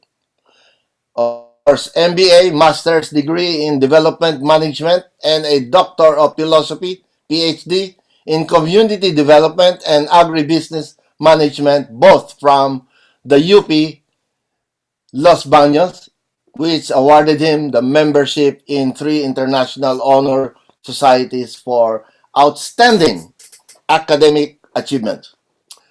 He has completed his academic leadership seminar at the Academic Impressions in the US and both the basic and advanced case method teaching at the Harvard School of Business. He has written 4 books, 4 book chapters, 10 published research papers, and more than 30 commissioned technical studies and researches, and has received 6 Best or Outstanding Paper Awards from international research conferences. Okay. Outstanding PICPA in Professional Development 2008, as well as Government Service 2010. Okay. Without further much ado, he is the currently National Capacity Development Expert in Public Management at the ASEAN or Asian Development Bank, ADB. Please welcome Dr. Rufo R. Mendoza. Yes, sir. Yes, thank The you very floor is much, yours. Roland. Do you You're hear welcome, me sir. right now? Yes, loud and clear, sir. Yeah, okay, thank you. I'll just share my screen first.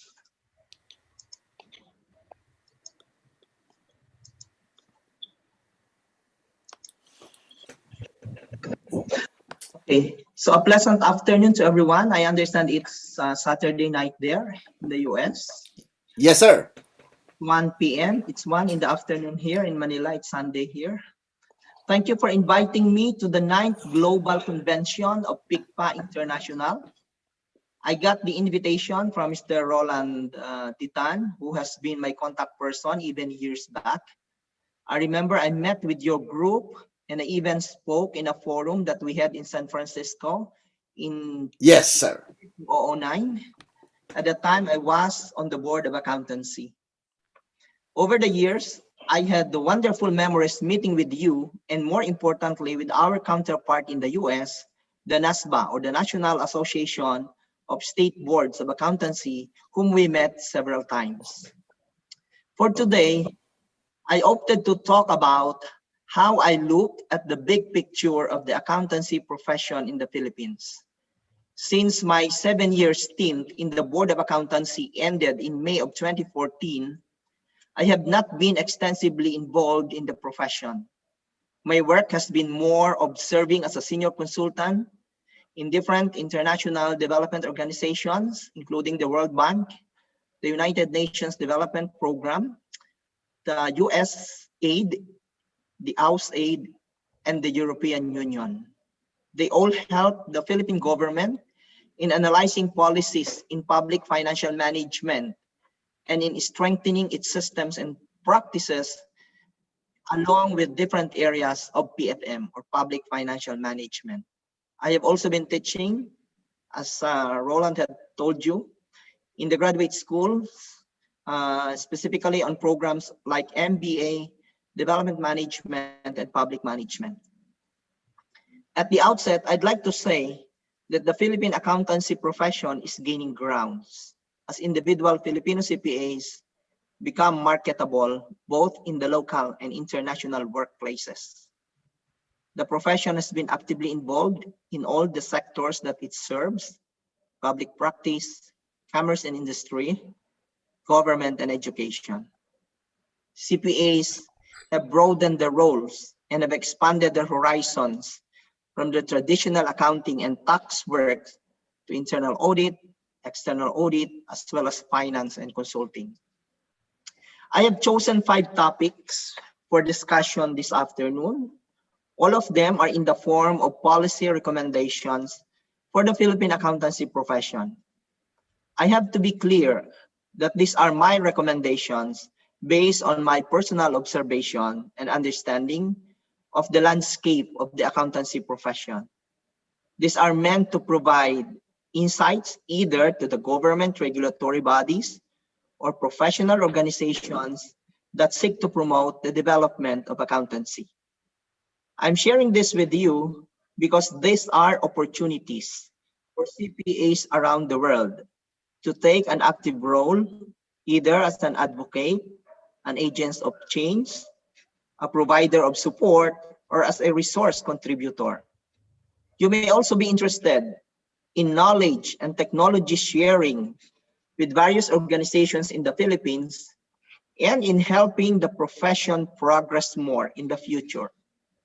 You may share your varied and wide-ranging experiences in foreign land that could be useful to those in the Philippines. My first recommendation has something to do with the need to amend the Philippine Accountancy Act of 2004 or Republic Act 9298.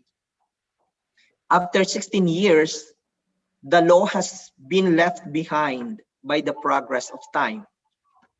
Everyone understands that even the subjects in the CPA licensure examination, as provided for in the accountancy law, have changed already.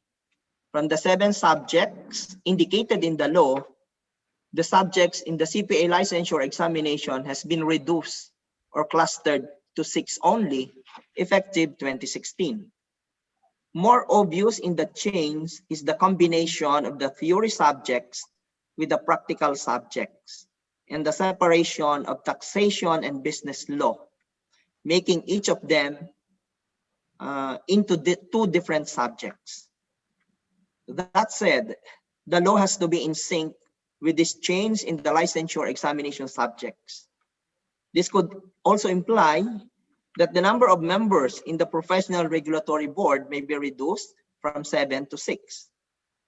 My understanding is that each board is supposed to handle a particular subject, although any decision about the examination is collective.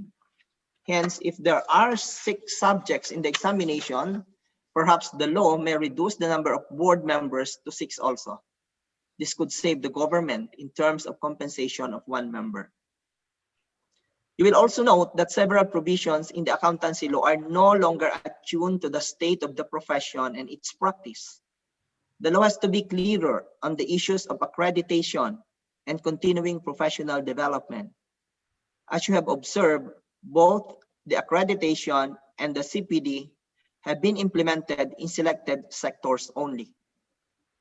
The scope of professional services in the law, as defined in the law, should also be revisited because the different college courses or programs that separate BS accountancy from other programs in internal audit, management consulting, and accounting information entail some changes. The foreign reciprocity might also be revisited with the ASEAN mutual recognition arrangement already in place. The IRR of the law, the implementing rules and regulations of the law regarding the practice of profession in commerce and industry has not been strictly implemented and monitored. For example, the IRR provides that any position in any business or company in the private sector which requires supervision of financial transactions, preparation of financial statements, coordinating with external auditors, and other related functions shall be occupied only by a duly registered CPA, provided that the business or the company where the position exists has a paid-up capital of at least 5 million and annual revenue of at least 10 million. You can imagine that. A company with paid-up capital of 5 million should have a CPA as accountant. A company with an annual revenue of 10 million should have a CPA as accountant. Okay, that might require every company to have CPA as accountant. There are many other things that should be revisited or looked into in the Philippine Accountancy Act. But I'll proceed to my second recommendation, which has something to do with the assurance function of CPAs in public practice. There's a need to make a clear distinction between the preparers of the financial statements and the external auditor. In current practice, the reality is that there are many instances when the external auditors prepare the financial statements, specifically the notes to the financial statements, thereby indicating independence, threat, and conflict of interest. It appears that even the regulatory bodies that require submission of audited financial statements from companies treat the external auditor as the preparer of financial statements. The government agencies accrediting external auditors call the attention of the external auditors and not the preparer of the financial statements for errors or omissions in the financial statements. It appears that the preparers of the financial statements are not at fault for those errors or omissions. Hence, they rely on the external auditor and at times blame them for their deficiencies. Financial statement preparers do not take full responsibility and do not bother to capacitate themselves because they rely on external auditor. Chief accountants and finance managers who are supposed to take responsibility in the preparation of financial statements, including the general purpose financial statements, rely on the external auditors, thereby creating gray areas on the separation of functions between preparers and the external auditors. This situation has to be looked at closely and the necessary policies should be crafted. The third policy recommendation deals with the progress of academic research in accountancy education. It is time for the accounting education sector to upgrade the research accomplishments to keep with the international progress of academic research. The research culture has not been embedded in the system of accounting education. I estimate that less than 10% of CPAs engaged in full-time teaching can be considered as real academics and scholars who have been research productive for the last 5 years. Even deans and academic heads are not into research production. The linkage between research and teaching has not been established and discovered by those who are into teaching.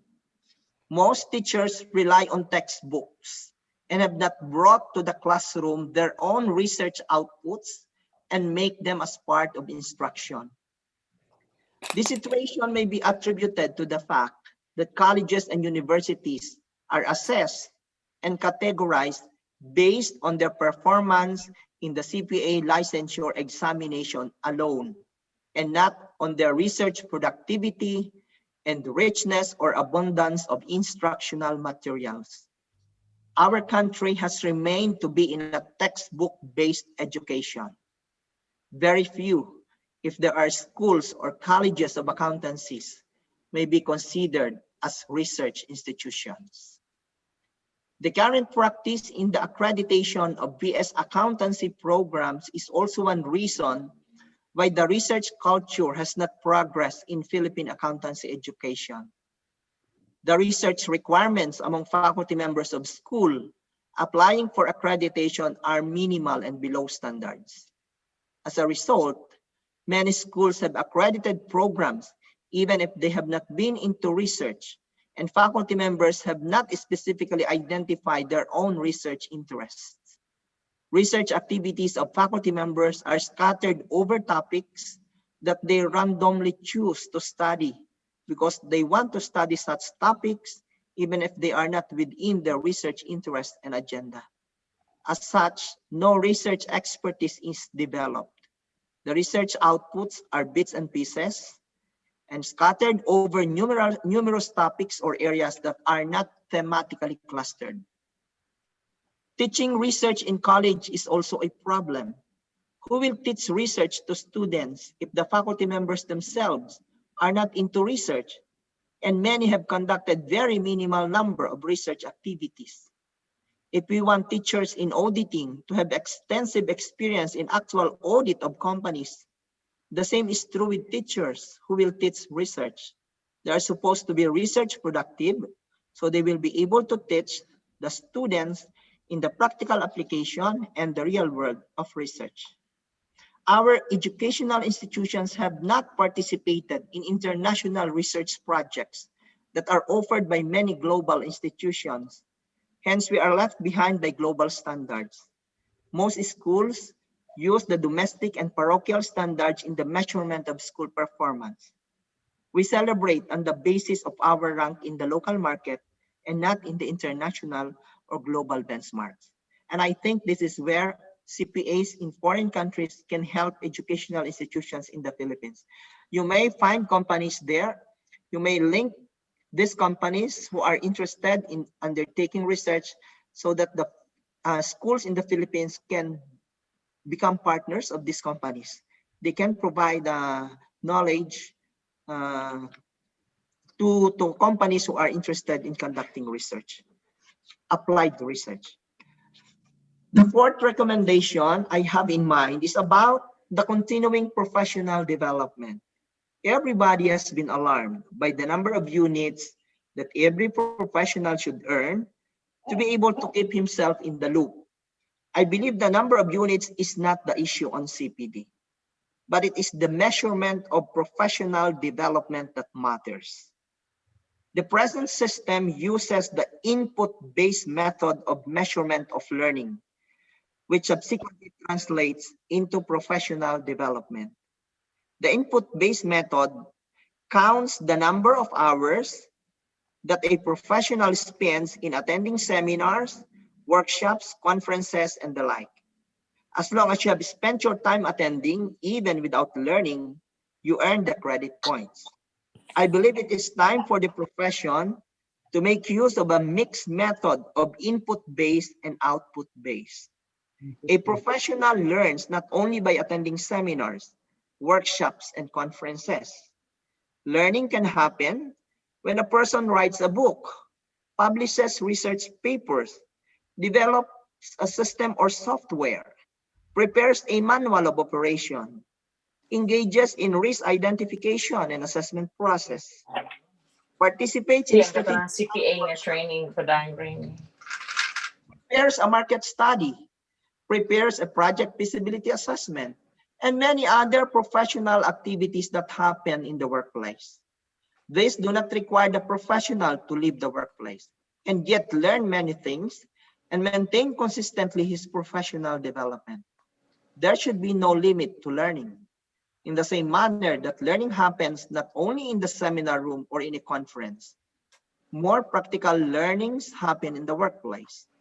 For this, I believe it is necessary to make the CPD requirements more professional-friendly, workplace-oriented, and results-based rather than input-based.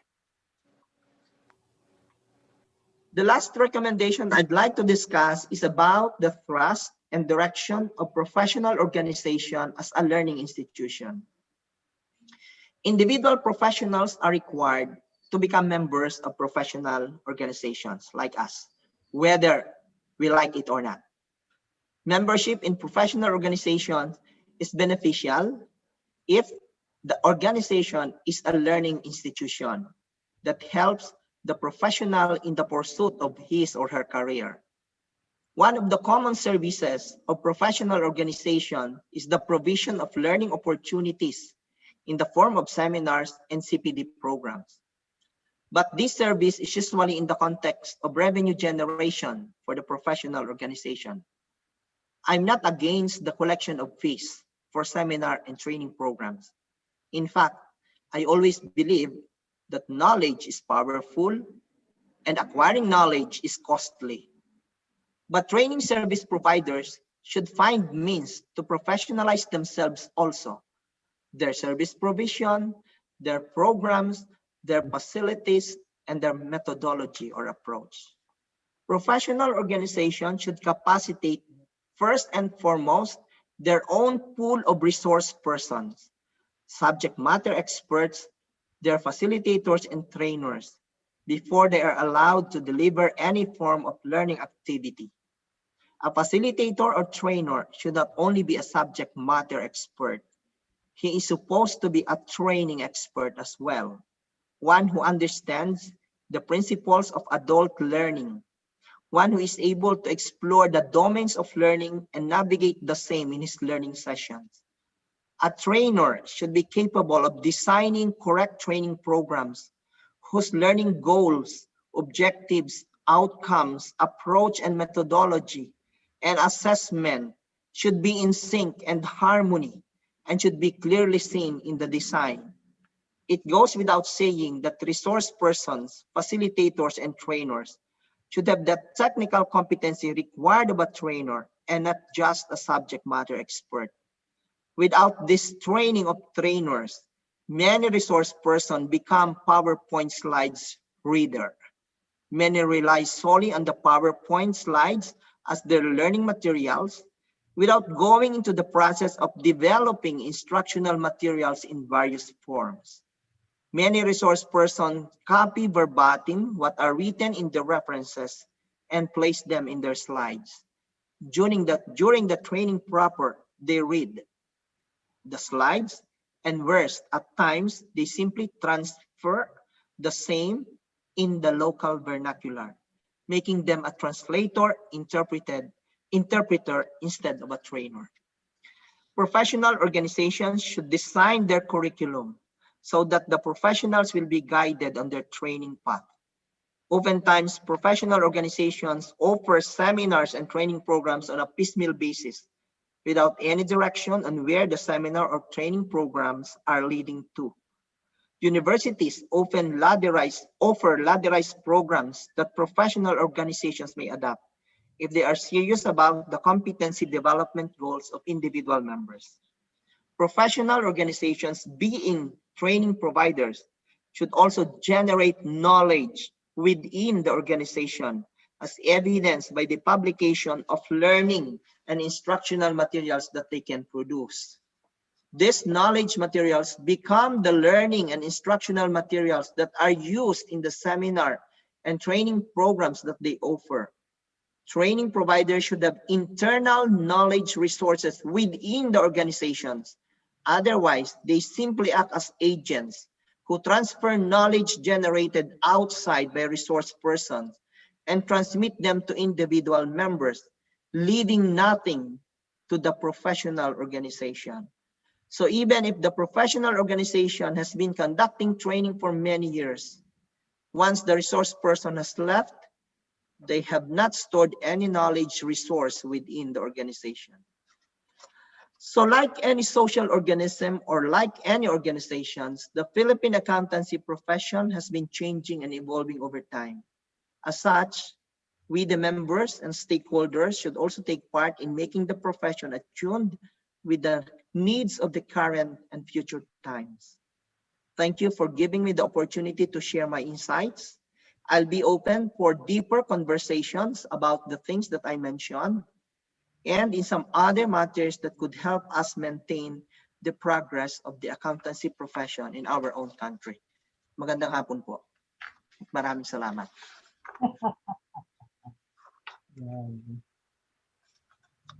All right. Thank you very much, Sir Rufo. That was very informative presentation. My name is Bradford Adkins, and I work with Roland here diligently on the Zoom webinar, which was originally supposed to be held in Vegas. Thank you for gracing our event. We are deeply honored. Thank you. Roland? You want to unmute? There you go. Yeah, yes. As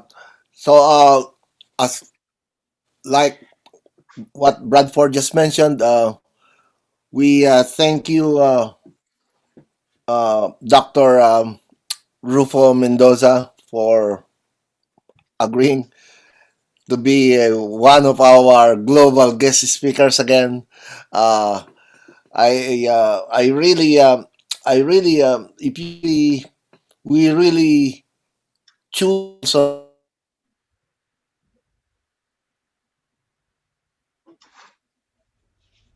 Hello, Roland. We lost you. I think we lost you, Roland. We lost you, Roland. Hello. Roland. Okay, I'll take it from here.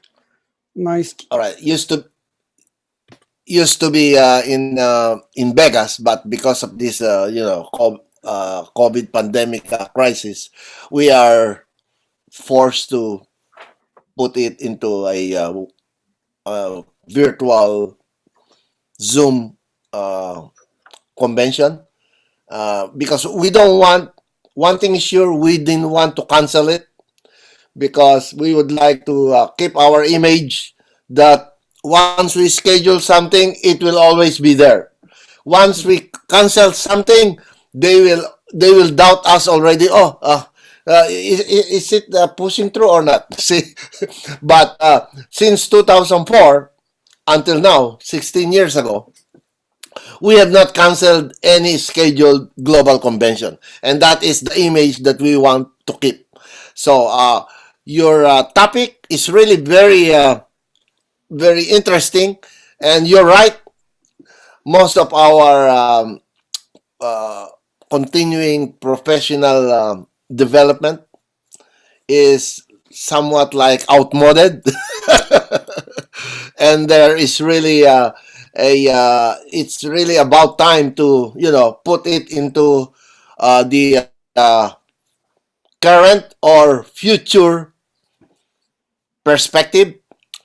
And I as one, I would like to volunteer that I will be helping in in recruiting companies from the U.S. who will be maybe we could call it grantor or whatever, in order to keep this what do you call this, the need for a for the improvement to make our professional development requirements be at a global state or international state status. Right now, I agree with you, it is outmoded and it has to be upgraded, right? So, this is a promise to you, not only me as a person, but it is a promise of PICPA International and PICPA Global Task Force that this is not the last time we will be communicating with you. We will be, this is just the start of communicating with you to, uh, let's work on the possibility of getting uh, sponsors, Yes. US company for Yes. this kind of project. I admire your presentation, and I also admire your suggestion that it has to be uh, globally uh, globally updated. And Thank you, Roland. I right, hope you will be able to connect. I hope you will be able to connect the U.S. companies with the schools in the Philippines. We can make some very interesting arrangement that oh will yeah, be productive for both parties. It will be a win-win situation. We'll be learning from you as right. well. Not only that, now that I know that you are the man to discuss these things, we, that is me and my group, we would like to help. Count me Okay, in. we would like to help. I We want to are be a now part in of the it. so I want to be a yeah. part of it too. All right, thank you. Thank you, Bradford will be Roland. a part of I it. just saw on screen. I just saw that some friends are in the room. Is Donnie Alas here? I think Donnie is here. Right. Well, Yeah. He is. Okay. Could you alam please ko nasa US kayo, Donnie eh. could you please Donnie, please could you please unmute your microphone? We want to hear from you, please. All Yes, right. yes. Go ahead. Thank Jerry you. Thank Barcelona? you. Si Jerry ba to? Yeah, I wish to thank PICPA Global, for this convention. I'm so privileged to be invited to join you, and it is so productive. I truly congratulate PICPA Global and Roland, and all the rest of the CPAs in the United States of America. I'm too grateful, and I myself get a lot of inputs. We being a member of the DKR Worldwide Association, we pick up a lot of information with you. In fact, we have a lot. We have works from DKR San Francisco, San Jose, Boston, and Kansas at the moment, just for the last 2 years. So we're happy to read that. And thank you for that, Roland. Thank you so much. Oh, Thank you're you so welcome. And I'm glad that we met today. Yeah. I'm also Yeah. glad we met today because actually the PICPA Global Group is, for your information, of course, after the COVID, we're looking at sometime mid 2021. We are planning to put up a so-called, uh, what do you call this? International CPA online accounting review in the Philippines. Okay, Okay. and that will be a so-called global. If you are, I'm sorry to say this, but this is a all right. We have worked for more than 11 years for the so-called MRA. Mm-hmm. MRA, you know the meaning, right? I already mentioned Yes. that. Mutual Reciprocal Rachel. Agreement. Brilliant. What happened with this MRA? I'm glad Dr. Rufo is here. Did you know that MRA is long been long been due for the Filipino CPAs? Did you know that? You know that, right? Yeah, I know, Another I thing. know. Yeah. Another thing. Modesty aside, I am both. Okay, I am a CPA in the Philippines and also a CPA in the US. But one thing is sure, I was very disappointed when I came to the US because I was forced to start all over again. I'm glad I met Mark Doberman, the first speaker. He made me a CPA in the US. But without that, they don't care that I am a CPA in the Philippines. They didn't care that I used to be the regional vice president of PICPA national office before. They didn't care that I I teach in the Philippines for more than 8 years in 3 universities and colleges. They don't care. You are still not a CPA in the US when you come here. But guess what? Did you know that it's a lot easier to pass the AICPA in the US than in the Philippines? I think you know that, right? Yeah, I know. All right, 8 subjects Philippines, 4 subject only US. 8 subject Philippines, you have to take all at the same time. Here you take only one at a time. Yeah. All right. So many disadvantages. I don't want it disadvantages. Same coverage. Same coverage. Accounting, auditing, business law, taxation. Same coverage. Same even books. McGraw-Hill Publishing. The same. I'm very happy. I did not go to school here, but I'm teaching here at UC, University of California. I did not go to school here. I was just a graduate of UE. All right. But I'm saying we would like to work on that if possible.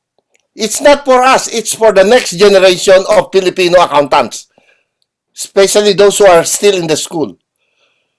The MRA is long overdue, and I want to work on that. But I cannot do anything. I spent 11 years. Still, they keep on saying, oh, we're working on it, we're working on it. But what happened? We started working on it 2003. I gave up to 2017. 14 years.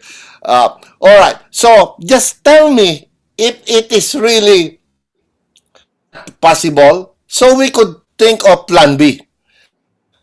But the plan B I'm saying is we want to help the next generation of Filipino accountants be globally known. I mean, you don't need to take another CPAM. We are really comparable internationally. The things that we learn in school, of course, you still need the so-called, hands-on audit. But that is just, it's just need to be a requirement, just like the doctors and nurses, the so-called after graduation and after passing the board, you still have to practice. That is audit. That should be the case, but not saying you have to take it again in another, we are comparable. No matter what, we are comparable with other CPAs in all foreign countries. Right. But like I said, Dr. Mendoza, even Bradford and the rest of our PICPA Global Task Force Group, PICPA International also, we will help you in that project. And this is not the end of the discussion. This is just the start of the discussion. Okay? All right. Okay. So let's, thank you. Roland, we have a question from the audience for Dr. Oh, Rufo. yes, please. Yeah, here's Go ahead. Angelito Jose. Is going to ask a question from Dr. Rufo Mendoza. Lito, can you unmute, please? Please. I think it's in the chat box.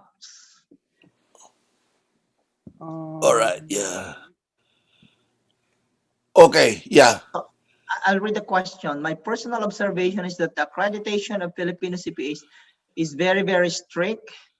Here are the numbers that matters. BOA accredited is 8,800, but SEC accredited CPAs number only 346 for all categories. It's very self-limiting because SEC is discouraging single practitioner and encouraging only partnership. It's very hard for Filipino companies to avail of services. Yes, I know this. First, I'm no longer in the Board of Accountancy. I'm not part of the regulatory body anymore. So I'm just like you. I'm just an ordinary CPA. I'm observing from outside. I'm making my insights, giving my insights and my recommendation. But this is true. This is where PICPA could come in. Okay? This is where PICPA could come in. PICPA leadership should understand this. That SEC accreditation, even BSP accreditation, okay? are both very limiting. All right. So that's your answer, Dr. Mendoza? Yeah. Okay. Well, the thing is this. Let's face it. PICPA National. That's what you're saying, right? Yes, yes, they Okay. should be working All on right. this. They should be Right. able to communicate. Yes. Okay. I agree with you. But let's This is where professional organizations should come in. They should be the bridge of individual CPAs in communicating the plight of these individual CPAs to regulatory bodies.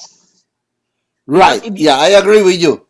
if you speak alone, you will not be heard. But a professional organizations like PICPA with so many members and a recognized institution, the result will be a lot different. Okay. All right. Yeah. So then the thing is this: we still have to because PICPA National is a big group. So the thing is this: we still have to organize a so-called small group to gap the bridge between that small group with PICPA National, so that PICPA National will put that in their table. Agenda. Yeah. In their agenda. Because if we just go direct to PICPA National without a so-called bridge group, they still have a lot of things to do in their own table. Yeah. So I think I will also coordinate with past President Lito Jose regarding that. I also want to help. Okay. Okay, All right. Any one last other question? Yes, Bradford, please. One last question from Rene Bergonia of New Jersey. Rene. Please. Okay. Rene, are you there? Rene, you need to unmute. Yeah, please unmute your mic. There you go. Is he still Okay, I just would like to hear from the rest of the CPAs present regarding the CPD hours, which is actually I believe it's 120 hours, and I've been reading a lot of posts in the Facebook account of a certain PICPA group where a lot of CPAs are raising their protest or howling over that 120 hours, comparing from apple to orange, from lawyers to engineers, something like that, to CPAs. Why? So what have the rest of us? What steps are being taken by the regulatory body like the Board of Accountancy as well as the PICPA, they being our voice. So what is the direction now regarding the 120 hours CPD? Or CPD? I think the matter of CPE should be taken into perspectives. Okay, the first perspective is you need CPE units, CPD units for the renewal of your license. And in that case, I think you need 45 units only or 60 units. Okay, the 120 units that you're talking about is for accreditation as a public practitioner. Mm-hmm. Okay. Oh, so it has been reduced. It has been reduced to I don't remember if it's 45 or 60. Mm-hmm. To make it comparable with other professions. That's for the purpose of renewing your ID. All right. So I was lucky because last December 2019 when I went home, I was able to renew my license, but I wasn't required to submit a CPD Actually, certificate. as I said in my speech, as I said in my talk, I think the issue should not be the number of units because we can earn so many units in our own work. That's what I'm telling in my speech. When you prepare a manual of operations in your company, that qualifies for professional development. It's not only by attending seminars. So I'm not more on the 120 units. I can easily earn 120 units. But the problem is I am doing many things that contribute to my professional development that are not credited.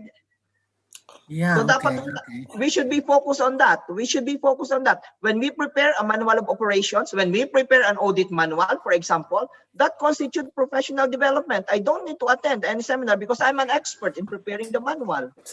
Okay. All right. I think So the will issue they should not be ask for the more on certificate? how to measure learning. It's not only through seminars. That's my point in the talk that I delivered. Okay, so then this is the thing. There must be a revision of the requirements on what types of professional work are considered to be part of CPD. It does Yeah, not have because to be just if plain you seminar. yes, if you take a look at the standards or guidelines on earning on CPD, there are so many other ways of earning. Okay, it's not only through seminars. All right, So yeah. Okay, we we got have to 1 minute. implement So, that. We got all one right. minute to go before the next speaker. Sorry. Okay, all right. So the 1 minute, I want to take it because after the last speaker, maybe other people might not hear this. I'm just telling you that uh, starting next month, I mean next year, 2021, our virtual or the webinar will be regularly monthly. It will always be third weekend of the month. We will be sending email invitations for registration, but it will be a regular monthly third week of the month, which in your case is third Sunday of the month, except January. All right, that is and also except this December, because December, by the way, we will have a Christmas party global. Global Christmas party. We will send also the invitation by email. But for your information, please mark your calendar. It's December 28th, California time. So that will be December 29th, Philippine time. We will send you that information also. All right? All Okay. right. So Bradford, please. Okay. Are Our we next, ready to move on to the next speaker? yes, we are. Our next Sorry, speaker. Greg. Sorry, Greg. Okay, our next Okay, go ahead, speaker. please. Bradford. Okay, our next speaker. I'm leaving, Roland. I'm Okay. leaving. Thank you. Thank you, Dr. Rufo. Yeah. Our next speaker will be talking about a topic that is both timely and relevant in today's environment. And that topic is the value of education, studying in Europe for free or for a fraction of the cost. Ladies and gentlemen, I'm proud to call him my friend, Greg Luayon, who is the General Manager and Senior Executive Officer of Zurich International Life Limited, one of the world's leading financial services firm. Aside from being a qualified accountant, he has kids, several of them, who he sent to college in Europe for free and for a fraction thereof. His accounting background, his speaking engagements all over the world, regional, national, international, all those mean nothing unless you have your own kids to talk about how to study free in Europe like him. Ladies and gentlemen, let's hear it from the subject matter expert in sending your kids to college free in Europe or less cost, Mr. Greg Lewayon. Take it away, Greg. Thank you, Bradford. Thank you guys for having me again. Uh, how many of you or how many in the audience have kids of college age or about to be in college? Marami ba? Hands up talaga o marami? How many are in the States now or how many of our audience are in the Philippines? Meron din ba tayong mga logged in from the Philippines right now? Philippines. Right. Philippines. Okay. All right. Now, so I think that many of the conversations around education, particularly for us in those in the Philippines or even in other parts of the world, we always think that sending our kids abroad, not only in Europe, but sending our kids abroad is a huge ask. And so that is why I think it's relevant that we learn that there are cost-effective opportunities for us for education or sending our kids abroad for education, even when you are from the Philippines. It benefits the country by updating ourselves with quality education from abroad. I'm not saying that education in the Philippines is not quality, but I think what that brings to the country is when we are also developed outside of our own home country, we can bring back technology, we can bring back knowledge to our country that contributes to the development of our country a bit further. So that is what I'd be talking about right now. Let me just share this screen with you.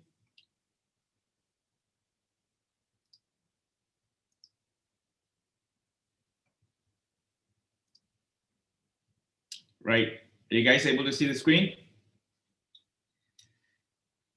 So I call this the value of education or studying abroad, and I use various sources when sourcing this document, particularly the HSBC's Value of Education Global Report.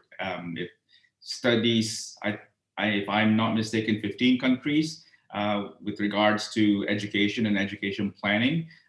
We also took material from the Institute of International Education. It's a US-based nonprofit foundation founded in 1919, as well as the German Academic Exchange Service and studying in Estonia. So we will talk about why you should consider studying abroad, or even if you're already in the United States, why you should consider sending your children abroad.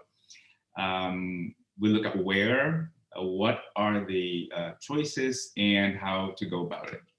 So, based on HSBC's study of parents across the world, about 15 to 24 countries, 75% of parents are confident that their children will have a bright future. 68% of them are confident that their children will have a great job, and 62% of them will score highly in their grades. And this is how it looks like from a country perspective. India has the highest response from parents. 87% of parents in India believe that their children will have a brighter future. Whereas in France, but only 42% of them believe that their children will have a brighter future. I don't know what's with the French, but that's how they felt. Now, parents felt, have I done all I can to prepare for education? 49% of parents felt that they should have started preparing early. That's more than half, or almost half. 58% of parents feel that they cannot really afford sending their kids to university. And about 44% wish that they had put more money aside. In particular, if you look at the situation in the United States, as well as in many other countries, many people graduate university with a student loan. And that is still a very relevant conversation in the United States. It even is an election issue in the past election with regards to student loans. And if you look at this statistics, for example, if I look at the USA, it will take parents 9.6 years to pay off student loans. That's the average number of years before student loans can be paid. And that is why you have graduates that have loans in themselves. And this is not a really pretty picture, right? When we look at who's funding the education or how our education tuitions being funded, parents across these 15 countries say that 74% of them are funding it from day-to-day income. So imagine if your income is not really that much or that much certain, and you're using that from day to day, you're putting education at risk, right? 36% have general savings or have bought products that enable them to prepare for education. And some of them will borrow, and that's the reality for many other people. You can see that 53% of parents, when you have your kids in university, 53% have reduced or stopped leisure activities because they have to set aside funds for education. 49% took fewer holidays or took less expensive holidays. So they've made sacrifices around for them of themselves in order to fund education for their kids. So when you look at the spending on education across different countries, you will see, for example, that in Hong Kong, over the academic life of a student, they would have spent about $132,000 on education. And you will see the UAE, or this is the Middle East picture, would be around 99,000 US dollars. And the United States there is somewhere around $58,000 on the average. All right. Now, based on the HSBC study as well, parents were asked whether they would send their kids to postgrad education. And you will see 96% in Singapore said they will. In Indonesia, it's a very high number. But Unfortunately, if you look at there, Philippines is really not there because, as you will probably agree with me, is not really a thing for us to send kids to postgraduate or master's degrees or doctoral degrees, right? I mean, when you look back at your growing up years, or even now at this stage, when you graduate from college, parents expect you to work because you still have siblings that are studying, or probably siblings that you will help to fund education for. So what are you talking about in postgraduate? So not really giving kids a leg up in terms of starting off their careers. But if you look at all other countries, postgrad is a conversation that's very relevant. Now, what are the most preferred university courses based on the HSBC study? You will still see that 17% feel that medicine is a top choice. Second choice is business, management, and finance. That's our field. Third is engineering. And then the fourth is computer information science and sciences. And finally, you have law. These are the top 5 choices. Broken down into countries, this is the choice. So number 1 in medicine would be Indonesia. So Indonesian parents, medicine is the top choice. Across different countries, the US, the top choice is not medicine, but more business and management and finance, right? So engineering, top choice would be from Malaysia. Second would be India. Computer information and sciences would be India. The US, there's about 11% in terms of most preferred university courses. What do you think is the ranking in the Philippines of the most preferred university courses? This is the ranking in the Philippines. The top choice is business administration and related courses. So our accountancy will be here. So it's the top choice in the Philippines still at 26% of respondents. Second choice would be education and teacher training at 21%. Third choice is information technology at 12%. Engineering and technology at 12%. Information technology is at 11%. And medical and allied services at 6%. There has been a steady decline, actually, of medical and medical-related enrollments over the last 10 years, right? And you will see that because of the pandemic, there is a renewed look at, or a focus at this particular course because of the demands of medical or medical-related graduates now. Now, based on the HSBC survey as well, 71% of parents agree that computer programming is an important skill in today's world, and 41% of them worry about the impact of AI in their children's careers. Now you will see, and even in previous PICPA global seminars that we have had, if you remember the presentation by Lodom in Gapify, you will see how artificial intelligence and the advent of technology is impacting our field. That's why it's important for us to really be relevant, or continue to be relevant in this field.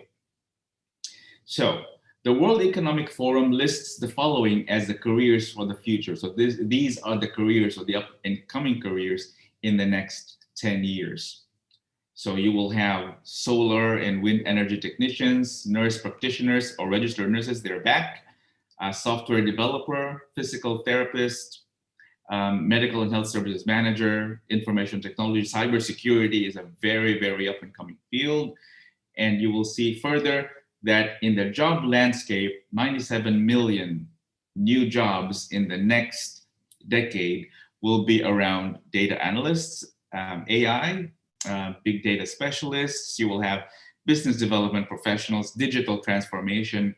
And unfortunately for us in the finance and accounting field, you will have decreasing demand over the next 10 years in our profession.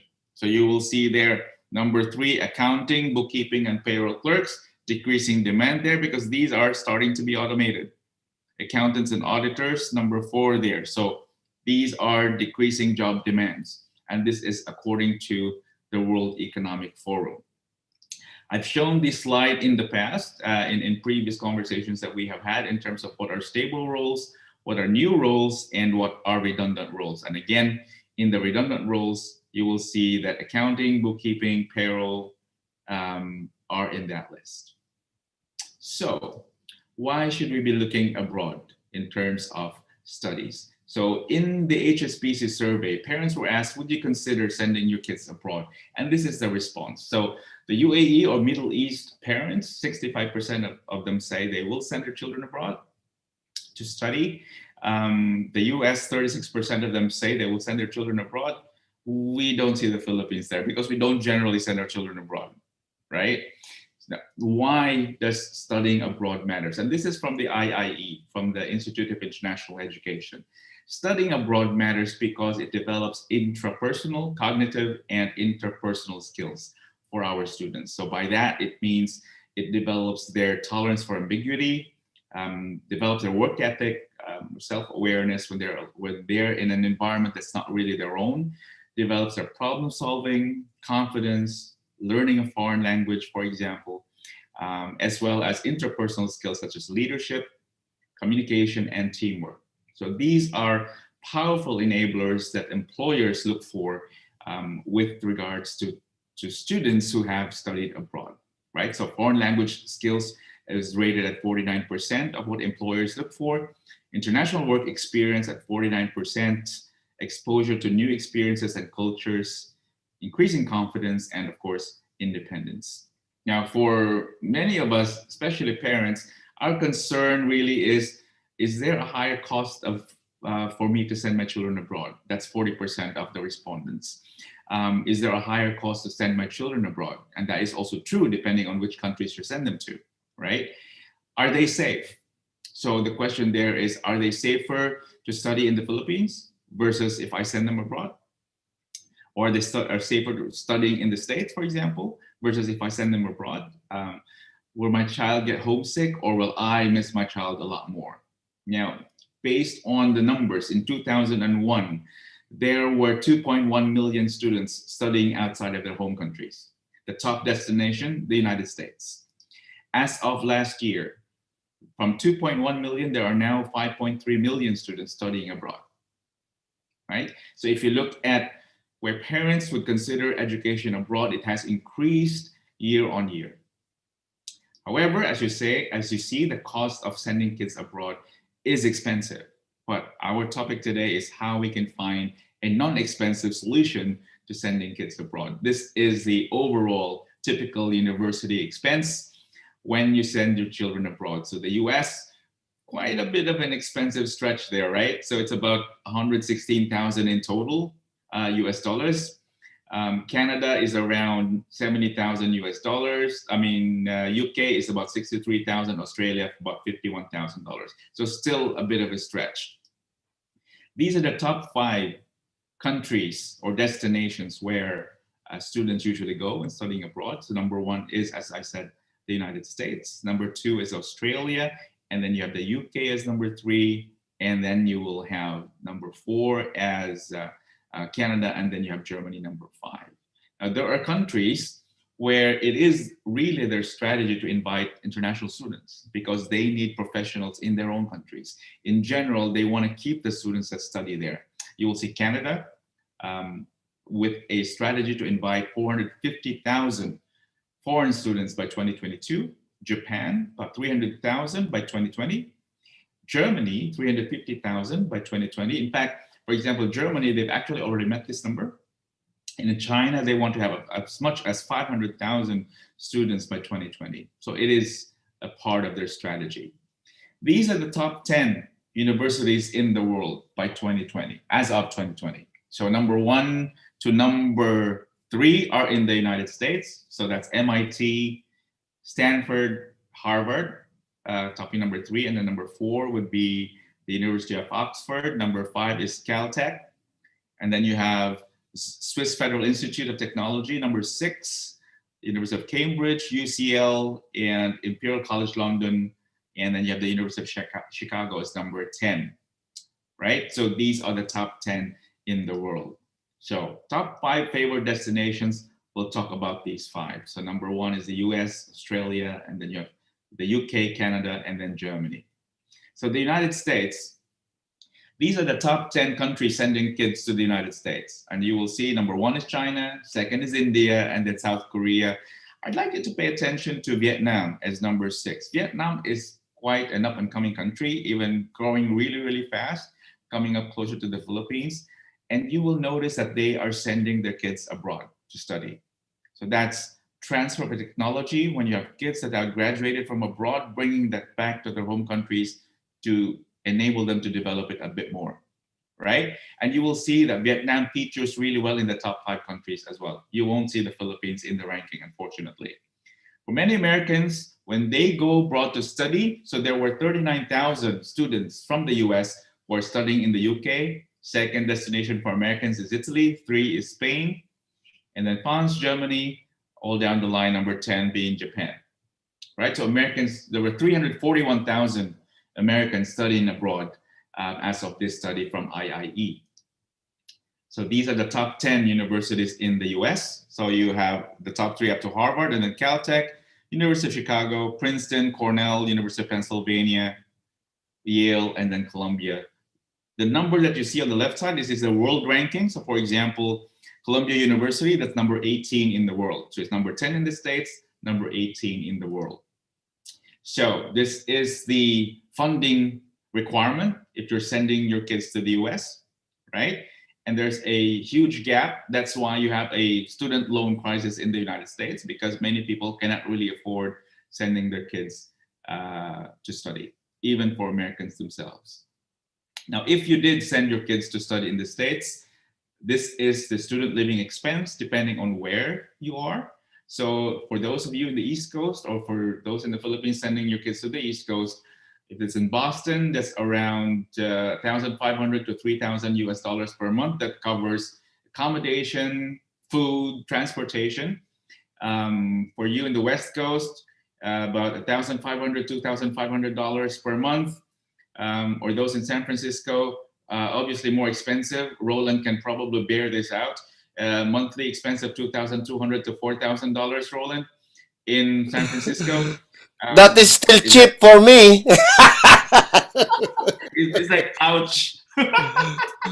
It's still cheap for me. I still want to stay in San Francisco. That's what I'm saying. So if you look at it, the cost of sending your kids to the States, for those of you guys in the Philippines, this is the average monthly cost for you. This is per month, by the way, yeah? So right. This is the average cost per month for you from a living expense. That's not including the tuition yet, right? So sending your kids to the States is expensive. Very. Now, very. 85% of students who are studying university in the US are working, right? Because they have to really foot the bill, right? So that's my rule. Of them work. So why? So asking Roland, why study in the States? Expensive. So in my consulting work, I do not really recommend unless they want to or they can afford it. So let's say you graduated in the States, then what? So for people who want to stay there, and that's why people want to study there, because they want to stay there. So there are different visa categories. In the United States, there are so many visa categories as there are letters in the alphabet. So there's so many different categories. So there's an F1 visa with a maximum of 12 months to stay. There's an H3 trainee visa or an H1B visa, which is being evaluated right now. And so if you want a green card, then you can have an employment-based immigration here. You will have different priority levels. So you have first priority workers, for example, with extraordinary abilities in sciences, art, education, or business or athletics. The second preference will be those in advanced degrees or professions. You will have the third preference with labor certifications. The fourth preference would be the investors who want to put into these are your EB5 type of visas, where you can invest $1 million US or $500,000 US in underdeveloped areas. Or of course, there's a fifth option, which is the fastest option. And this is some options where that people choose to get a green card. Right? So now, whenever I do these lectures, I look at the passport power rank of each country. So this is passport power rank prior to the pandemic. What do you think is the passport power rank in the United States? So how powerful is the US passport? So in the world ranking, cross 100, the United States can go to 185 countries without a visa. The passport power rank of the United States is number 8. All right?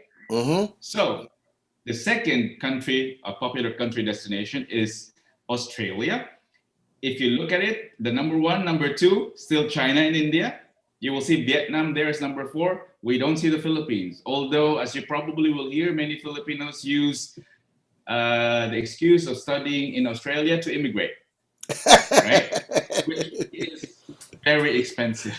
Very expensive. So where do they go to study? Is they go to the United States. That's their number 1 destination. What are the top 10 universities in Australia? So number 1 there is Australian National University. The tuition fee here in Australia, so this is my question, why would you as a Filipino want to go to Australia to immigrate when the cost of tuition is very expensive, right? So the average cost here is around 39,000 Australian dollars. That translates to about 1.3 million Philippine peso.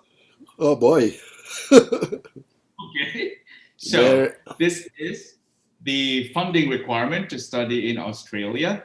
Living expenses depends on where you are. So in Sydney, that's between that's up to 1,900 Australian dollars. So it depends on which particular part of Australia you are in. So again, most people want to go to Australia in order to immigrate there. So when you graduate, there are different options that you can use. There's a post-study work stream there. So if you graduated a bachelor's degree, you can stay for 2 years, master's degree 3 years, doctorate 4 years.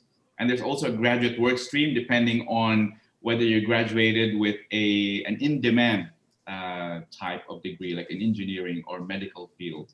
And if you want to stay longer, there are different categories like a skilled nominated visa, skilled independent visa, or employer nomination schemes. For people who are over 50 years old, I'm sorry, but again, not pointing fingers. So, I cannot qualify. What's the passport power rank of Australia? So Australians can go to 181 countries without a visa, and they're ranked number 9. Oh boy, okay. Third is the UK. So who are the top students who go to the UK? Again, China, right? And India is also there. And where do the Brits go to study? They go to the United States. So it's still a top destination for many different nationalities, right? These are the top 10 universities in the UK. The University of Oxford has a yearly tuition of about £24,000. That translates to about 1.5 million Philippine peso. Expensive, right? So the average amount that you need would be about 41,250 pounds. Still, similar to the United States, where 85% of students work in order to support themselves, 79% of students in the UK work to support themselves. Right. Now, beginning 2018, there was a change in the rule in the UK where it's easy to switch from a student visa to a work visa for international students. So from a tier 4 to a tier 2 visa, right? So that is now possible in the UK. And the passport power rank of the UK is like the United States, is number 8. Number 8. All right. The fourth most popular destination is Canada. Who are the top students in Canada? Again, India, China, Vietnam is also there. We don't see the Philippines at all, right? Because we don't send our kids abroad. Right. That would be understandable. So you will see there actually was a 25% increase in arrival of students in India. And Saudi Arabia was 7th in 2018, but because of a diplomatic spat, Saudi Arabia recalled all their students out of Canada. So that's why you don't see them there. They used to be number 7 here. So these are the top 10 universities in Canada. The University of Toronto, for example, charges 45,690 Canadian dollars for their yearly tuition. That's the equivalent of 1.7 million Philippine peso. Still expensive to send your kids to Canada. Oh yeah, now, still. It is easy to convert to permanent residency. You must be proficient in either English or French, either qualifying work experience or an internship qualifies as a qualifying work experience. Must be familiar with Canadian society, and your education in Canada, if you graduated in Canada, will give you extra points. So this is the average cost there that you will need. There's still a huge funding gap, and this is the cost of living for students in Canada. So if you're in Quebec, Montreal, or Ottawa, it's about 800 to 1,500 Canadian dollars per month. So that covers, again, accommodation and all related costs. Doesn't include the tuition though. In Vancouver and Calgary, they're more expensive, averaging 2,000 Canadian dollars per month. Now the passport power rank of Canada is just behind the United States at 184 countries. They're number 9. Mm-hmm. And the 5th most popular destination is Germany. So Germany, the number 1 and number 2, still China and India, right? They have money, huh? They have money, huh? Everywhere. Okay. Now these are the top 10 universities in Germany. So the Technical University of Munich, this was where we went to enroll my boys, is number 55 in the world. It's number 1 in Germany. Ludwig. Do you know how much the tuition fee here is? The tuition fee per semester for the number 1 school in Germany is about $100. Oh, that is now, cheap. why would you break your bank? That is cheap, huh? Yep. It's the number 1 school in Germany, number 55 in the world. Costs you $100 or about 6,274 Philippine peso.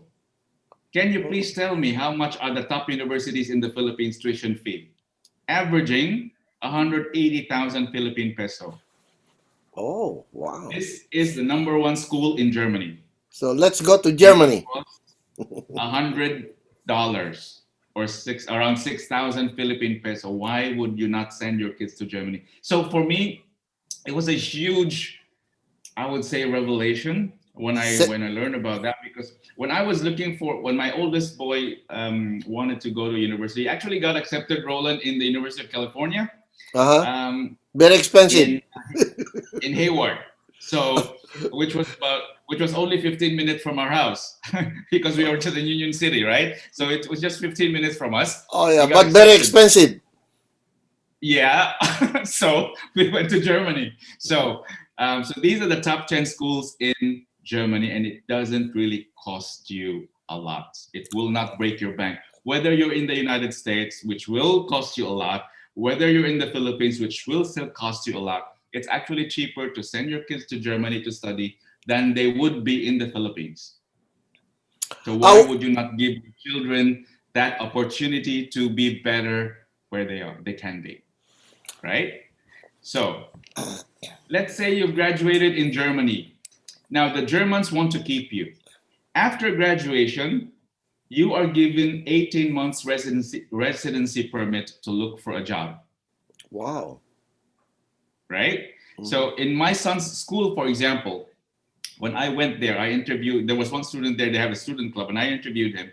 He was on his 3rd year, and he said that he already has a job. So at internship, 70% of their students get hired. Oh, wow. At internship. So I was just waiting to graduate, and there was a company that was already waiting for him to graduate. Right? So with a job offer, then you can apply for a German residence permit. So for people who want to change passports, this is also an opportunity for them to do that, right? Because even a part-time job already qualifies you to a German residence permit, so it's not really very difficult. And the passport power rank of Germany is number 3. Wow. So let me give you a sampling of what are the different majors. There are so many major fields of study in Germany that are very cost effective. And your question might be, well, do I have to learn German to send my kids to Germany? No, because many of these courses, even when they cost you $100, are actually taught in English. Right? So these are samples. This is only a sampling. So for example, in Technical University of Munich, there's a major there. This was the major that we wanted for my boys, a Bachelor in Management and Technology. It's about 118.5 euros. So that translates to about It's almost 1:1, so it's about 120 US dollars per semester. Wow. What is that? Very cheap. That's like what? Two full tanks of gas, Roland. Right. Yeah. I will hold my question later. Yeah. So you have Nuremberg Tech costing about 117, about 120 US dollars there. In some universities, though, if you're a foreign student, they will charge you 1,500 euros extra. But that's still 1,500, like $1,500. That still doesn't come close to how much the tuition is in the United States or even in the Philippines, right? So these are samples. Let me tell you, this 120 US dollars or 118.5 euros, half of this is your transportation card, which means this gives you free access to the tram, the bus, and the train for that particular semester. Wow. So that's already half of your transportation. So engineering. So this is the tuition for engineering. How much is the tuition? 0. So examples: bioengineering, molecular economic sciences, health informatics, digital games, 0. Now let's say many of you who are attending here, you probably would have finished university already. Let's talk master's degrees. Master of Science in Economics and Finance. Ooh, that's within our line, right? Master's degree. What's the tuition? 0. Business Consulting Master. Oh, that's still within our line.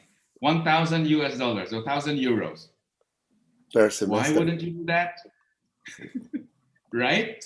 Yeah, I'm going there. I'll see you in June because I'm there in June, Roland. My son is graduating in June I'm going there.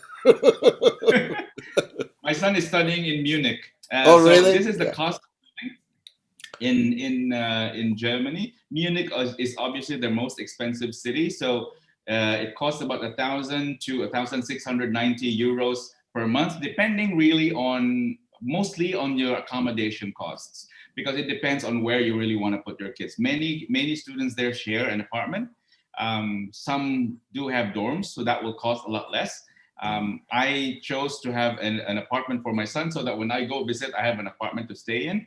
And then other cities are a lot lower in cost. So Berlin, for example, which is the capital, is 30% cheaper than Munich, just about 835 euros per month, right? And the application process is also quite simple compared to applying for university in the UK, the US, Canada, or Australia, where you have to count all your properties, lahat ng kalabaw bilangin mo, and everything, right? So you can imagine how difficult it is to apply for a student visa. But in Germany, it's very easy. So you only need your notarized school credentials, your IELTS. Now, for those of you who graduated in the States, then you don't need your IELTS anymore because you graduated from an English-taught curriculum, right? Or if you want to study in a German course, then you need a German proficiency exam. Most of the students in the States take SAT anyway. So for the American diploma to be given equivalency to study directly in German universities, you need to have an SAT score of 1,360. Right? So that it will be given equivalency. And the equivalency is given by an agency called UniAssist. You need a motivation letter, an entrance exam. For some universities, other universities don't need entrance exams or interviews for that matter. So the visa process is very simple. You only need an acceptance letter from the school, a blocked account. So imagine when you're applying for a student visa in Germany, they don't care how much money the parents have. Nada. All you need is a blocked account. So what that means is the German government wants the students to be self-sufficient when they are in Germany. So they will require you to set up an account in the name of your son or your daughter, amounting to 720 euros per month into 12. So that amounts about 8,640 euros. You put that in the name of your son, that's it. So that's the financial proof that you need to show, nothing else, right? And then medical insurance. Very simple application process. Usually takes about 2 months to get a student visa. to apply in Germany. Simple. It's not as difficult. So for people who are thinking about immigrating by education, why not think of Germany instead of Australia, New Zealand, or Canada, the US, where it can be really, really expensive, right? Now, my son is studying here in the EU Business School in Munich, and it's right across where Oktoberfest happens, so very good pick. I asked my son to take a picture of his class, so this is my son there. He is graduating in June in 2021, right? So let me show you a video. Oh, hang on one second. I think I failed to. I should be able to. Let me just, so that you will have sound. Let me share, because I want to share you a video of students or studying in Germany. Are you guys still okay? Yes. Right. Yeah. So here's a video of studying in Germany. Mura naman nun, 120 lang tuition fee. English video? English video, German video. English video, okay? All right. Not German, huh? Okay. Jeden Tag fahre ich von zu Hause zur Uni mit meinem Fahrrad. Und das ist ganz schnell, umweltfreundlich und spannend auch vor allem.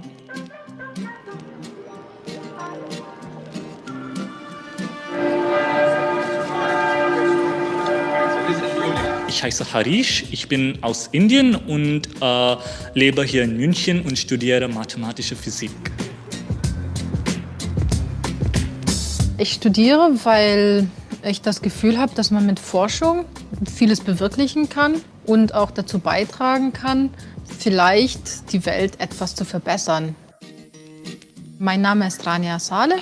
Ich studiere in Deutschland, in der Stadt Göttingen, mache den Master Mikrobiologie und Biochemie und ich bin hier seit 2 Jahren. 2 Jahren habe ich gesagt, oder? I'm Michael Veal from Charlotte, North Carolina, and I study Theater Studies at the Free University of Berlin. Berlin ist eigentlich eine der besten Städte in der Welt für Theater. Die Theaterszene hier ist unglaublich.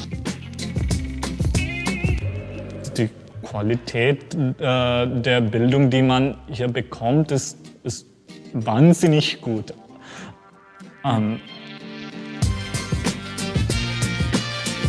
Also das Bachelorstudium Biologie, das ist auf Deutsch, aber das Masterstudium ist auf Englisch, damit das halt international sein kann, damit alle möglichen Studierenden von allen möglichen Ländern herkommen können.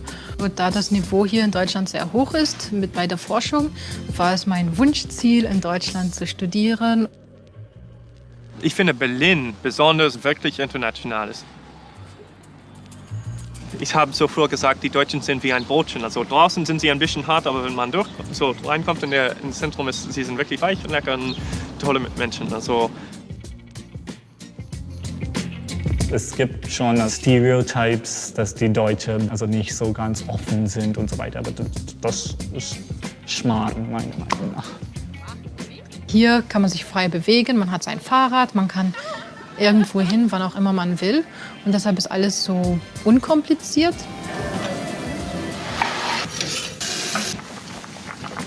Man kann ganz locker durch die Stadt gehen und sich gemütlich und in Ruhe fühlen. Und das war was ich nicht früher kannte. Hola, mi nombre es Jonathan y yo estudio Nanotecnología en Würzburg, Alemania. Ich denke, dass Deutschland ziemlich sicher ist und das ist ein sehr gutes Gefühl. Das beste Tipp, wenn man im Ausland wohnt, ist, dass man in eine WG einzieht, weil da lernt man ganz schnell ganz viele Leute kennen. Ein Männer-WG. Und ja, das ist eigentlich ganz cool. Ich bin Emily, ich komme aus England und ich studiere seit einem Jahr Musikwissenschaft in Berlin.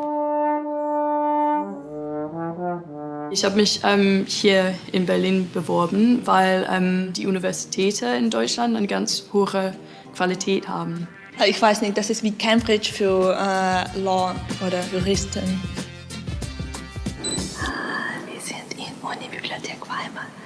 Das ist eigentlich mein Lieblingsort in Deutschland, weil hier so leise ist.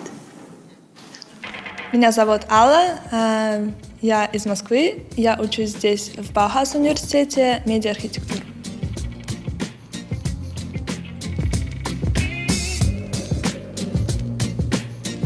Ich könnte es ganz gut vorstellen, dass ich in der Zukunft mal in Deutschland arbeiten würde. Das würde mir sehr gefallen.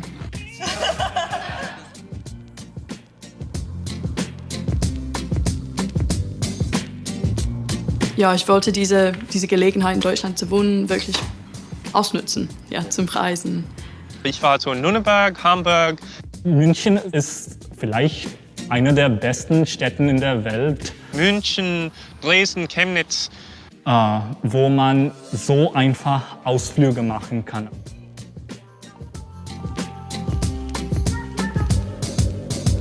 Ich muss nach Baden-Württemberg gehen. Man muss einfach im Zug einsteigen und in einer Stunde ist man schon in den Alpen. Aber hier, alles ist so klein und alles ist so gemütlich. Es ist kostenlos zu studieren und unser Studienleben ist nicht so teuer hier. Man kann ziemlich andere Deutsche kennenlernen, die locker sind und die Interessen im Ausland haben oder auf andere Kulturen. Ja, ich habe so schon ein bisschen in Deutschland gereist. Am Anfang war mein Deutsch nicht besonders gut und es war immer für mich ein bisschen schwierig zu verstehen. Zum Beispiel, wenn es 10 Leute zusammen in der Mensa sind und quatschen. Wird ja anders gehalten jetzt als diese, kann man halt öffnen, belüften und muss wieder umbauen. Der Stoff, wenn man nicht versteht, man kann dem Professor Fragen stellen, die verstehen, wenn man ganz nicht verstanden hat wegen der Sprache. Aber nach ein paar Monaten habe ich plötzlich gemerkt, ja, ich verstehe, was los ist. Also ich bin ja nach Deutschland gekommen, um Deutsch zu sprechen. Also. Und jetzt ist es ein Ort, wo ich studiere und wo ich habe meine Freunde und ich habe meinen Job hier. Was ich jetzt machen kann, ist einfach mein Bestes geben und so viel wie möglich lernen. Und deshalb bin ich eigentlich eher flexibel und gucke einfach, was die Zukunft so bringt. Ich verstehe jetzt, wie es ist, ein Ausländer zu sein, was ganz viele Leute überhaupt nicht verstehen und was, so wenn alle Leute sowas erleben würden, würde unsere Welt irgendwie besser sein, glaube ich. Es gibt viel mehr gemeinsame Sachen, es gibt viel mehr Sachen, die uns verknüpfen, als die Abstand machen. Ich wollte unbedingt die Welt ein bisschen erleben und ja, Deutschland war gar nicht zu weit dafür. Und ja, wenn ich wieder in England bin, werde ich dann ein bisschen eine andere Emily sein, als was ich vorher war.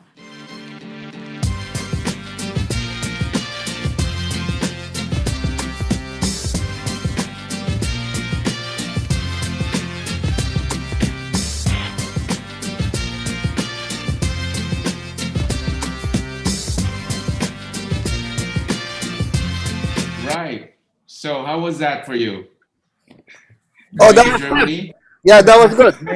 Okay, I Yeah, had. so, and also, you know what? I've never felt safer in Germany. It's very safe. I did not really feel threatened. So when we went to Germany, for example, to look for schools for my sons, you know, I simulated like living there, walking around in the evening at odd hours of the evening. I was still taking the tram, walking about. Nothing happens to you. So you don't feel threatened or discriminated, even as an Asian. So that's why I felt really comfortable there. And so that's why Germany was a choice for one of my sons. We actually went to Spain first. So that's why I want to talk about Spain. Because as you probably will see, the Philippines has an affinity with Spain, right?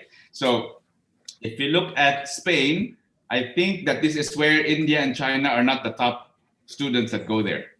So it's Italy, France, China is down there at number 10, but no India. They don't. I don't know why they don't come to Spain. But why I picked Spain, because for Filipinos, especially for Filipinos who want to change passports or want to have a dual passport, it will only take 2 years as a permanent resident of Spain for Filipinos to change to a Spanish passport. Only 2 years. So for former Spanish colonies, So parang atonement na rin ang Espanyol ito. It will only take 2 years as a permanent resident for Filipinos to change to a Spanish passport, but you can also keep your Philippine passport. For other nationalities, they don't allow that, right? So when you change your Spanish passport, you have to give up your other nationality, but for Filipinos, you can keep your Philippine passport too. So they will allow dual nationalities for Filipinos. So these are the top 10 schools in Spain. We actually went to Spain first. Our first destination was to study in Spain. So we went to different schools in Spain. But when we went to Germany, my kids chose Germany instead of Spain. So they like Germany better than they did Spain. Now, it's a lot more expensive in Spain compared to Germany, but it's still a lot cheaper compared to Canada or the US or the UK or even Australia.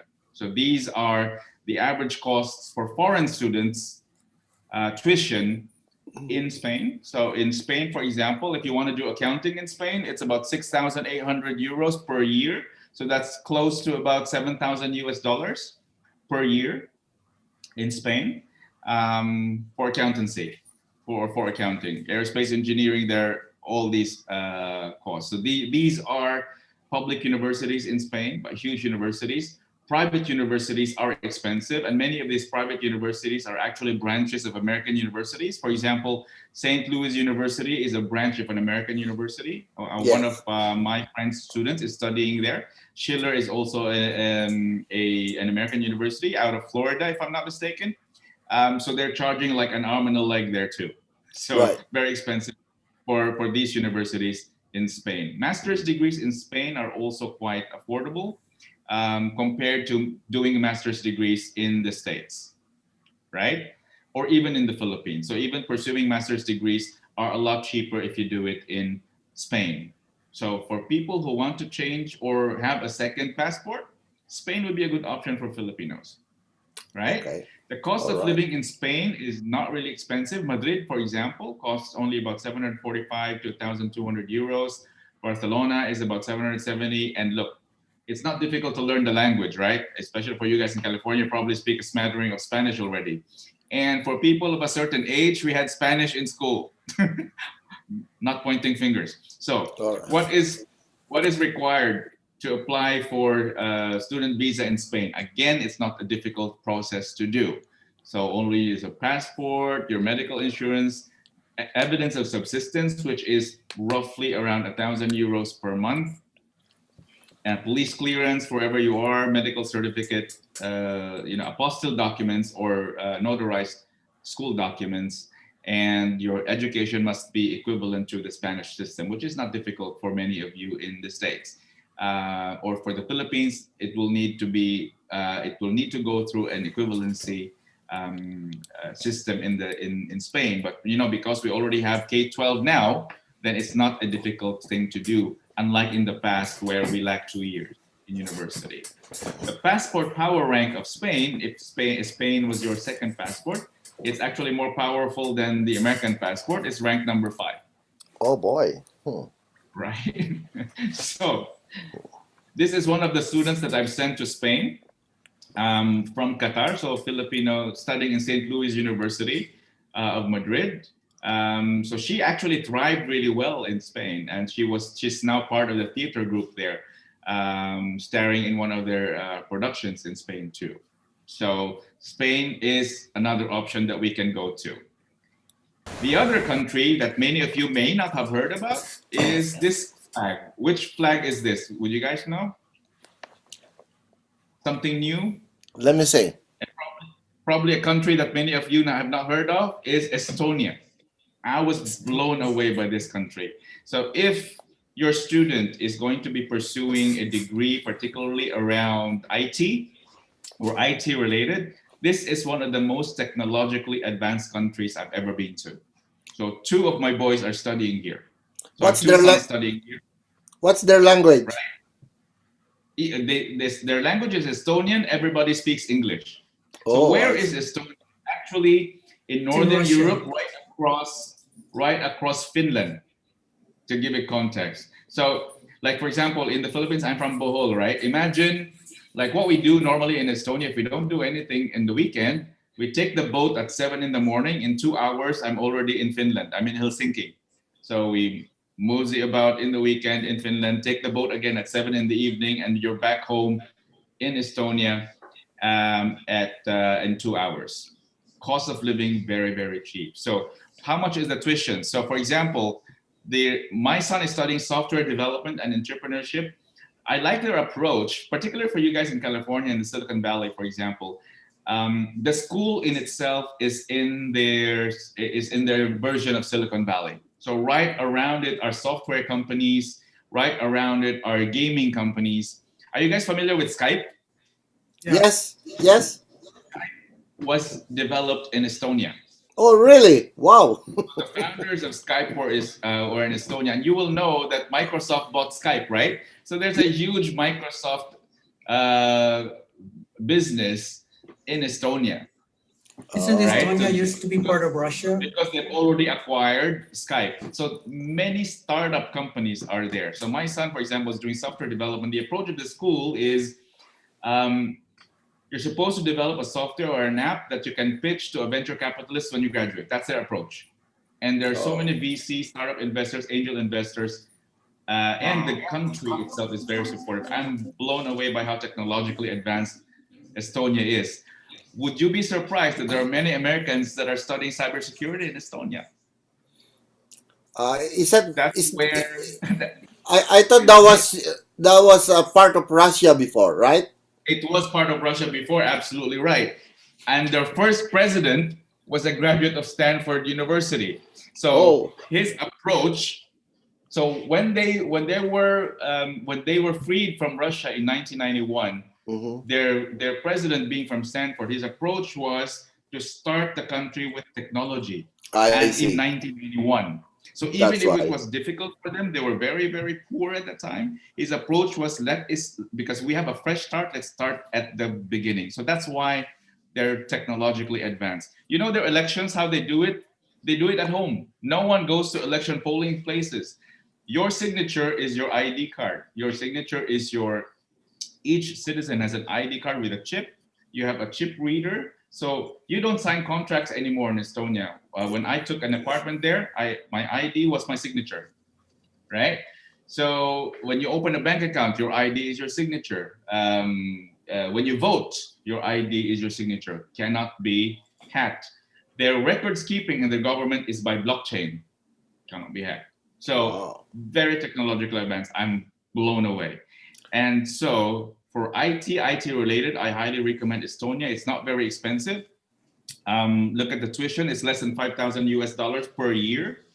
And what I like about them is when you apply and your students really rate high, the scholarship is automatically given. You don't really have to apply for it, right? So both my boys got scholarships there after a year in university. And university is only 3 years in Estonia. That's why I actually am impressed with the country. Hello. And for master's degrees, it's also not very expensive. So you will see master's degrees around there. And cybersecurity is a huge thing. My son's close friend there is also American. He's from, I can't remember where he is from the States, but he was US military studying cybersecurity in Estonia. Cost of living, about 600 US a month. In Estonia. You know, I have an apartment in Estonia in the middle of the city. So imagine you're in the heart of San Francisco or in the heart of LA, for example. And my apartment costs my two-bedroom apartment, two-bedroom fully furnished apartment cost only $600. Fully furnished. Very, very cheap to live there. And as a resident, public transportation is free. So you don't pay anything for public transport. Now, the application process, this is the fastest visa you'll ever get. The student visa, you can get it in 7 days. Very quick, very fast, very efficient country. Right? Interview Skype. The passport power rank of Estonia is number 12. So it's also highly ranked. Not a lot of people have heard about the country, but it's a highly ranked passport, which means that if you have an Estonian passport, for example, you can come to the United States without a visa. right? So it is quite a powerful passport too. Mhm. So this is my oldest son. He is studying software development. That is his school. This is the amount of snow you get there. It's in Northern Europe, so it is cold. And you see the bridge there? That is the bridge to his dorm. So the dorm is connected to the school. So he is doing software development. My second son, this is in summer, he's doing game design and development. So all he does is gaming 100%, so he might as well get paid for it, right? So he's studying game design and development in Estonia. There are a lot of Americans there, would you believe? So Estonia is also quite a surprise for me.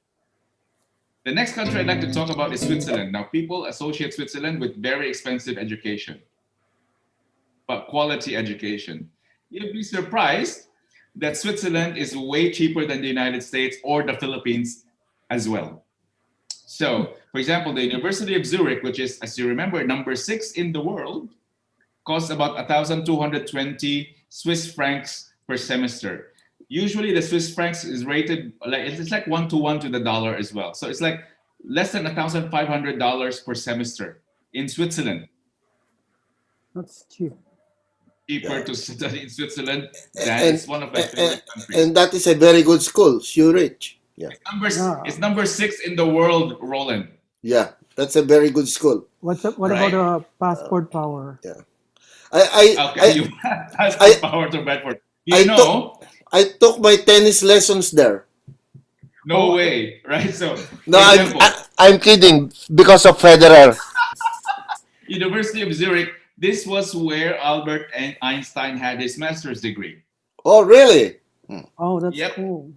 And recently they shot a K-drama there. 1,500 Swiss dollars per semester. Why would you not study there?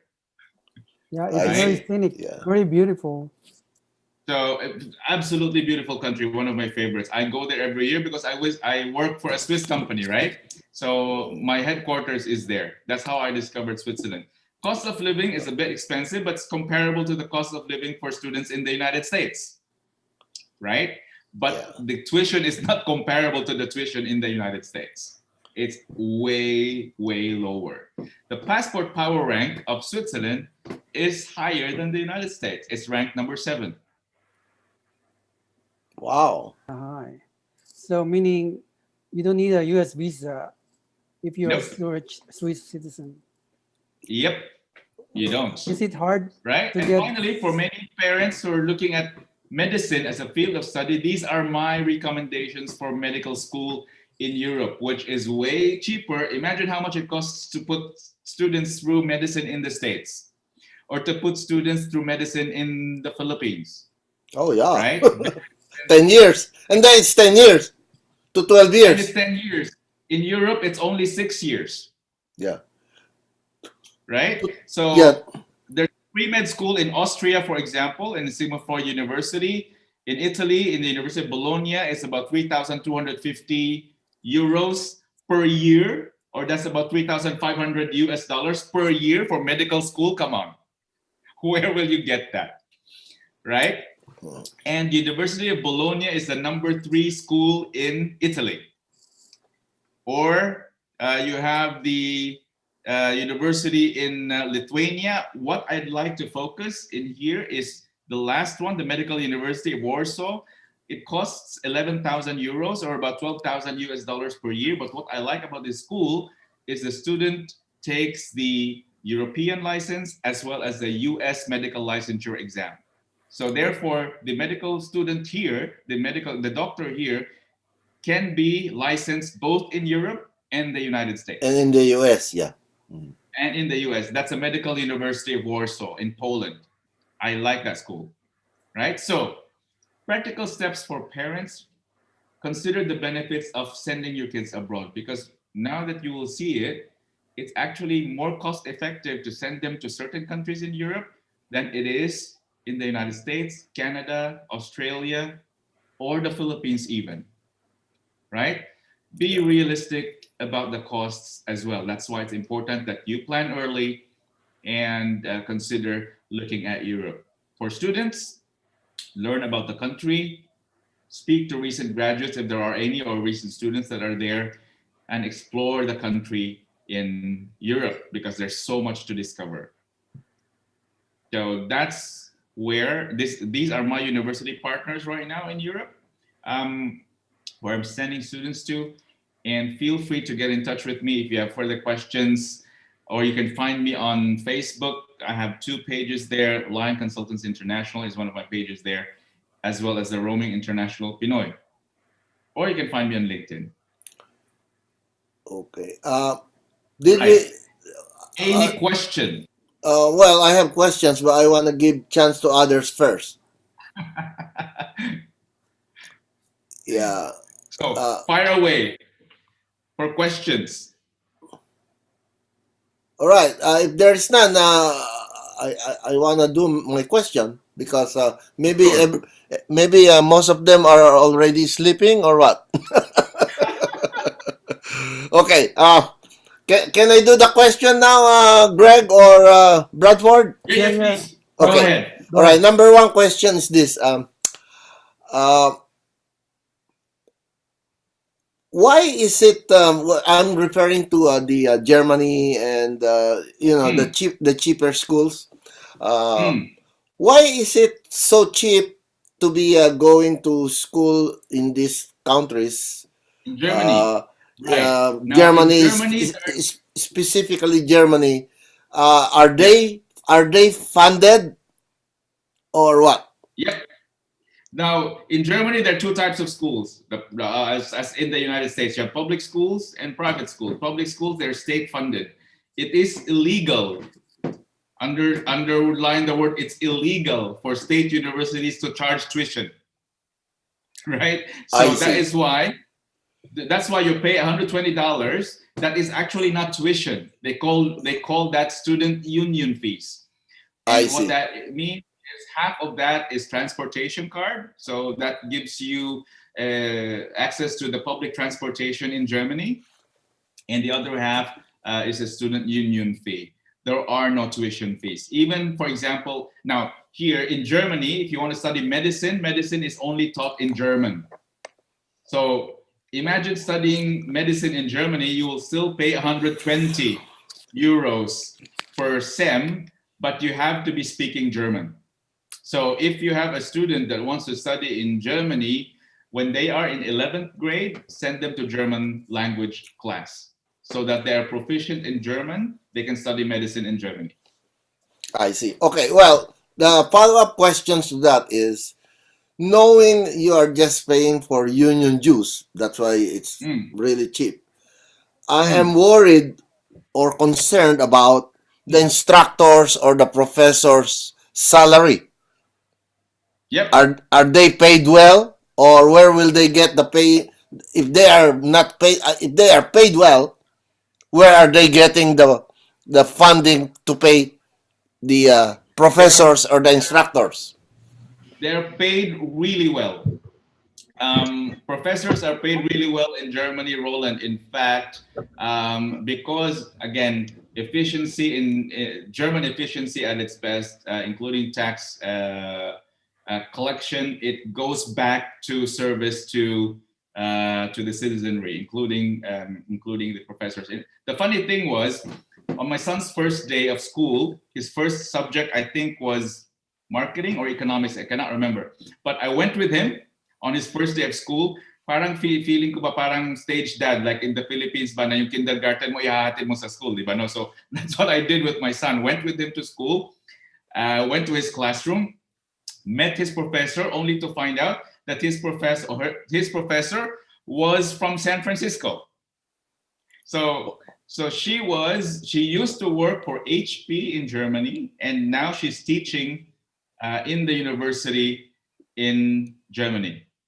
I see. Right? Okay. So they're paid well. I mean, they have high, they follow standards of compensation in Germany. And so because they are state funded, including salaries, these are not a problem in all state universities in Germany. I see. Okay. The reason why I ask is that is the number one factor why it is expensive to to send your children to study college here in the U.S. because the number one cost factor is the salaries of the instructors. They are really Yeah, paid. they have to pay you. They yeah, because I am an instructor. I don't want to spill the beans, but I'm really paid well. Okay, so I'm worried if it is cheap, I might not be paid well. All right. Yeah. So that is the number one factor. Yeah. You will not have the Technical University of Munich as number 55 in the world when you don't have quality professors as well. I see. Okay. Right? Well. So that's why you will see there, for example, in Technical University of Munich, the likes of Google and Microsoft and Amazon, before students are graduating, they're already picking students from there, from that particular university. Mm-hmm. So they're, to me, it's quite a surprise. And one of the professors in Technical University of Munich, he teaches medicine, and he's telling me that Asians are killing it. So meaning Asian students are killing it in the university. So they're very impressed of Asian students. I see. Okay. All right. The third question, if I may, is actually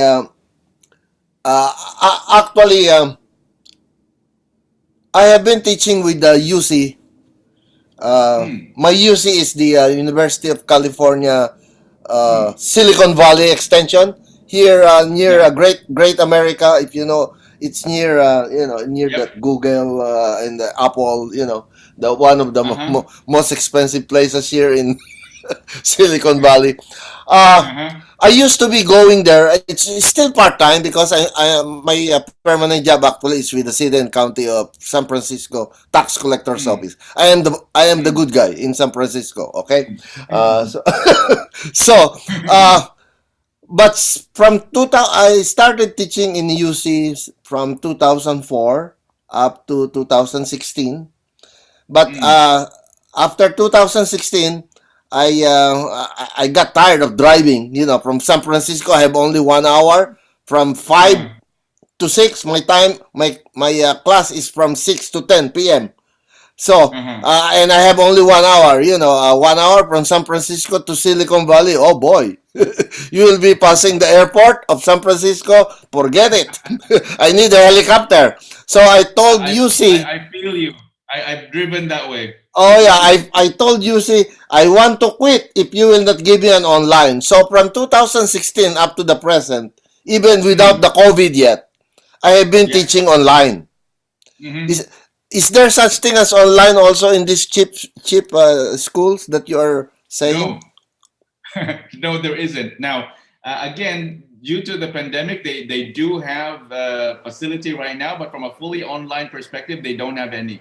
Private universities, though, Roland, they have. So, for example, one of my partner universities, the EU Business School, is one of the top master's degree schools in Europe. They have a fully online curriculum.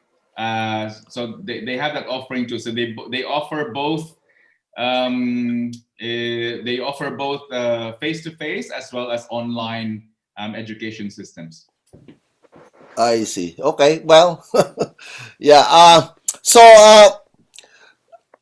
I am really impressed with these countries. I wish the Philippines could follow that route, but exactly. This is what I'm saying. That we have to be aware that there are options. Right. Outside of the country, outside of the Philippines, that we can really avail of. It gives you quality education. From an international context, that if, for example, the students want to go back to the Philippines to work, they bring with them an international perspective. Right. Yeah. So that can really help the country.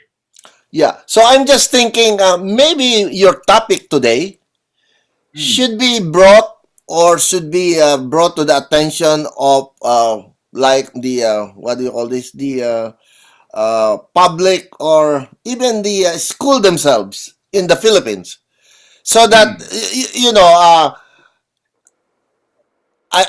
even me, this is the first time I heard about it. How much more those families, parents in the Philippines, they don't know it. Yeah. You're lucky, Exactly. you know it, but what about those parents in the Philippines? They don't know it.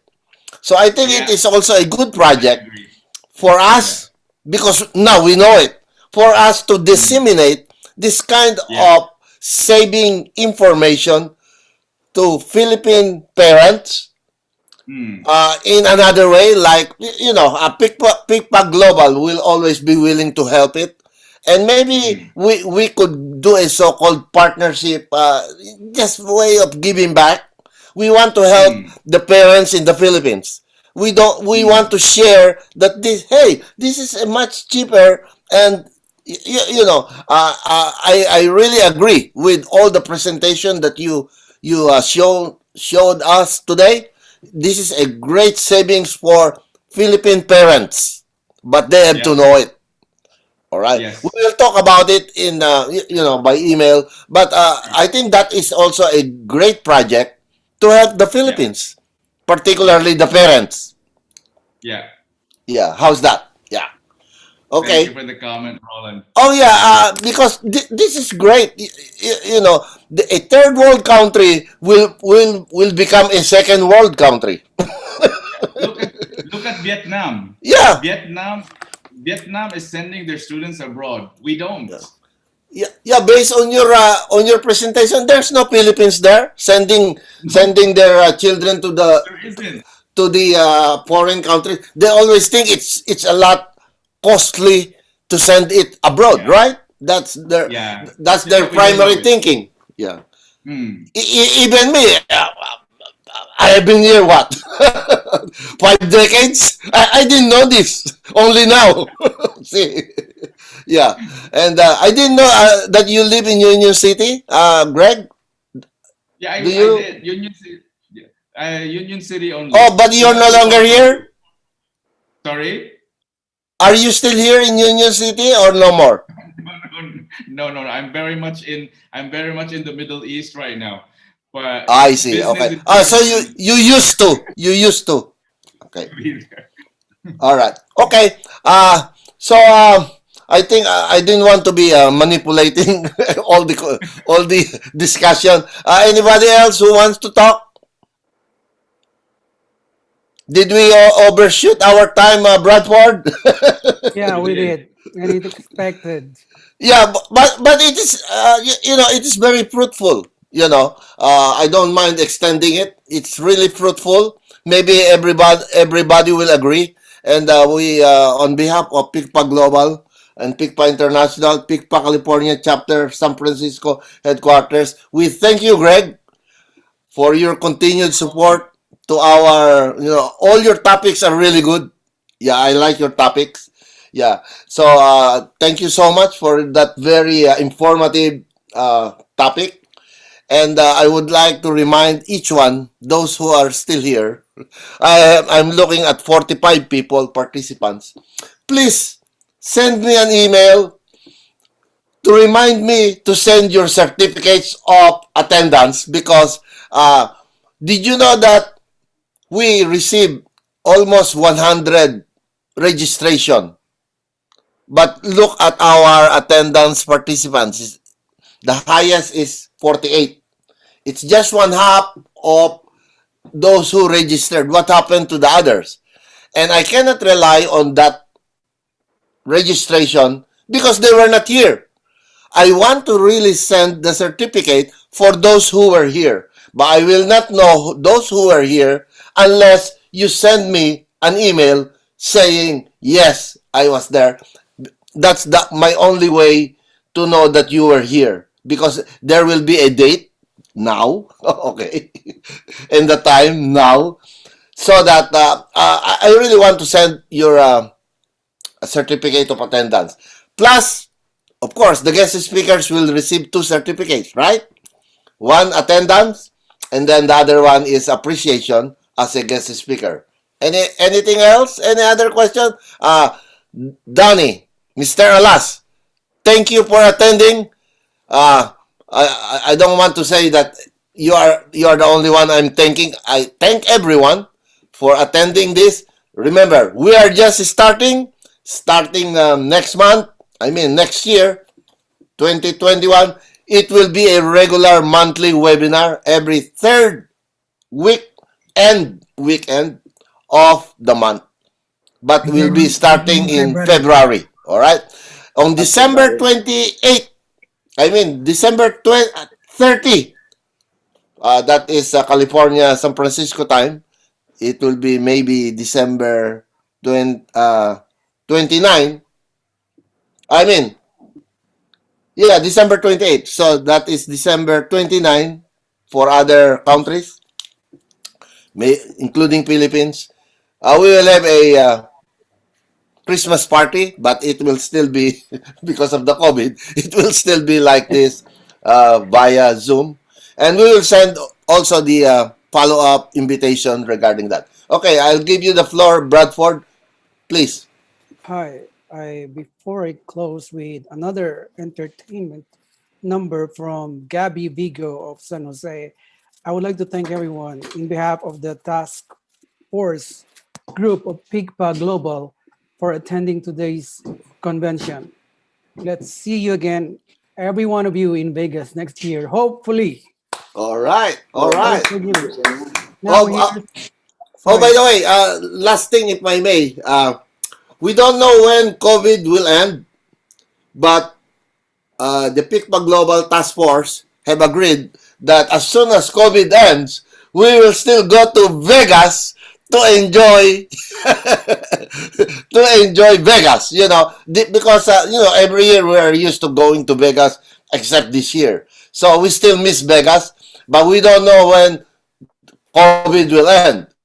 So as soon as COVID ends, we will be going to Vegas, and we also want to invite you. Those who want to join us in Vegas, it will just be fun. No lectures. It will just be fun, and we'll send you the email invitation. We'll just see you in Vegas. Okay? It might be the same hotel, Hilton Garden Inn, but as soon as the COVID-19 ends, we will have more fun. Okay. Take it away, Bradford. Thank you. Okay, here's Gabby again singing Don't Rain on My Parade. Take it All away, right. Gabby.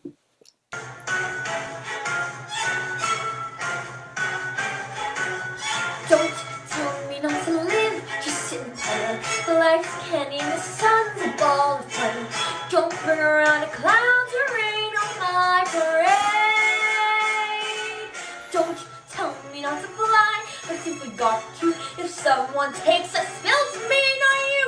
Who told you you're allowed to rain on my parade? I want my band down. I'll be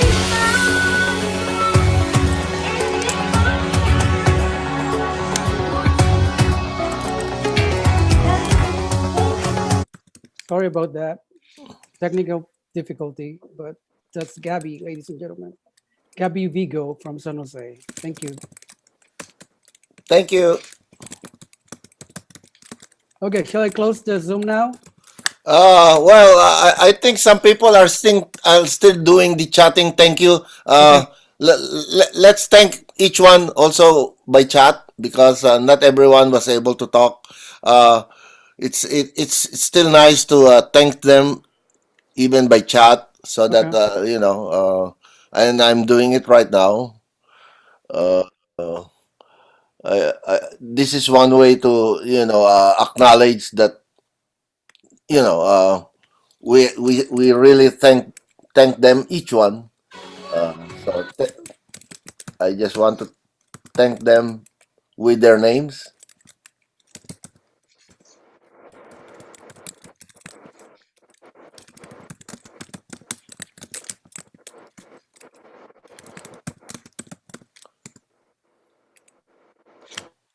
All right. Anybody else I was not able to acknowledge? John.